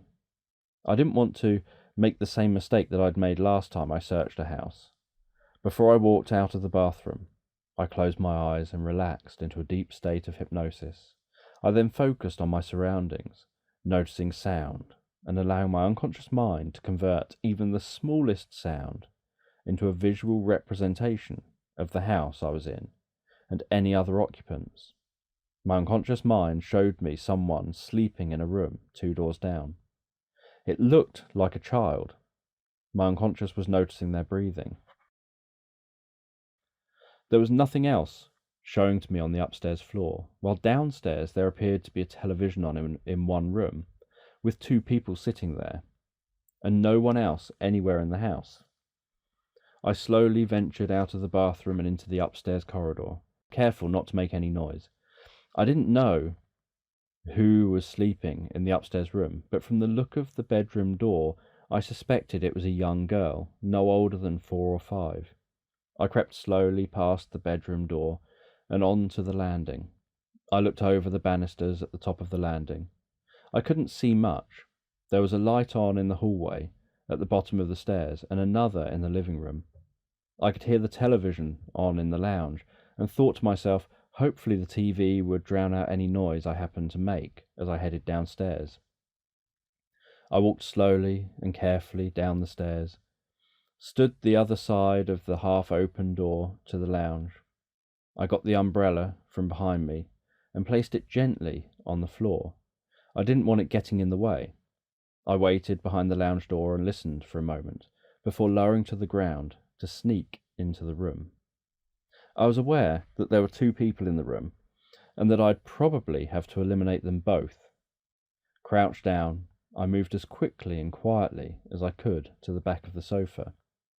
It wasn't that long ago when I was in a very similar position to this. This time, though, I was sure somebody or 2 people were on the sofa.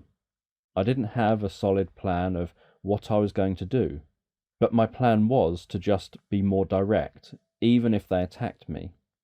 As I rested my back against the sofa, I heard 2 rapid, back-to-back pshk sounds. Almost straight away, I felt a stinging pain in my side and saw a dining room table leg splinter. I knew I'd just been shot twice in quick succession, but still put my right hand down to feel it. I could feel the warm, moist feeling of blood seeping from my body and the stinging and aching pain of the wounds. I looked down and noticed my clothes rapidly turning red as they soaked up my blood. I entered hypnosis, focused on slowing down my perception of time. I made time almost grind to a halt. This released all the pain I had at the beginning to feel. It also gave me thinking time. The first thing I did with this opportunity was to tell my unconscious to stop the bleeding from the wounds, to channel just enough blood for all of the cells, but to stop the blood flow before it exited my body. There are many cases where people have been operated on under hypnosis as only anaesthetic, and surgeons have asked the patient to bleed just enough to watch the area out a little, and to then stop the blood flow. I was just doing this, but to an advanced level. I focused on relieving the pain, stopping the excessive blood flow, and healing the injured parts while I still had time running slowly. This was so that all these would be in place once I rejoined normal time again. When I was ready, I returned to real time. Now was time to find out how whoever was on the other side of the sofa knew I was coming, and to take them out. Edging up from the floor, I gently rose to my feet. I still had my back to whomever had the gun. They were on or behind the sofa, so I knew they would also have to be rising to their feet. I turned around to face over the sofa, to respond to whatever was about to face me. When I heard another tsk and felt another stinging pain, this time in my right shoulder, I stumbled back down to the floor and looked up at the person who shot me 3 times now. It was Carolyn. She was stood in front of the sofa, holding a gun in 2 hands out in front of her, pointing it in my direction. Stood next to her was Julian Palmer, another of the people I was due to assassinate. Carolyn could have shot me again, or gotten a better shot off and killed me, but she didn't. Clearly she wanted to know something from me before doing that. She was obviously prepared for my arrival, because she had used a silencer on the gun, although she probably didn't need to, given the weather outside. She could have fired a cannon at me in here, and it probably wouldn't have been heard outside over the sound of the rain and wind.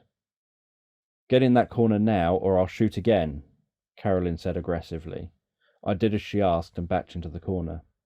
I'd stopped the bleeding from my latest wound and tackled the pain, but I tried not to give this away. I continued to act as injured and as vulnerable as I could. "Who the fuck are you, and why are you trying to kill us?" Carolyn clearly wanted to sound in charge of the situation, so I thought the best course of action was to let her do so. I was injured. Having 3 bullet wounds is serious, and my life was at risk, but not at quite as much risk as it appeared. "I'm Graham. I'm really sorry I broke into your house. I just needed to get some dry clothes. I don't have much money. I got caught in the rain and needed to get dry and changed. Look, I just want an ambulance called, and I want to get out of here." I tried to sound scared and helpless, but Carolyn didn't buy it. "You're fucking lying to me." She got right into my face with the gun, waving it threateningly, as if that would get me to talk. "You went to see Hugh. He called me to say someone was at his flat picking his lock. Why did you see Hugh? What are you after?" It didn't sound like she knew that I'd killed Hugh, or the others for that matter. Carolyn pointed the gun at my right leg and pulled the trigger. A puff of blood sprayed up from my leg as the bullet impacted. It was unusual to see damage done when the gun just made a slight odd popping sound, almost as if it had no power. I recoiled in pain and grimaced. Like with the other wounds, I removed the pain with hypnosis, controlled the blood flow, and began the healing process. It may sound like I could do all of this, so I must have been all right. The reality is that all of this makes my body less efficient. If you have an injury that makes a part of the body weak, that part of the body is weak whether you feel the pain there or not. Fucking tell me who you are, why you saw Hugh, and what you're doing, and what you're after, or the next shot will be in your balls. I didn't doubt her for 1 second. I believed she would do it. I was curious whether Julian had any balls. He hadn't said anything. He just seemed to have remained hidden behind Carolyn the whole time so far. "I'm Kit," I told Carolyn. "I look into things like a private detective. I was asked to investigate you and a group of others over possible fraud or misuse of business links and confidential knowledge. I didn't want to reveal my real name or my real reason, but had to give Carolyn something plausible. Carolyn seemed to believe what I had said, probably because she was, in fact, misusing business links and confidential knowledge. She probably thought that someone somewhere picked up on this back at Silo and reported it. She didn't seem to realise that I knew about the nuclear weapon or the nuclear technology deal that was supposed to happen soon. Carolyn told Julian to tie me up and gag me while she contacted the others and got them around to her house. He compliantly grabbed me and forced me to turn over before then tying my wrists and my feet together and stuffing a woolen glove in my mouth and wrapping duct tape around my mouth and head to hold the glove in place. Now I wasn't being shot at. I felt I could begin to try to manipulate myself out of the situation. I didn't know what Carolyn was going to find when she phoned everyone on the list. Was she going to telephone Rawlins, or just the others? I could only wait and see what developed. Carolyn came back after about 10 minutes to say to Julian that she had only been able to make contact with Aaron. She told Julian that he was going to set off shortly to come around here. I heard a noise from upstairs. It sounded like the little girl was awake. Perhaps it was the storm that woke her, or maybe she'd heard the commotion downstairs. Carolyn sounded like a different person when she responded with such love and kindness to her daughter, asking for her mummy.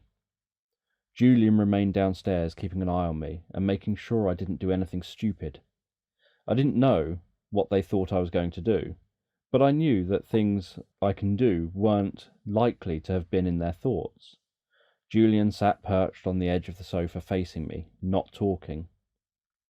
I started to match Julian's breathing and began to guide him into hypnosis.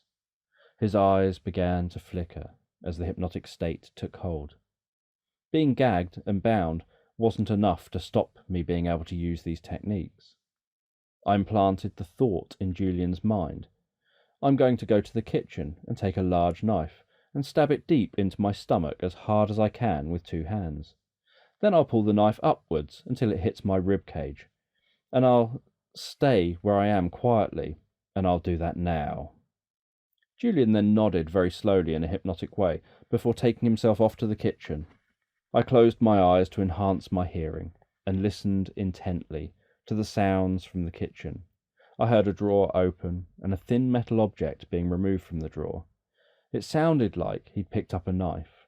I then heard the sound of the knife penetrating his body, then the ripping sound as the knife tore upwards through his body and clothes, with the splatting and dripping sound of internal organs and liquid from within the body falling out of his body and hitting the floor. I imagined there was probably quite a mess in the kitchen. After a couple of moments, I heard the knife fall to the floor, and then a thud as Julian collapsed to his knees, and second thud as he fell forward, toppling over dead. All I had to do now was deal with Carolyn, and if Aaron arrived, him too. Carolyn didn't come downstairs for about 15 minutes, and when she did eventually come downstairs, she came straight into the living room with me. I looked up at her and began to look through her. I needed to get myself untied, so I looked through Carolyn and began to put myself into hypnosis. I also matched Carolyn's breathing. Before I managed to complete a connection with her, she became curious about where Julian was and why he wasn't in here with me. She aggressively asked me where he was and obviously couldn't get an answer because I was gagged. She probably also assumed I couldn't have done anything because of being tied up. She walked out of the room to search for him. After just a few moments, I heard her scream from the kitchen. I assumed she'd found Julian. Carolyn ran back into the lounge, ran up to me, ripped off the duct tape, pulled the glove out of my mouth. She demanded to know what had happened to Julian. I told her I didn't know what she was talking about. I told her he'd walked off. I'd been sat here the whole time tied up, and so couldn't have anything to do with whatever has happened to him. Carolyn didn't believe me. She went back to the kitchen to look at Julian again. It was as if she couldn't believe her eyes, and so she had to double-check to see if he actually was dead. When she came back into the lounge, she sat on a dining room chair. These were the nearest chairs to the door. She slumped down with her head in her hands and cried. While she was crying and staying in one location, I took the opportunity to hypnotize her too. I matched her breathing and began to put myself into a state of hypnosis. I noticed that Carolyn was beginning to change her posture and her responses. She was beginning to stop crying and started to act more calmly as the hypnosis took her over. Once I noticed that she appeared to be in hypnosis, I told her to come and untie my wrists and legs. Carolyn came over to me and did my bidding. I was now back in control of the situation. I had injuries which made certain parts of my body weak, and I was going to have to get these injuries checked out medically.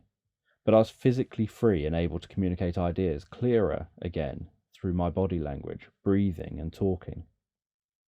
I had to assassinate Carolyn. The question was, how was I going to do it?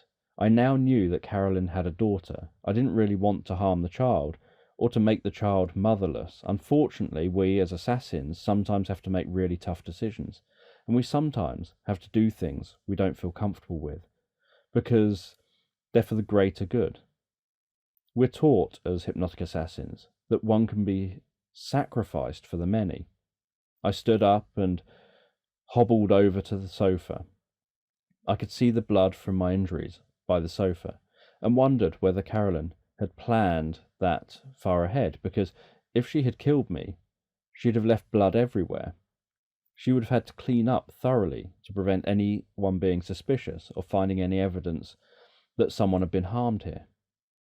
From the sofa, I told Carolyn that in a minute she would see me open my hand and gesture my open hand out in front of me.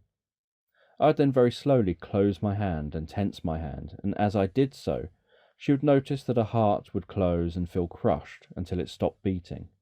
I told Carolyn to look intently at my hand as I put it out, palm up, in front of me.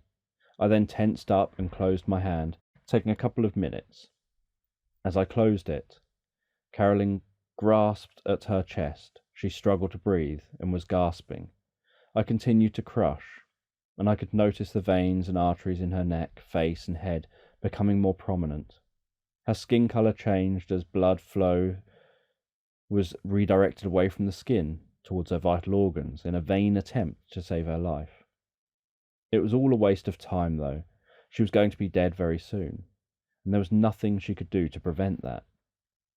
Carolyn collapsed to the floor, still clutching at her chest, just as her 5-year-old daughter ran in and up to her mummy. "Mummy, mummy," the girl cried out with tears in her eyes as she ran over and hugged her mother. "Mummy, mummy," she tried to shake her mum better. "Please, mummy, wake up, mummy." Carolyn was unresponsive to any amount of shaking. She just lay there motionless with her eyes staring up towards the ceiling. Carolyn's daughter wrapped her innocent little arms around her mummy's dead body, almost as if she was hoping that the unconditional love from a daughter to a mummy would bring her back. But it didn't make any difference. Carolyn continued to lay there motionless. I tried to comfort Carolyn's daughter and tried to hypnotize her. However, every time she began to respond, she would change her breathing to prevent herself from being hypnotized in this way. Instead, I had to hypnotize her by talking to her and focusing her attention. This was probably one of the lowest points of my life, watching a child crying and asking her mummy to wake up while her mother lay there dead because of me. Once the girl was in hypnosis, I spoke to her, giving her unlockable amnesia of the event. I told her that once she had a new mummy and daddy, they would automatically be seen as if they had always had these roles. All the memories of the real mummy and daddy would seem like they were the same mummy and daddy as the new parents. This was to help her to remember a string of positive memories, rather than remembering her original parents and what had happened to them. I told the girl under hypnosis that she would be a highly intelligent, healthy and happy person. I wanted to give her some post-hypnotic suggestions to last a lifetime and positively impact on her future. Nothing before or since has compared to how difficult that last situation was to carry out. I've left children without parents and parents without children before, but I've never left a child when they've watched their parent die and had to then watch the repercussions of my actions on others. I now needed to track down Aaron Cannon. I knew he was probably on his way to Carolyn's house. So the most logical option was to wait for him to come to me and then handle it, rather than go chasing after him and struggling to find him. I decided to leave the home and take the girl with me. Firstly, I went up to the bathroom, flushed the toilet paper to get rid of all the toilet paper evidence. I then made sure the girl was dressed appropriately and grabbed the umbrella I'd left downstairs by the wall next to the lounge door. The girl was in hypnosis, which meant that she was very compliant with me and very calm and well behaved. I walked her out of the house and down the road a little way until we came to a narrow one-way street which led to the garages of the houses along the road we just turned off. I was hunting for the garage of Carolyn's house.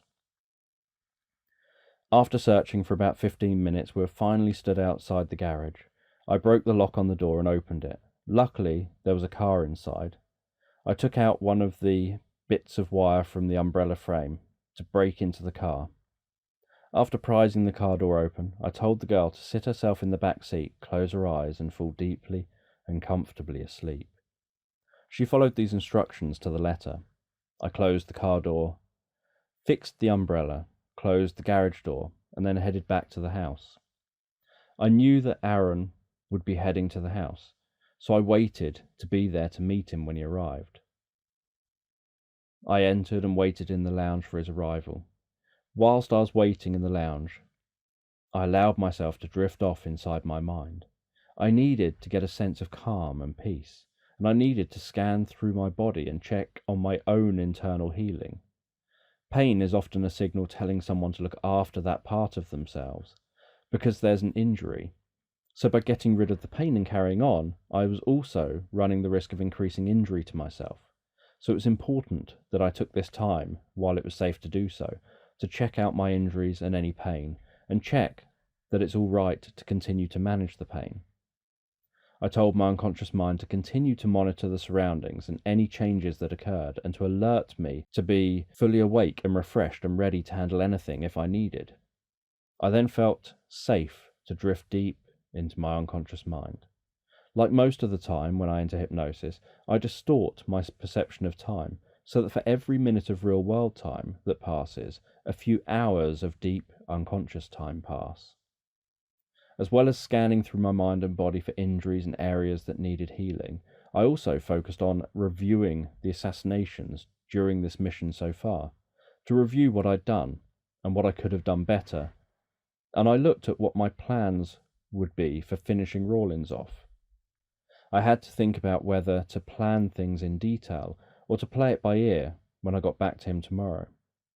While all of this work was taking place, my conscious mind was just aware of me flying like an eagle, flying peacefully over the Great Lakes, trees, mountains, and a little wooden cabin. I was aware of the peace and tranquility of the experience and received the message in my mind to remember to sometimes rise above situations and get a different perspective or view. I may need this. As my eyes opened and I exited hypnosis, I heard a knock at the door. It was Aaron. I'd hoped that he was going to arrive and let himself into the house.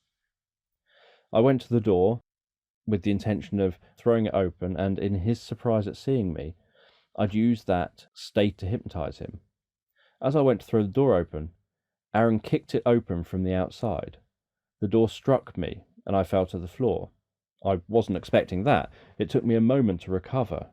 While I was trying to recover, Aaron saw me on the floor. He strode over, grabbed me by the collar, lifting me up and throwing me out of the door into the front garden. I staggered up off the lawn to see Aaron coming at me with a hat stand that had been standing just the other side of the front door. Aaron was a large man, at least 6'6", and almost as wide as the door frame. As the hat stand was being swung down at me, I pulled the umbrella out from behind me, swinging it at the hat stand. I made contact and deflected the hat stand down past me and onto the ground. I then struck Aaron's arms by his wrists with the umbrella in order to break his grip of the stand. The stand fell to the floor and Aaron came at me with his hands. He grabbed me around the throat with both hands and began to choke and crush my throat and throttle me. I reached up above his grasp, taking hold of his forearms from above, with my palms facing outwards, my elbows up high, so that once I circled my elbows round back to my sides, it released his grip. I then used my left hand to let go and punch in the direct line to Aaron's chest, striking just inside his right arm. Then as I began retracting my left fist, I struck a second time with my right fist and tripped him to the floor. I stepped towards him. Aaron was tenacious. He kept on coming. He just stood up, and almost immediately he threw a barrage of punches at my face. I blocked and parried each punch, and once I saw an opening, I punched or kicked back. I was hoping that our fight would continue to remain near the house, or even inside. The rain was still torrential, so visibility was very poor, and it made it much harder to fight. Eventually, Aaron stopped coming at me, long enough that I could get inside the house again. Aaron followed me in and continued to try to attack me. I knew that as soon as I had the opportunity, I had to end this. I needed to stop Aaron. I started to try to match his breathing, but I was also busy trying to dodge his punches and kicks, that I couldn't match his breathing long enough. I tried to talk him into hypnosis, but I couldn't get enough words out before I'd have to get a fist in the face and have to react to this rather than continuing to speak. Inside the house, I decided I needed to get something between me and Aaron to slow him down, like a sofa or dining room table. My injuries began to have an impact on how well I was able to do. I noticed that I'd started bleeding again from my side. I still didn't know how serious my wounds were and what internal damage had been done. I was beginning to feel slightly dizzy and faint, but had to hold it together. I got myself to the other side of the sofa to Aaron, knowing that if I could keep the sofa between us for 10 seconds or so, I could use this time to hypnotize him.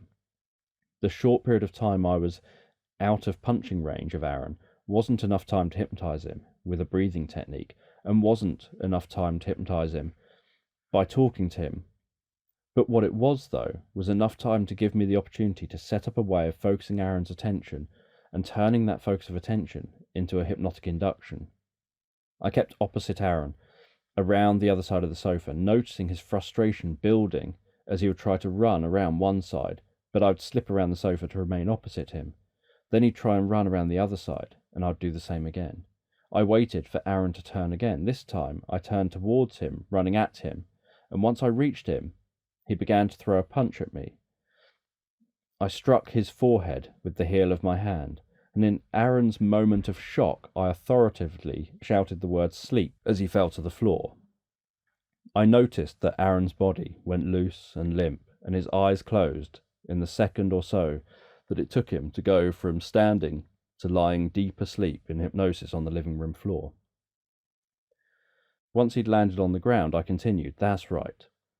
As you continue to sleep deeply and comfortably, you can hear the sound of my voice, and you'll respond fully and honestly to the sound of my voice, and find responding to the sound of my voice compelling and uncontrollable." Aaron remained motionless on the floor in a deep state of hypnosis, while I took a moment to sit down and catch my breath.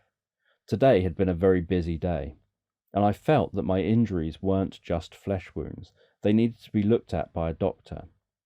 I managed to slow the bleeding and remove the pain for now, and began the healing process, but all of this was only going to help for a short while.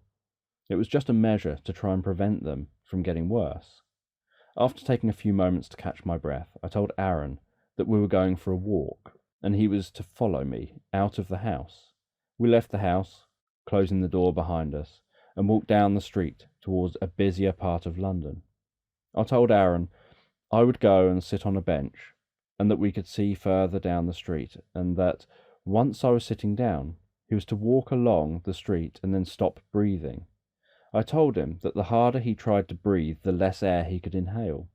I explained that he'd find himself in a place in his mind so pleasant and peaceful that he'd stop being aware of his body and the outside world. He'd be totally absorbed in his inner world. Aaron walked along the street after I'd sat on the bench, and then stopped breathing. He collapsed onto the pavement. People ran over to him to try and help. They undid his collar, and once he'd passed out, they tried mouth to mouth. They called for an ambulance, but I knew all of it was going to be in vain. I sat and watched the scene unfolding as Aaron left this world and drifted into his own. Once Aaron was covered by the ambulance crew, I stood up and went back to my hotel room to clean myself off before heading for Rawlins tomorrow, first thing in the morning. I walked to the car that Carolyn's daughter was in and led her to the front of a small police station, dropping her off there. I hoped that she would be fine and promised myself that I would check up on her regularly to make sure she grew up well. I then made the rest of my journey back to the hotel room. Once I woke up the next morning, I got myself ready early, bandaged up my wounds with the intention that I'd go and get them looked at by a doctor later after finishing my assignment, and headed out of the hotel over to Silo's offices. This time I had my own genuine ID, so I wore this and walked straight past the security at the front gate, past the security at the front desk in the building, and headed to the lift to go straight up to the 43rd floor. I pressed for the lift to come down to the ground floor and then waited. After a few moments the lift arrived. I got into the lift alone and pressed the 43 button twice. The doors closed, and I looked up at the security cameras and said, "I'm coming up to see Michael Rawlins." I trusted that one or both of the security guards I had hypnotized would be watching the monitor and would accept what I say, and just let me up to the top floor. The lift rose up through the floors. I watched the numbers passing by on the screen above the door. At floor 7, the ascent stopped, and a couple of Silo staff entered the lift, engaged in conversation. I stood back in the corner to avoid drawing any attention to myself. I didn't want to have anyone engaging me in conversation or asking me what I did or which floor I worked on. 2 floors up, and another person got in the lift. I thought to myself maybe I should have picked up a book or a newspaper so that I had something to look at to avoid being drawn into conversations. At the 14th floor, the individual who had just got in exited the lift. The couple exited the lift at the 22nd floor. But then Toby entered the lift at the 23rd floor and pushed the button to go up to the 27th. I was glad to see that Toby was in the office today. He didn't see me when he got in the lift. At the 25th floor, 5 more people entered the lift, chatting to each other. Toby said hello to them, and one of them asked how he was. Toby was now also involved in the conversation. They all exited the lift together on the 27th floor. They were discussing, not knowing why they'd been asked to attend an emergency staff meeting. I wondered whether it was to do with any of the people I assassinated yesterday. They all had records of working with Silo, so some of them may have had specific staff roles, and others may have just been on the board of directors. I was curious about the staff meeting and tempted to attend, but I had to meet with Rawlins, and someone in the meeting may wonder who I was and question me because they didn't recognize me. I decided it was best to stay on task and continue with my job that I was supposed to be doing. No one else entered the lift until the 39th floor. I'd just been thinking about how I was nearly there. When it stopped, the doors opened, someone got in the lift saying good morning to me. I replied with morning, not wanting to engage in conversation. So I avoided asking how he was. It always surprises me how often people say good morning, how are you, when they don't actually care how the person is, they're just being polite. This person clearly wanted to open up a conversation. He was only going up a couple of floors, but seemed to be uncomfortable with the silence between us. I did my best to keep any talking to single words. The man got out of the lift at the 41st floor. He'd probably go away and tell everyone this rude member of staff in the lift, and would probably assume that I was arrogant because I was silent and barely talking. I was now finally nearly there. No one else entered the lift, which continued up to the 43rd floor, where the doors opened, and I walked out of the lift over to the security desk. The security guards didn't see me. I was still invisible to them. They seemed confused to see the lift open and no one coming out of it. When I pushed the button, they saw inside the lift, but didn't see anyone there to have pushed the button. So they'd consciously assumed that someone had done it accidentally and then exited the lift straight away, or that it was a fault. One of the security men walked over cautiously to the lift, with one hand resting on his gun, in case he needed it. He looked in the lift, couldn't see anyone there, and relayed that to the other security guard. He waited by the lift until the doors shut and it began to descend. Once it started to go back down, he knew that it could only come back to the floor if someone pressed the 43 button twice again. The other security guard now stopped looking over towards his colleague, who had just been over to the lift, and began to look at his security monitor. He looked down at the monitor and then up in front of him at the security desk. then down at the monitor again, then back up. He looked like he'd seen a ghost. "Ben, look. The monitor." "What do you see?" he said, confused. "Shit, it looks like there's someone stood at the desk with us." "But there isn't." Ben waved his arms slowly whilst looking at the security monitor to check he was viewing real-time footage.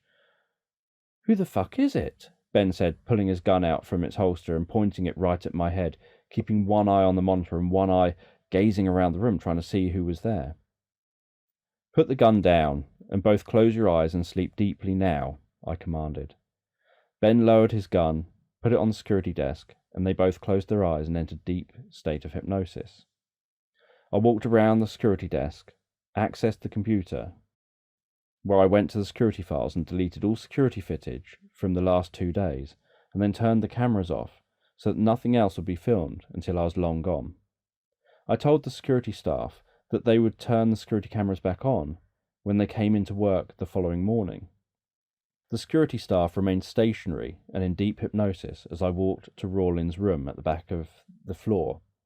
I opened the door expecting to find Rawlins in the office, but his office was empty. I went back out to the security desk and asked the staff where Rawlins was. They informed me this morning he decided not to come into work. He took the morning off to get ready to go to Paris and would soon be heading to St. Pancras train station to leave for France on the Eurostar. I was really annoyed. I now had to get across London to St. Pancras train station to find Rawlins and hope I could get to him before he boarded the train. I was glad I'd given him a fear to stop him from boarding the train. The only difficulty was that he may have been someone who feels the fear but does things anyway. I was also annoyed that the lift stopped and started, taking ages to get to the 43rd floor. It would take just as long to get to the ground floor again.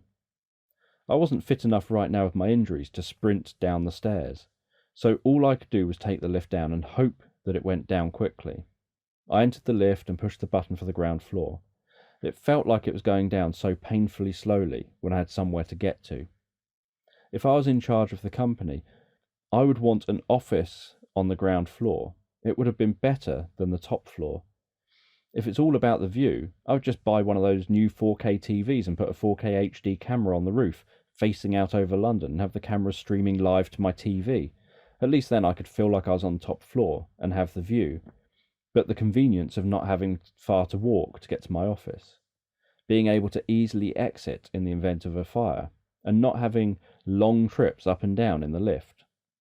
Once the lift reached the ground floor, I walked briskly out past the front security desk.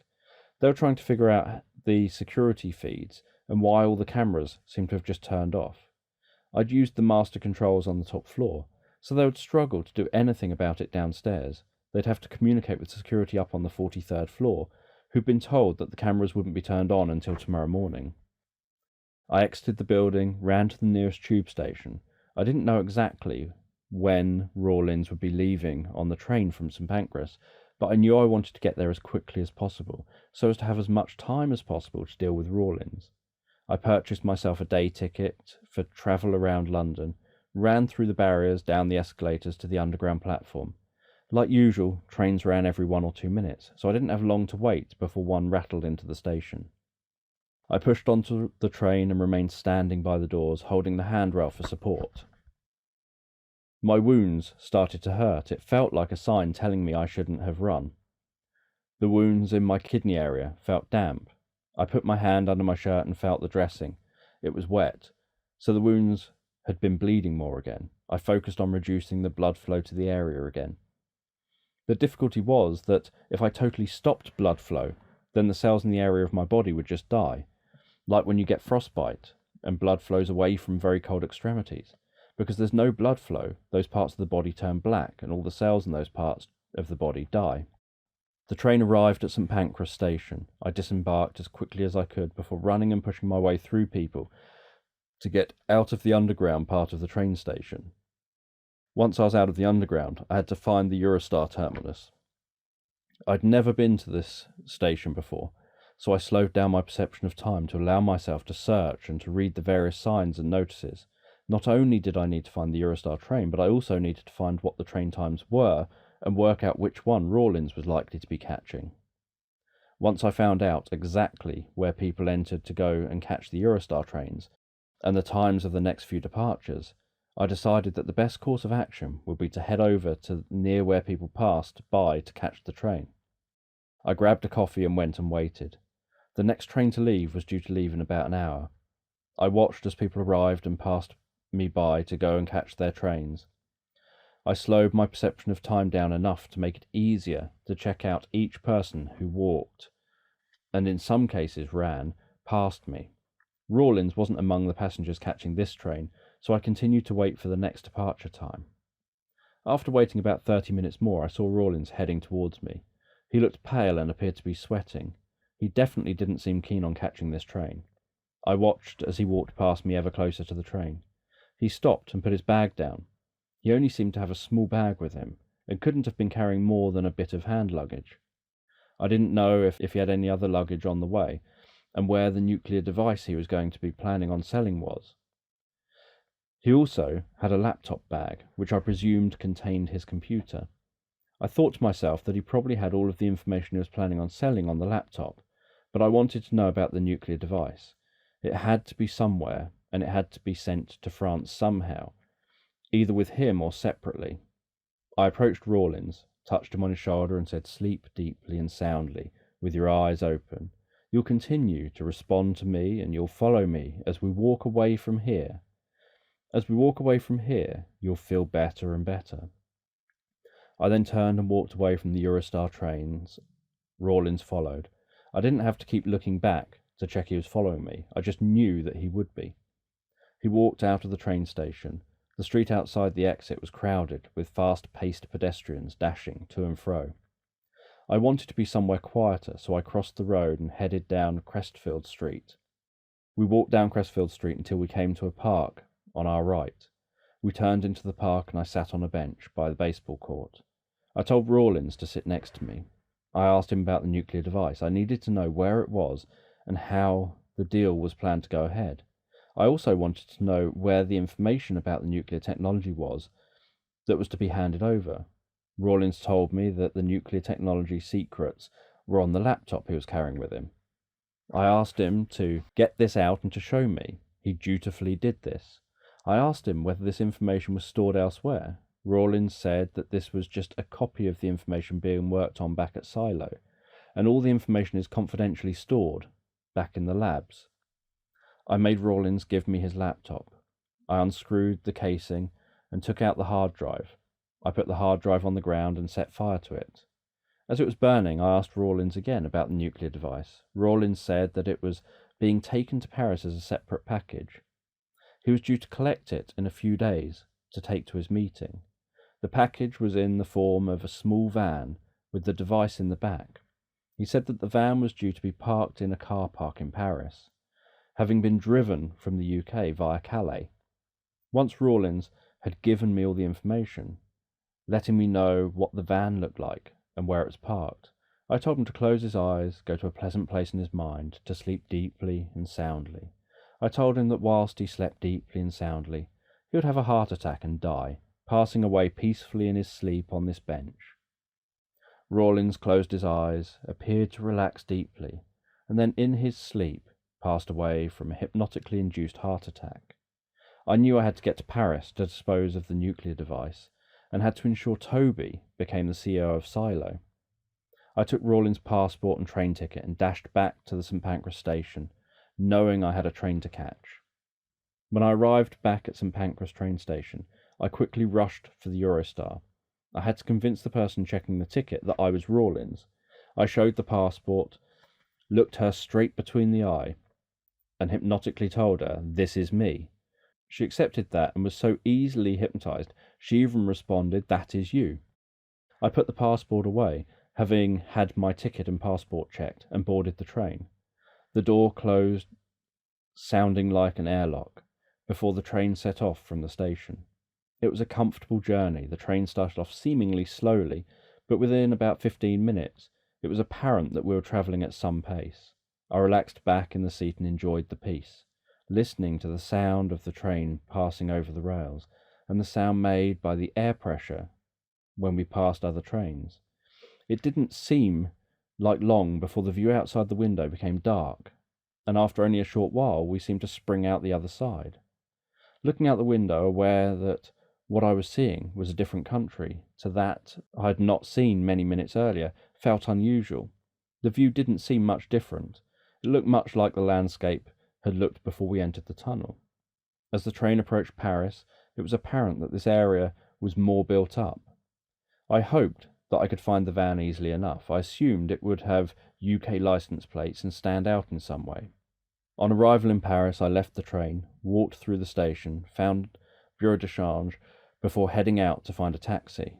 I didn't have to walk far before I found one. Getting in, I asked in French to be taken to the road of the car park where I could find the van.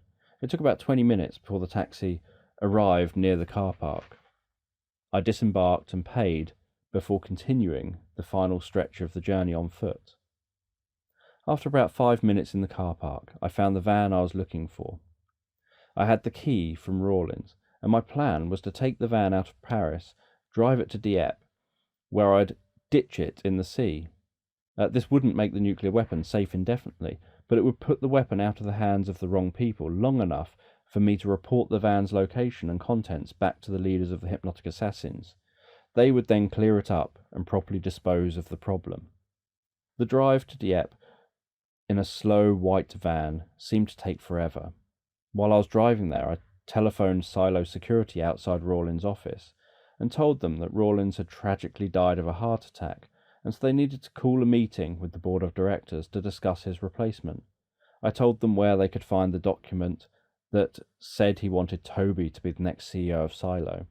The security listened and said they'd arranged the meeting to take place at 4 p.m. today. It was important that if Rawlins had already planned on a replacement in the event of his death, this replacement started as soon as possible, provided the board of directors agreed. Because of the nature of the company, it needed to have a face and needed to always appear on top of its business affairs.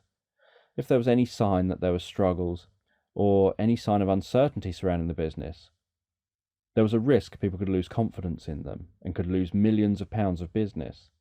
I hung up the phone, continued my journey, planning to call them back about 5 p.m. to see that Tony had become CEO.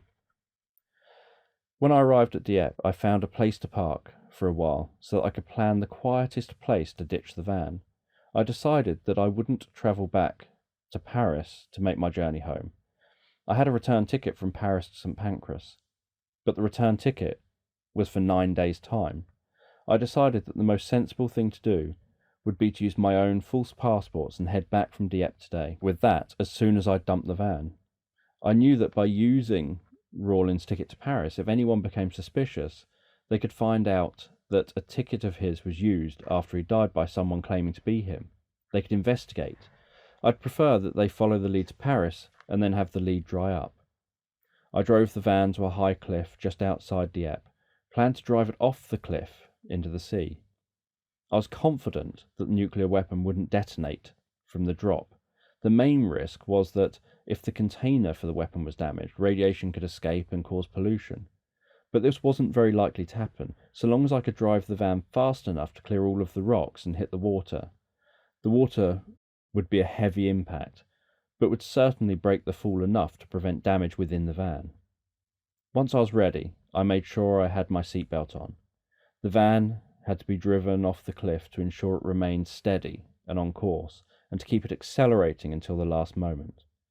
The cliff top was uneven, so just trying to wedge the accelerator on and tie the steering wheel in place wouldn't work. The van would bounce around as it approached the edge and could drop down at any angle, scraping and crashing its way down to the edge of the cliff and then smashing at the bottom. If it did this and caught fire, the emergency services would probably arrive and try to deal with the situation, which would put them at risk of radiation exposure if the weapon casing was ruptured or damaged. I put my foot to the floor, held the steering wheel tightly.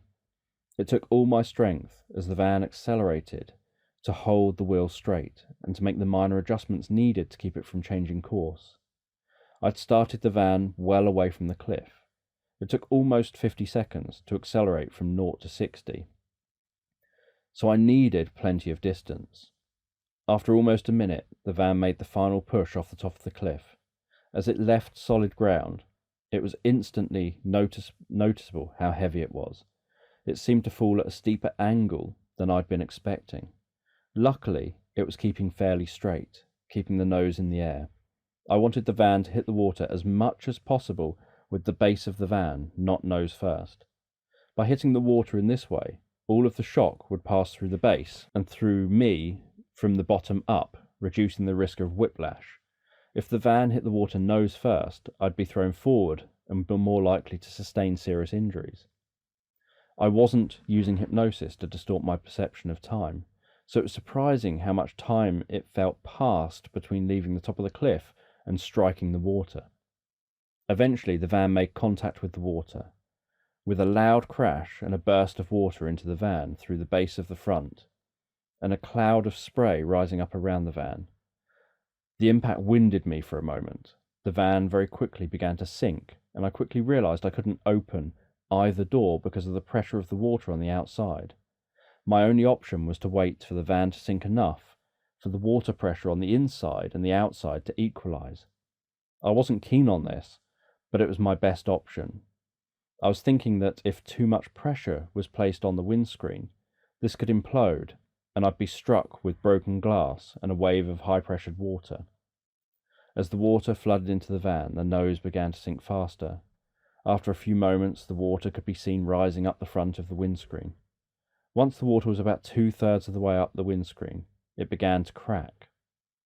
I made sure that my seatbelt was unfastened, so that once I was able to open the door, I'd be able to swim free quickly. I didn't want any complications by leaving things to the last minute.